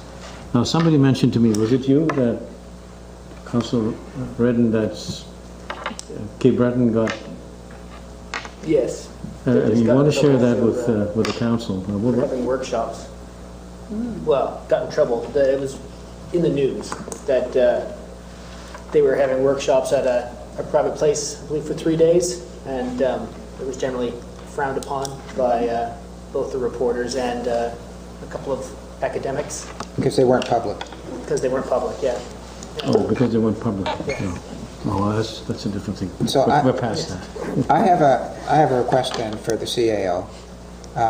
When you have this meeting with staff about what to do, hopefully before the next committee of the whole meeting, would you circulate a plan of this building, this floor, and where the chairs are going to be, 6 feet apart, and who's going to sit where, and then we'll know how many members of the public we can get in here. I'd like to see the floor plan. Can we do that? 3. Okay. You could easily get 20 on each side if you come to the middle. Well, I'll leave it to the architectural skill of our staff. Architectural skill? Yeah, right there. To figure out the best way. Councillor Sheridan? So in regards to protocol, we're only allowed so many in the building, so we have to wait to see what the new... Yeah, there's a new protocol, I'm told, out today, and of course all of this will have to meet the protocol, but I think that we were, the last time, and I'm going to talk about this in my warden's report, when I got the email from Dr. Strang, I think we were in the 50 group, right? Now maybe that's changed, but we'll have to check. Yeah, all of this is dependent on the current protocol because the protocol changes, right? So, but I do want to see a floor plan, and we could have committee meetings here too, right? I mean, no one else is using this room other than us at the moment. Is that right? That's right. Ms. Campbell says that's right. So we're very fortunate. We could even have, the glyphosate committee, if there's going to be a big crowd wanting to go to it, you could do it here. Yeah. Ms. Campbell? So when we had our brainstorming session, we wondered perhaps we could get more expression of what the wishes of council, because we were saying what was possible to do. But for example, we were not aware of whether it would be council's wish to want to have members of the public at council meetings, for example. Public hearings and the things that are absolutely participatory by their nature, obviously you're going to want to have the public at. But could council give a little bit of consensus and enlightenment for us in regards to what would be your wishes in regards to participation of the public at, for example, committee of the whole of council? And also, do you want us to go down the road of Zoom further? The things that are against Zoom have been talked about. There's one additional factor that we talked about in regard to Zoom, and that is it requires more intensive staff participation, because there has to be moderation of, if you're going to have people participate by Zoom, it has to be moderated by a dedicated staff person, for example, and you have to have screens up so you can actually have interaction. So if council could maybe chat a little bit and give some indication of what their wishes would be to consider, that would help guide further discussion on what probably the best option. I'll invite comment, but it seems to me a given that if we could rearrange the room such that members of the public themselves could attend in person, that would be preferable. As many as could fit in. Why wouldn't we do that? Anybody want to comment on that? Councillor Redden? I agree. I would like to see a lot more stuff online, videos, minutes, our information package, and presentations that come to council, so that people have access to it, whether they're here or not. And definitely presentations and people being able to attend for all our meetings. What do you mean by presentations? For example, the presentation given at the basically committee of the whole, having people be able to download that presentation without having to query the clerk would be amazing. Isn't that online? It may be. I didn't look. I'm just using it as an example. Sorry, what'd you say? I haven't actually looked to see if that one is online. I just meant that. Yeah, that was online. It was a committee of the whole, so it'd be online. David? Yes, that is online, and the slides are right in the video. Yeah. So I guess what I'm saying is that if there are presentations at council, it will be online, or committee of the whole, it'll be online. Shall we move along? I think we have direction there, and I'm looking forward to putting some flesh on the bones in the next little while. We voted on receiving it. Oh yeah, we didn't vote. To receive for information, there's a motion on the floor. Any further discussion? Seeing none, I'll call for the vote. All those in favor say aye. Aye. Opposed, motion's carried. Okay. Next is Lawrencetown Education Center request letter of acknowledgement. Move to receive. Move to receive. Well, don't we have to vote on whether we're going to write the letter? So they have submitted an application for a recreation facility development grant. And like you were doing, they're looking for a letter of acknowledgement. Right. So staff generally reviews their application. I didn't include the other 48 pages of their application. If you look on page 96 to 129, the part that I'm always looking for is to see if they have hung us for the municipality for anything, and they have not. Mr. Pepper also indicated to me that they wouldn't be looking for money from the council later on for this project. So he is hoping that the council will provide a letter of acknowledgement to go with his application for the provincial recreation facility development grant. And on page 95 of 129, in the list of things to be attached, this letter is described as municipality awareness/acknowledgement of project letter, which to me just says, yes, we're aware of it. It doesn't mean we're making any representations or warranties as to whether we agree, approve, or anything. We're just aware of it. So I think we need a motion, although I don't know if there was a motion. There wasn't a motion. Would Council... When I actually added this to the agenda, I was printing my first agenda package, and my printer jammed, and then I got an email from Mr. Pepper, and I know that this grant application process is already long in the tooth, so I told him I would see if I could get it in there. Councillor Redden, would you like to make this motion? Yes, I would very much like to make that motion. I move the committee of the whole recommends to council that we provide a letter of acknowledgement to the Lawrencetown Education Center about their multi-use court project. Thank you. Is there a seconder to the motion? Councillor LeBlanc, are you seconding it? Or did you want to say something as well? Oh, I'll second that. Just second. Councillor Connell? Again, when we look across our county for recreational facilities, this is a part of the old Lawrencetown school, which was high school, elementary school. I went there for a few days, a few weeks, some days. Couple recesses. But it's good that the adult education has taken that upper part of the school over. The facility is still there for a baseball field in the summertime. It represents the recreation in the Lawrencetown area, and it's supported highly on different organizations that use it. There's been softball tournaments there. They got tennis courts, and if you read their application and stuff, they got a pickleball court there painted off. And so it is a used facility by everybody in the area too. So. That's good. If I can add, you'll recall last month you supplied a letter of acknowledgement to the Lawrencetown Consolidated School to replace their playground equipment. So this is probably a bigger package because it's all in the same area. Thank you. Any other comments before we move along? All right. All those in favor, say aye. Aye. Opposed? Motion's carried. So we're now on to the departmental reports. First is the community development for February.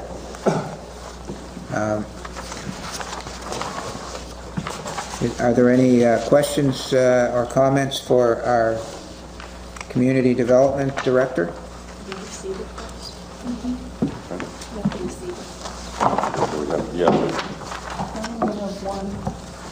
Councillor LeBlanc? The stop work order, that's the same one that's been going on for a long time, is it? Where's that referred to, Councillor LeBlanc? Pardon? Where in the report is that referred to? In 98. Pardon me, 98? Under building inspection, the very last thing. It is the one that's been going on for a year plus? At least, yes, that's what I was thinking. Okay, thank you. Any other questions or comments? Deputy Warden. I'd move to receive it. Receive for information. A second for that. Councillor LeBlanc. Further discussion? Questions? Seeing none, I'll call for the vote. All those in favor say aye.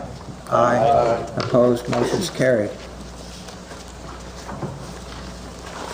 Next is the Legislative Services Report for February.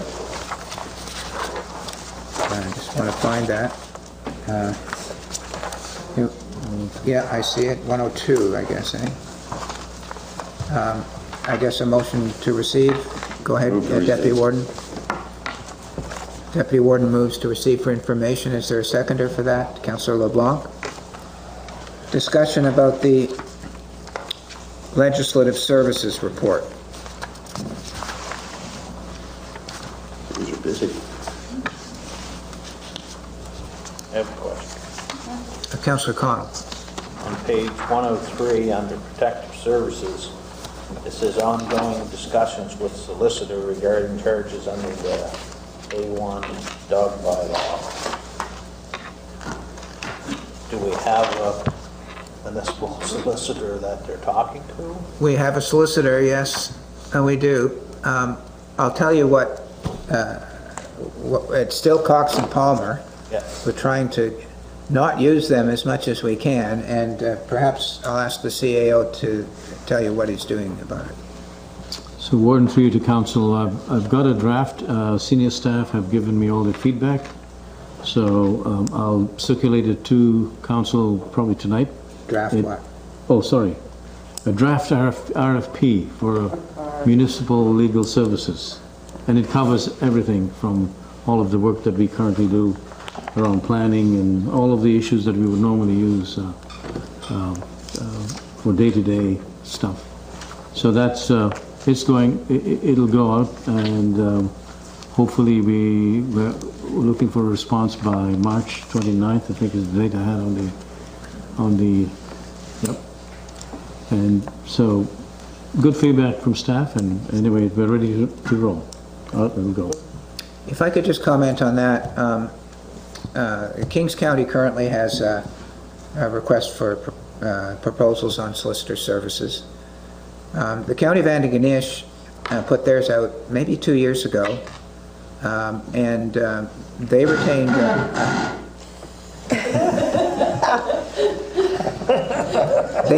a Halifax firm, Wickwire Home, to do their work. So I'm not sure how that's worked out, but I know that because I know the lawyers at Wickwire Home. They're doing the work for the County of Antigonish. I believe that Cox and Palmer do some of the work for some other municipalities that aren't right in Halifax, but I'm not sure about that. So we've spoken to the lawyers at Cox and Palmer about this, and what they proposed, which I think is a great idea. See, we don't have in the County of Annapolis a whole lot of lawyers, and we don't have lawyers that are particularly experienced in, as you can see, the very complicated things that come before a municipal solicitor. So if in the response to the request for proposals we do get a response from a lawyer or law firm in our area, and I'll just leave it as in our area, then if we hire that person, Cox and Palmer is prepared to be around to work with this person for the first year or two to be available to bring them up to speed and all the stuff that you need to know as a municipal solicitor, with the idea that it would be eventually the local person could take more and more of the work that has to be done, and Cox and Palmer would do less and less. I would think there would always be some very sophisticated work that I think all municipalities in Nova Scotia use Halifax lawyers with respect to specific complex matters, but that would be the plan, to bring more of the work to a local solicitor. That's the current situation. Okay. Any questions about the Legislative Services Report? Any further questions? So there's a motion on the floor. Receive for information. Seeing no other questions, I'll call for the vote. All those in favor say aye. Aye. Opposed? Motion's carried. Next, finance services for February. Move to receive. Move to receive. Is there a second? Councillor Sheridan seconds.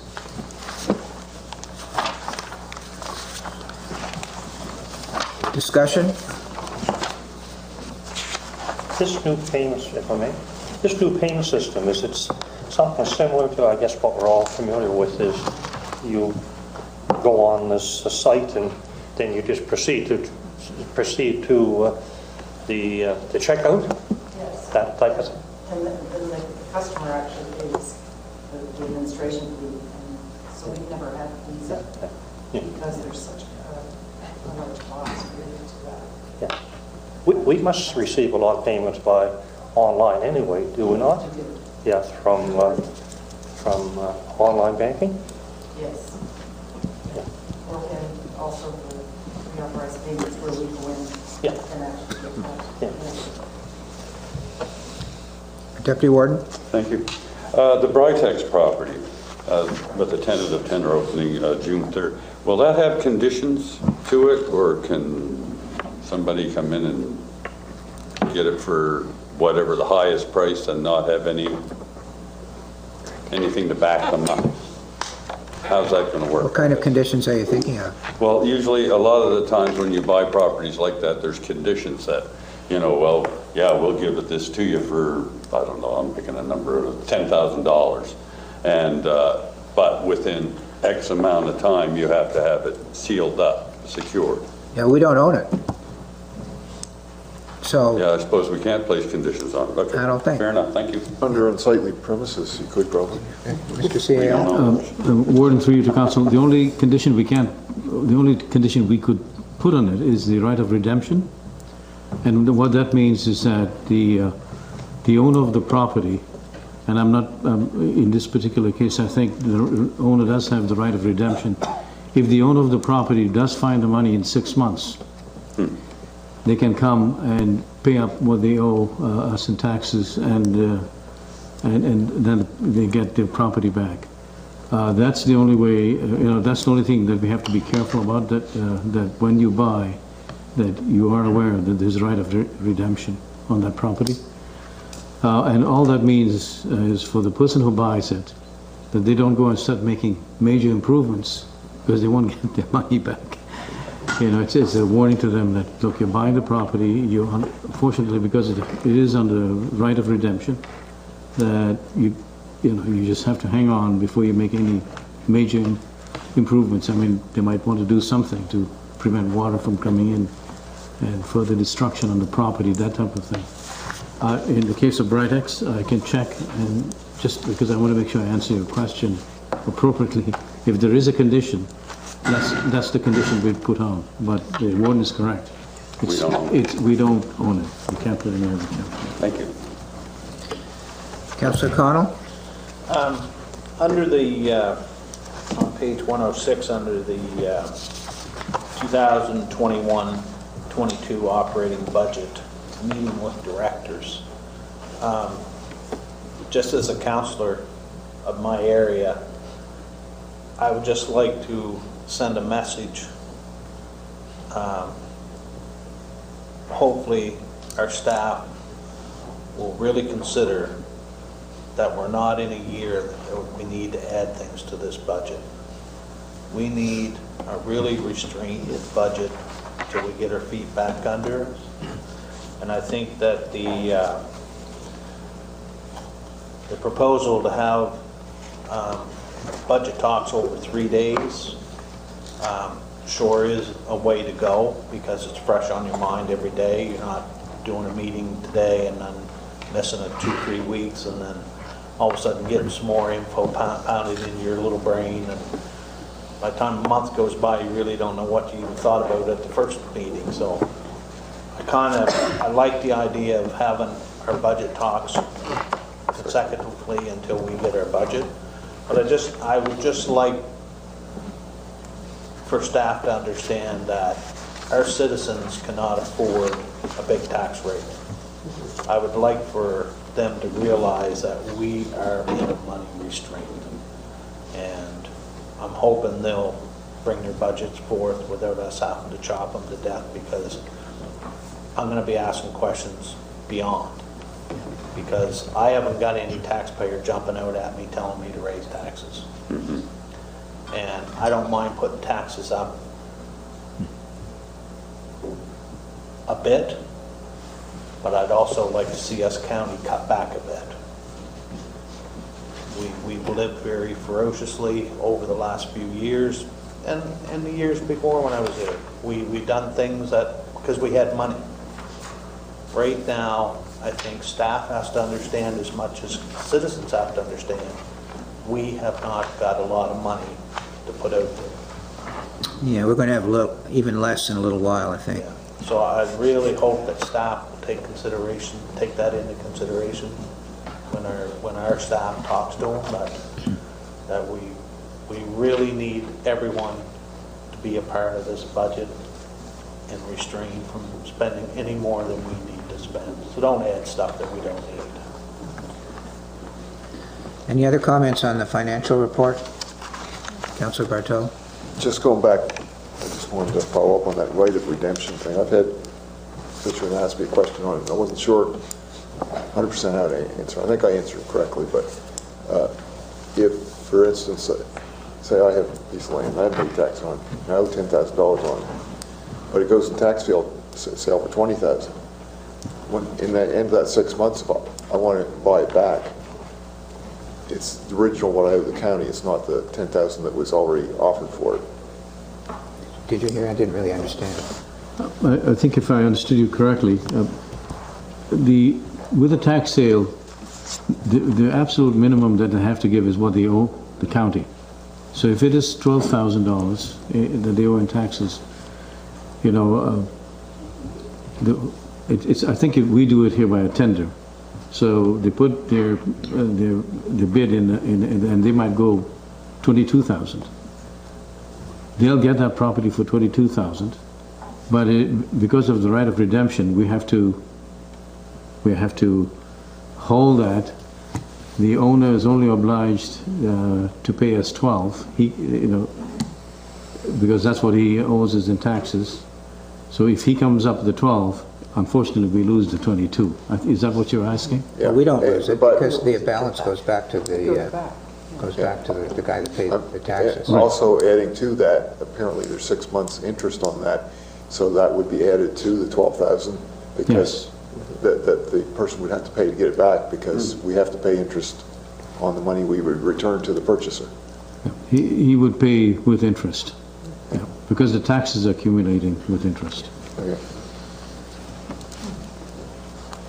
It's I used to be fascinated in Halifax when the tax sales came out. You used to see big developers with big, very expensive properties come up for tax sale. And you say to yourself, why would that happen? Because they figured out that for that 6 months that they would save money by holding on to the money for the taxes until the 6 months was up, and then paying what interest was they'd have to pay on the 6 months was less than what they were paying under their mortgage. So. Yeah. Creative accounting. Creative accounting. Oh, yeah. So we have a motion on the table with respect to the municipal services. Are we there? No. Oh, financial services. Any other comments on the financial services? I'm seeing none. All those in favor say aye. Aye. Aye. Opposed? Motion's carried. Next is the municipal services report. Move to receive. Go ahead, Deputy Warden. Move to receive. Move to receive. Second. Councillor LeBlanc. Discussion.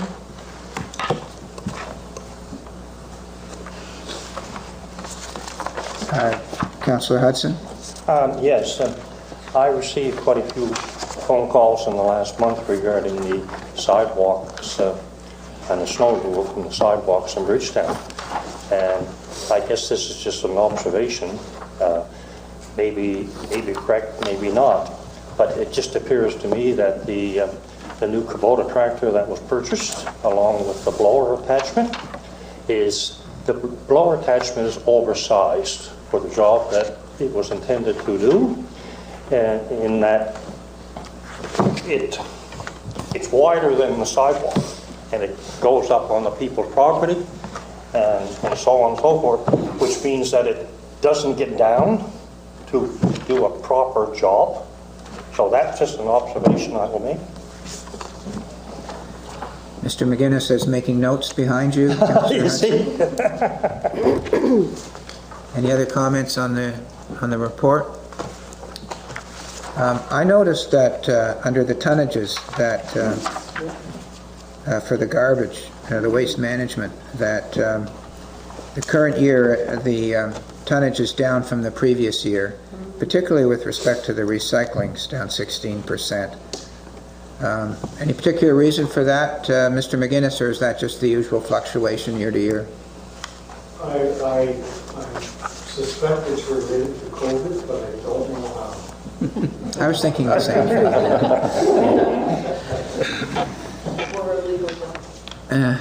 What'd you say? More people driving around picking up those recyclables. Not allowing our garbage to get to them. Any other comments with respect to the municipal services report? Councillor Longmire. Just a question. So with the waste management, where would we see the utility bills for the waste transfer site? Like the power, Nova Scotia Power? If you're looking at them and you wish to see that information, you have to provide it. We don't generally provide that information within the monthly reports. Do we have power at the waste transfer? Not yet. Okay. And can I just ask a question? Yeah, there's Sorry. no So we power don't have at the power? waste transfer station? We have genset there. There's no power to the main tipping floor site. There's power to the scale-ups. But we still need to run power poles up to the main site.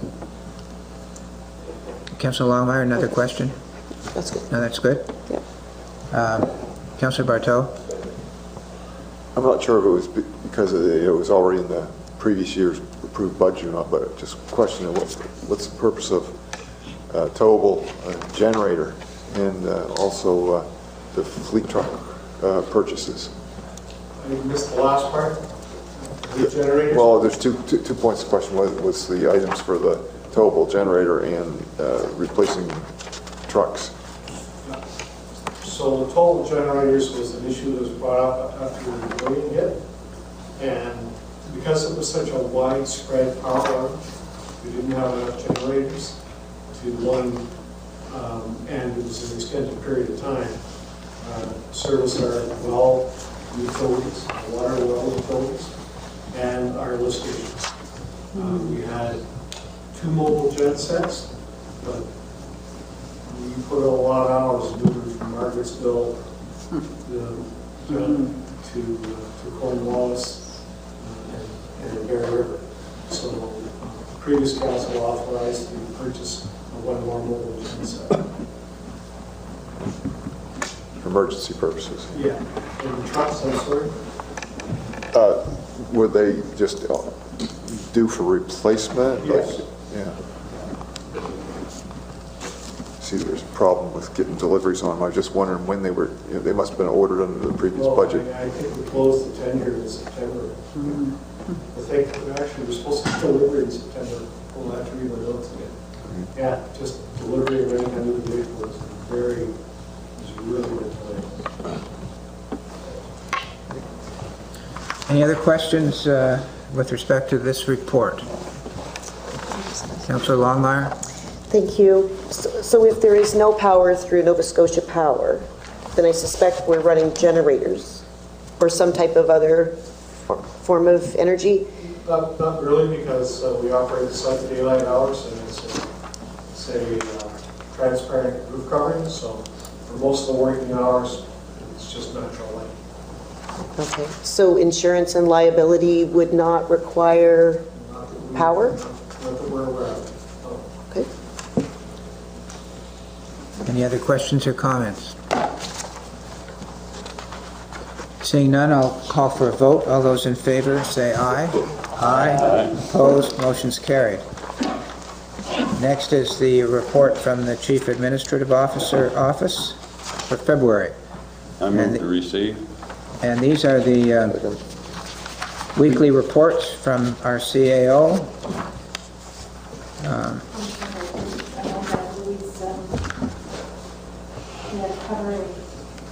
Covering memo on the front, that's not I got it. Or maybe I printed mine off. There's no covering memo, you say? Maybe the rest of the package. You mean this one here, Lou? Yeah. Yeah, I have it. This one? I think I have it somewhere. Page 110, maybe? Yeah, 110? Okay. So there's a series of very detailed, very welcomed reports on a weekly basis from our CAO. Any questions or comments with respect to those? Deputy Warden? Thank you so much. I really appreciate these weekly reports. I mean, it's great reading. And really appreciate what the CAO is doing for us and how he's working. I would ask him to explain, take a minute if he could explain to us the process for continuing education. I got a hold of you a week or so ago about I wanted to continue some education this year. The way it used to run with the previous CAO as compared to how it might look now. I explained to you that if we wanted to take a continue education before, you filed, you went to the CAO gave our clerk the nod that she could pay for the course, and so on. And now the way it might work is if you want to take a course, you pay for the course. When you finish the course, the municipality might reimburse your cost. Go ahead. So, Warden, through to Council, the discussion we had, the Deputy Warden and I had was, would the county pay for the course ahead of time? I think that was the discussion. Whether we would put it on our visa and pay for the course. And my recommendation to the Deputy Warden was that if it has to do with governance or anything around local government, we would certainly consider, we would encourage council and staff to improve on their continuing education. However, the only difference I had, and I've expressed to the Deputy Warden, is that my preference was that when the counselor or staff member has completed the course, they then submit the receipt. Because too often, we pay for the course and then there's no shows. And that can happen to staff and that can happen with council. And when there's a no show and you've already paid for the course, it's just, I guess, not good use of our education money. So my only suggestion to the warden was if he could pay, and then after completion of the course, submit his receipt and showing that he actually completed the course, and we would be happy to do the refund. So I think that was a change of policy. You thought it was a change of policy. Well, we didn't know there was policy. Do you want to put a suggestion maybe for the next committee of the whole on that point that's different than? Sure. Well, I'm fine to go along with You're fine actually with what Mr. Castino said makes perfect sense, to pay for the course yourself ahead of time. That way you're ensuring that you finish the course. Mm-hmm. I've watched a lot of people through these courses not finish them. So, yeah, that makes perfect sense. But the CAO would first approve it, and then you'd pay for it and give the receipt, knowing that if you went, you would get paid for it. I think that's the way it would work. So that was another question I would bring. Should that come to council? See, before I brought it to council, and different councilors would say, oh no, our policy says you don't have to ask council. I have heard that before in meetings here. I always preferred to ask council if I could take the course beforehand. Louis, do you want to respond to that? It's entirely council's, it's whatever policy you would like, but I think in terms of, I don't know how large our budget is for council training, but let's put it this way. This year there's lots of capacity because you didn't attend FCM or UNSM or any of those conferences, so there should be no issue in terms of that. But if you were taking a course that was going to cost thousands and thousands, and we didn't have the budget for it, that might be a different issue. But I think most of the continuing education courses are offered by Dalhousie or Hanson. There's several like that. By all means, both staff and council, if it's to further your education in the council's case around governance or local government, and in staff's case it's around their particular disciplines, I think that's we'll support continuing education, provided we have the budget. But the question is, do you approve it without coming to council, or does it have to come to council? I think continuing education, unless there's a policy that says that it goes to one or the other, it should be the CAO should be able to approve it from my perspective. So we'll take it that that's the drill, and if somebody would like to disagrees with that and wants to put it on the committee of the whole meeting for a decision of council on that point, they're free to do that. But I guess right now our current CAO takes the view that he has the authority to approve it. So if you want to take a course, the drill is you go to see the CAO, he approves it, you pay for it, when you're finished you give him the receipt and you get paid your money back. Without a policy, the new CA council come along might have a different attitude, so I'm not sure maybe we should have a policy. I don't think we have a policy. You don't have one? On that. Oh, Ms. Campbell? We do have a policy that applies to that. It's in the travel policy. If it would be council's wish, we could bring that policy forward for review at committee of the whole next month. I think you should. It currently requires prior permission of council, prior approval of council. Always has. Did you see the travel policy? Travel expenses policy. So that would include traveling to the conference, I guess. Oh, travel to the conference. But we're talking about education, same? And I would suggest with respect that this is one of the reasons it should come through for review, because there's always been confusion in having education expenses mixed in with travel and regular expenses. Creates a great deal of confusion. So bringing it for review and suggestions by council would certainly be a great way to go. I just wanted to make some changes. So we'll look forward to that at the next committee of the whole meeting. Thank you. Thank you. I guess we have a motion on the floor on the CAO's report. Is that where we are? Any further questions on the CAO's report? Seeing none, I'll call for a vote. All those in favor say aye. Aye. Opposed? Motion's carried. Next, Council Committee and Organization reports. I'll give my report orally, and I'll just say what I'd like to do is get through the Council Committee and Organization reports, and then I think we'll have another break, and then we'll go into in-camera. It's been a long day. So as far as my warden's report, it's been a very busy month for your warden. I guess the busiest part has been the recruitment committee, and I can't thank our CAO enough and the other members of the recruitment committee, who are Councillor Sheridan and Councillor Bartow, for all the work that they've done over the past month. We spent a number of meetings getting everything organized, getting the questions, 19 questions for all the candidates, of which there were 7. We spent 2 days, was it just last week? Was it last week?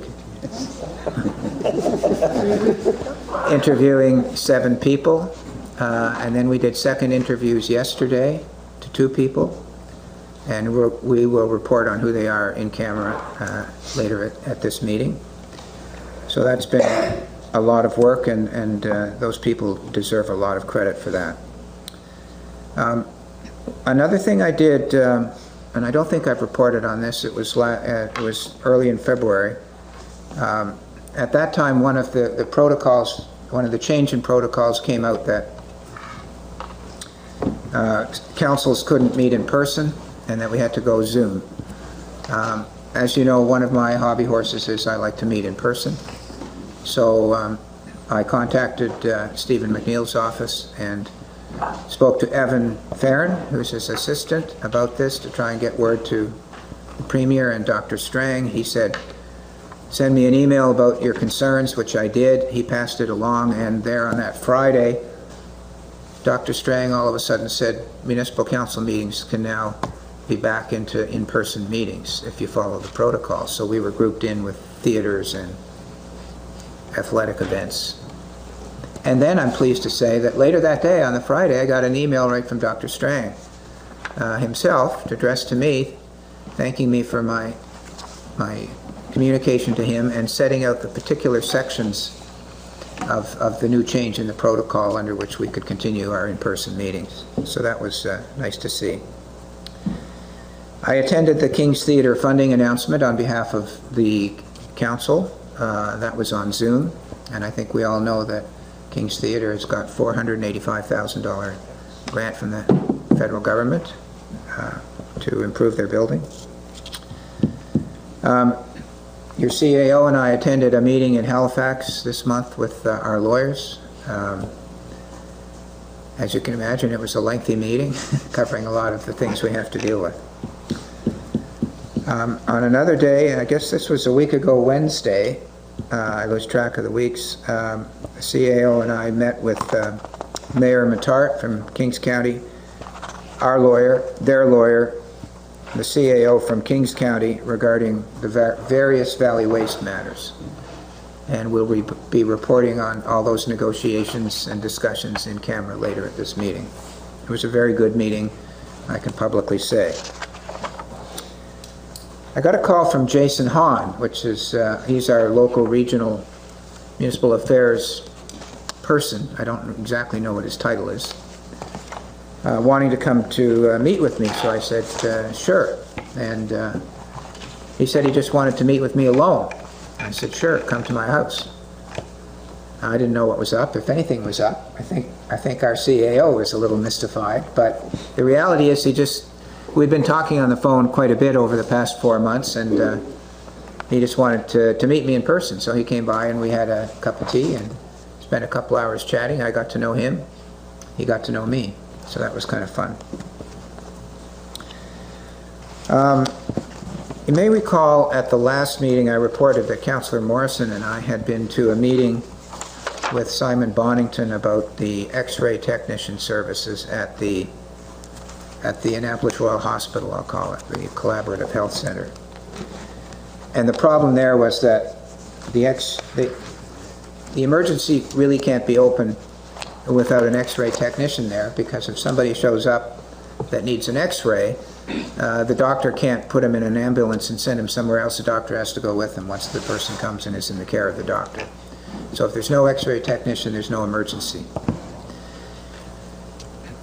The emergency technician at the hospital retired at the end of December. And they hired a new person, but that person's on maternity leave and they're not going to show up until September. So for January, one time in January, emergency was closed for 2 weeks. In February, they could only give 3 days a week, and quite often Fridays and Mondays weren't covered, so there was 4 days with no emergency.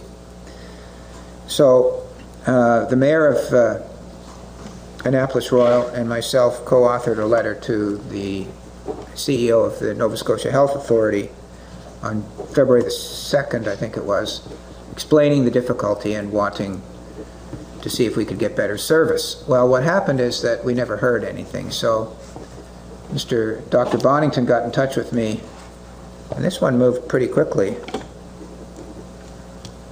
I guess it was the beginning of the week before last, saying that we never got an answer to the letter. So I sent an email to Brendan Carr, who's the CEO of the Nova Scotia Health Authority, late on that Friday. Very politely and in my own kind of friendly way saying, we didn't hear from you, and we've got a problem. And so at 8 o'clock the next morning, I got an email from Dr. Carr, very apologetic. Sorry, I didn't see the letter, but these two people will get back to you and we'll solve this problem. So, sure enough, actually I had called the radiographer scheduler in Kentville on that Friday, and she got back to me on the Monday. I had a good chat with her, and she explained all the problems they've had. So the two people that Dr. Carr said would deal with me, they got back to me on last week around Tuesday saying, we want to help you and let's do a Zoom, but we're all very busy. We'll Zoom on Monday, which was yesterday.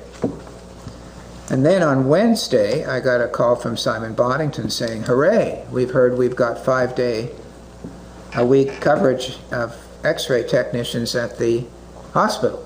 You worked wonders, Alan, he said, of which I take no credit, because I did do the Zoom meeting yesterday with VP Operations Western Zone, VP Medical Western Zone, and they confirmed yes. From this point forward, they've managed to rob Peter to pay Paul to get us X-ray at the Annapolis Royal Collaborative Health Center 5 days a week until the person comes off maternity leave in September. But they wanted to let me know that they were working on this before I contacted Dr. Carr, and they had it under control, and it was going to happen anyway, so I don't want to take any credit for that. But it's all very good news, and I can tell you that Dr. Bonington and the others at the health center are very happy. Now, the last thing I'll say is that I think I see Louie more than my wife. She complains the same. So I have many meetings and conversations with our CAO every day, and I mean every day, 7 days a week, and it's always a pleasure. So that's my warden's report, if there's any questions. Move to receive. Move to receive? Okay. Is there a seconder? Deputy Warden, any further discussion? All those in favor say aye. Aye. Opposed, motion's carried. Next is the Trans-County Transportation Society. Councillor Prout, I think you're... Thank you. It's You want to move it, or? Yeah, if I would move that you receive that for information. It's on page 123. And second by the Deputy Warden. Do you want to expand on that at all, Councillor Prout? No, I try to keep them relatively short.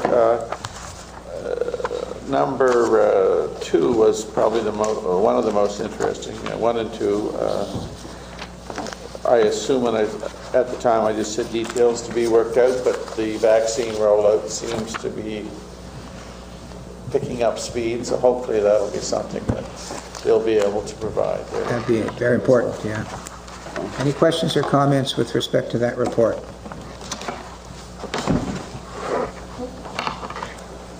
Seeing none, there's a motion to receive it for information. All those in favor say aye. Aye. Aye. Opposed, motion's carried. Next is King's Transit. Councillor LeBlanc, is that your report? Would you like to move the receipt? I'll move to receive the information. Deputy Warden, will you second that? Second, yeah. Would you like to add anything to that, Councillor LeBlanc? The service has not returned to normal yet because of COVID. I don't know how that will pan out. They're looking at different ways of trying to advertise and bring back the people to the buses, but it is a moving object. The last thing is that we have a new bus coming in. It went from being here in September to possibly May, June. So we'll see it when it gets there, I guess is what the comment is going to be. Other than that, everything seems to be moving along very well. Any questions or comments with respect to that, Deputy Warden? Thank you. I always bring this up, and I haven't for a while, but there are citizens in District 8 that have great hopes that one day we'll be able to have some public transportation going out through Clements Vale into Bear River and back to perhaps where they can hook in with the other buses. This is not just mirrored out in that direction. There's a lot of small roads or different areas that would like to have some sort of public transportation. So I make this pitch every once in a while in hopes that our member will bring it up to the board there, as she does. Thank you. Councillor LeBlanc? And it's always been brought up, and it's nothing that has changed. Part of it is the main drag has appeared to be the fact that it brings in the more people to ride on the buses.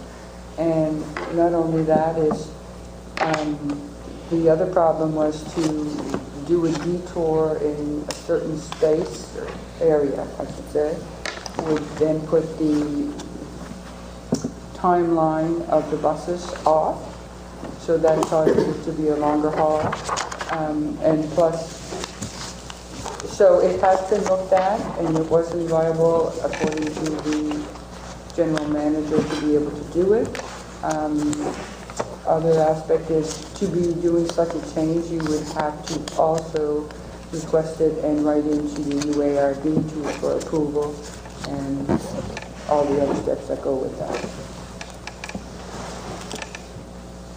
Sure. Thank you. Okay. Any other questions on that? Seeing none, call for the vote. All those in favor say aye. Aye. Aye. Opposed? Motion's carried. So we have a couple of late additions that I think I'll deal with before we break for in camera. The time of the next meeting. It's the time, this weekend the clocks jump ahead. And I think April is usually the month that we start Committee of the Whole at 9 o'clock in the morning. Do we want to go back to starting at 9, 9:30, or 10 o'clock? What's the wish of council? Should I do it, Councillor Sheridan? I'd like to see it go back to 9 o'clock. So right now, what time are we at? If we would have started a little earlier, we would be done. It's 4:30. Oh, I never got to that. What'd you say, Councillor Connell? I say it's 4:30. Oh, it's 4:30, yeah. Okay, I'm gauging the wish of council that starting in April, Committee of the Whole go back to 9 o'clock. Yep. Take that as consensus. Okay. And the letter to the minister, what was that about? Yes. Yeah. I make a motion that we send a letter to the Minister of Municipal Affairs asking for a year extension on the zoning of our county due to the COVID restrictions and public meeting restrictions. Is there a seconder for that motion, Deputy Warden? Mr. Dunphy, what's the current deadline? December 2022. So Councillor Connolly would be wanting December 2023? Yes. Would you like to speak to why that is? Well, we're into March. We're going to do budget. We're going to be into April. And we're not 100% sure how we're going to deal with public hearings. And when we get to those public hearings, it's almost crucial to be in the communities to do those public hearings, because I don't know how you're going to expect residents from Margarettsville to drive all the way to here to a public hearing when we're only going to be talking about zoning things in Margarettsville. Do you think people from Parker's Cove, Laps Cove, Greywood are going to drive here to talk about zoning? Also, I would like to have the opportunity to be able to talk to the minister, and I plan on to, because there's things about the zoning that, and I've been involved with zoning, but there's still questions that I'm not 100% clear on. So if I'm not 100% clear of it, what is a new counselor that never had anything to do with zoning? Counties that already are zoned definitely are a big advantage. The more rural we get, the more rejection we're going to get. And when you get to Springfield, and you get out to Graywood, and you get out to the far reach communities, you're going to have some very vocal people about zoning. Zoning is not what people naturally like. Because zoning is that I bought 60 acres of land, but you guys and myself are going to put restrictions on that. And most times where zoning is, we have big issues when we go to redo that zone. So I think that the way the world is right now, with not being able to communicate real good with citizens, I don't think it's the time to step in. And we've got a big plate that we've got to get settled in the next 6 months too. And we got a new CAO coming. I would just like to see his. That's the good news. He mentioned it in the meeting we had that he would definitely look at it. Yeah. And consider it. And I think that with our schedule we have, and with our new CAO coming on board, and issues that will come toward us every month, I think that if we could delay it for a year, it would give us time to get our ducks in a row to try to do it. Because, like I said, I have many questions. I have many questions about that the province paid consultants to go through every county in Nova Scotia and identify what is used as farmland and what isn't. So, but it never reflected back. I don't think anything was ever done with it. So the issue I have is that if we're going to zone our whole county, and we're going to look at every parcel of land that resides in our county, then I think we should have a good idea what it should be zoned as. Just because it's a pasture that's growing up in trees and nobody's farmed it for the last 20 years, is it farmland? No. So these are the questions that I'm going to have, is that, because it all ties back to taxes. Why does my residential tax rate keep going up when there's so many exemptions on properties that no longer should have that exemption? So you get people, our properties are selling at a rapid rate because everybody wants to come to Nova Scotia because we brag we're the best place to be in the world, in Canada. So everybody wants to move here. But when they move here and they buy 50 acres of land, and 3/4 of that land is exempt because it's classified farmland, and they don't plan on putting a goat on it as long as it's anything else, then why are they getting the benefits of me paying more taxes so they get exempt land? So I think there's lots of issues we have to look at when we go down and start rezoning and looking at our whole county.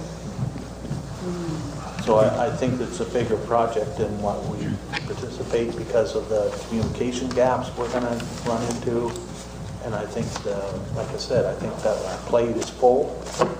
I think our new CAO is going to be overwhelmed with everything thrown at him. Lewis has done an excellent job. I'm sure he's gone home nights and shook his head too.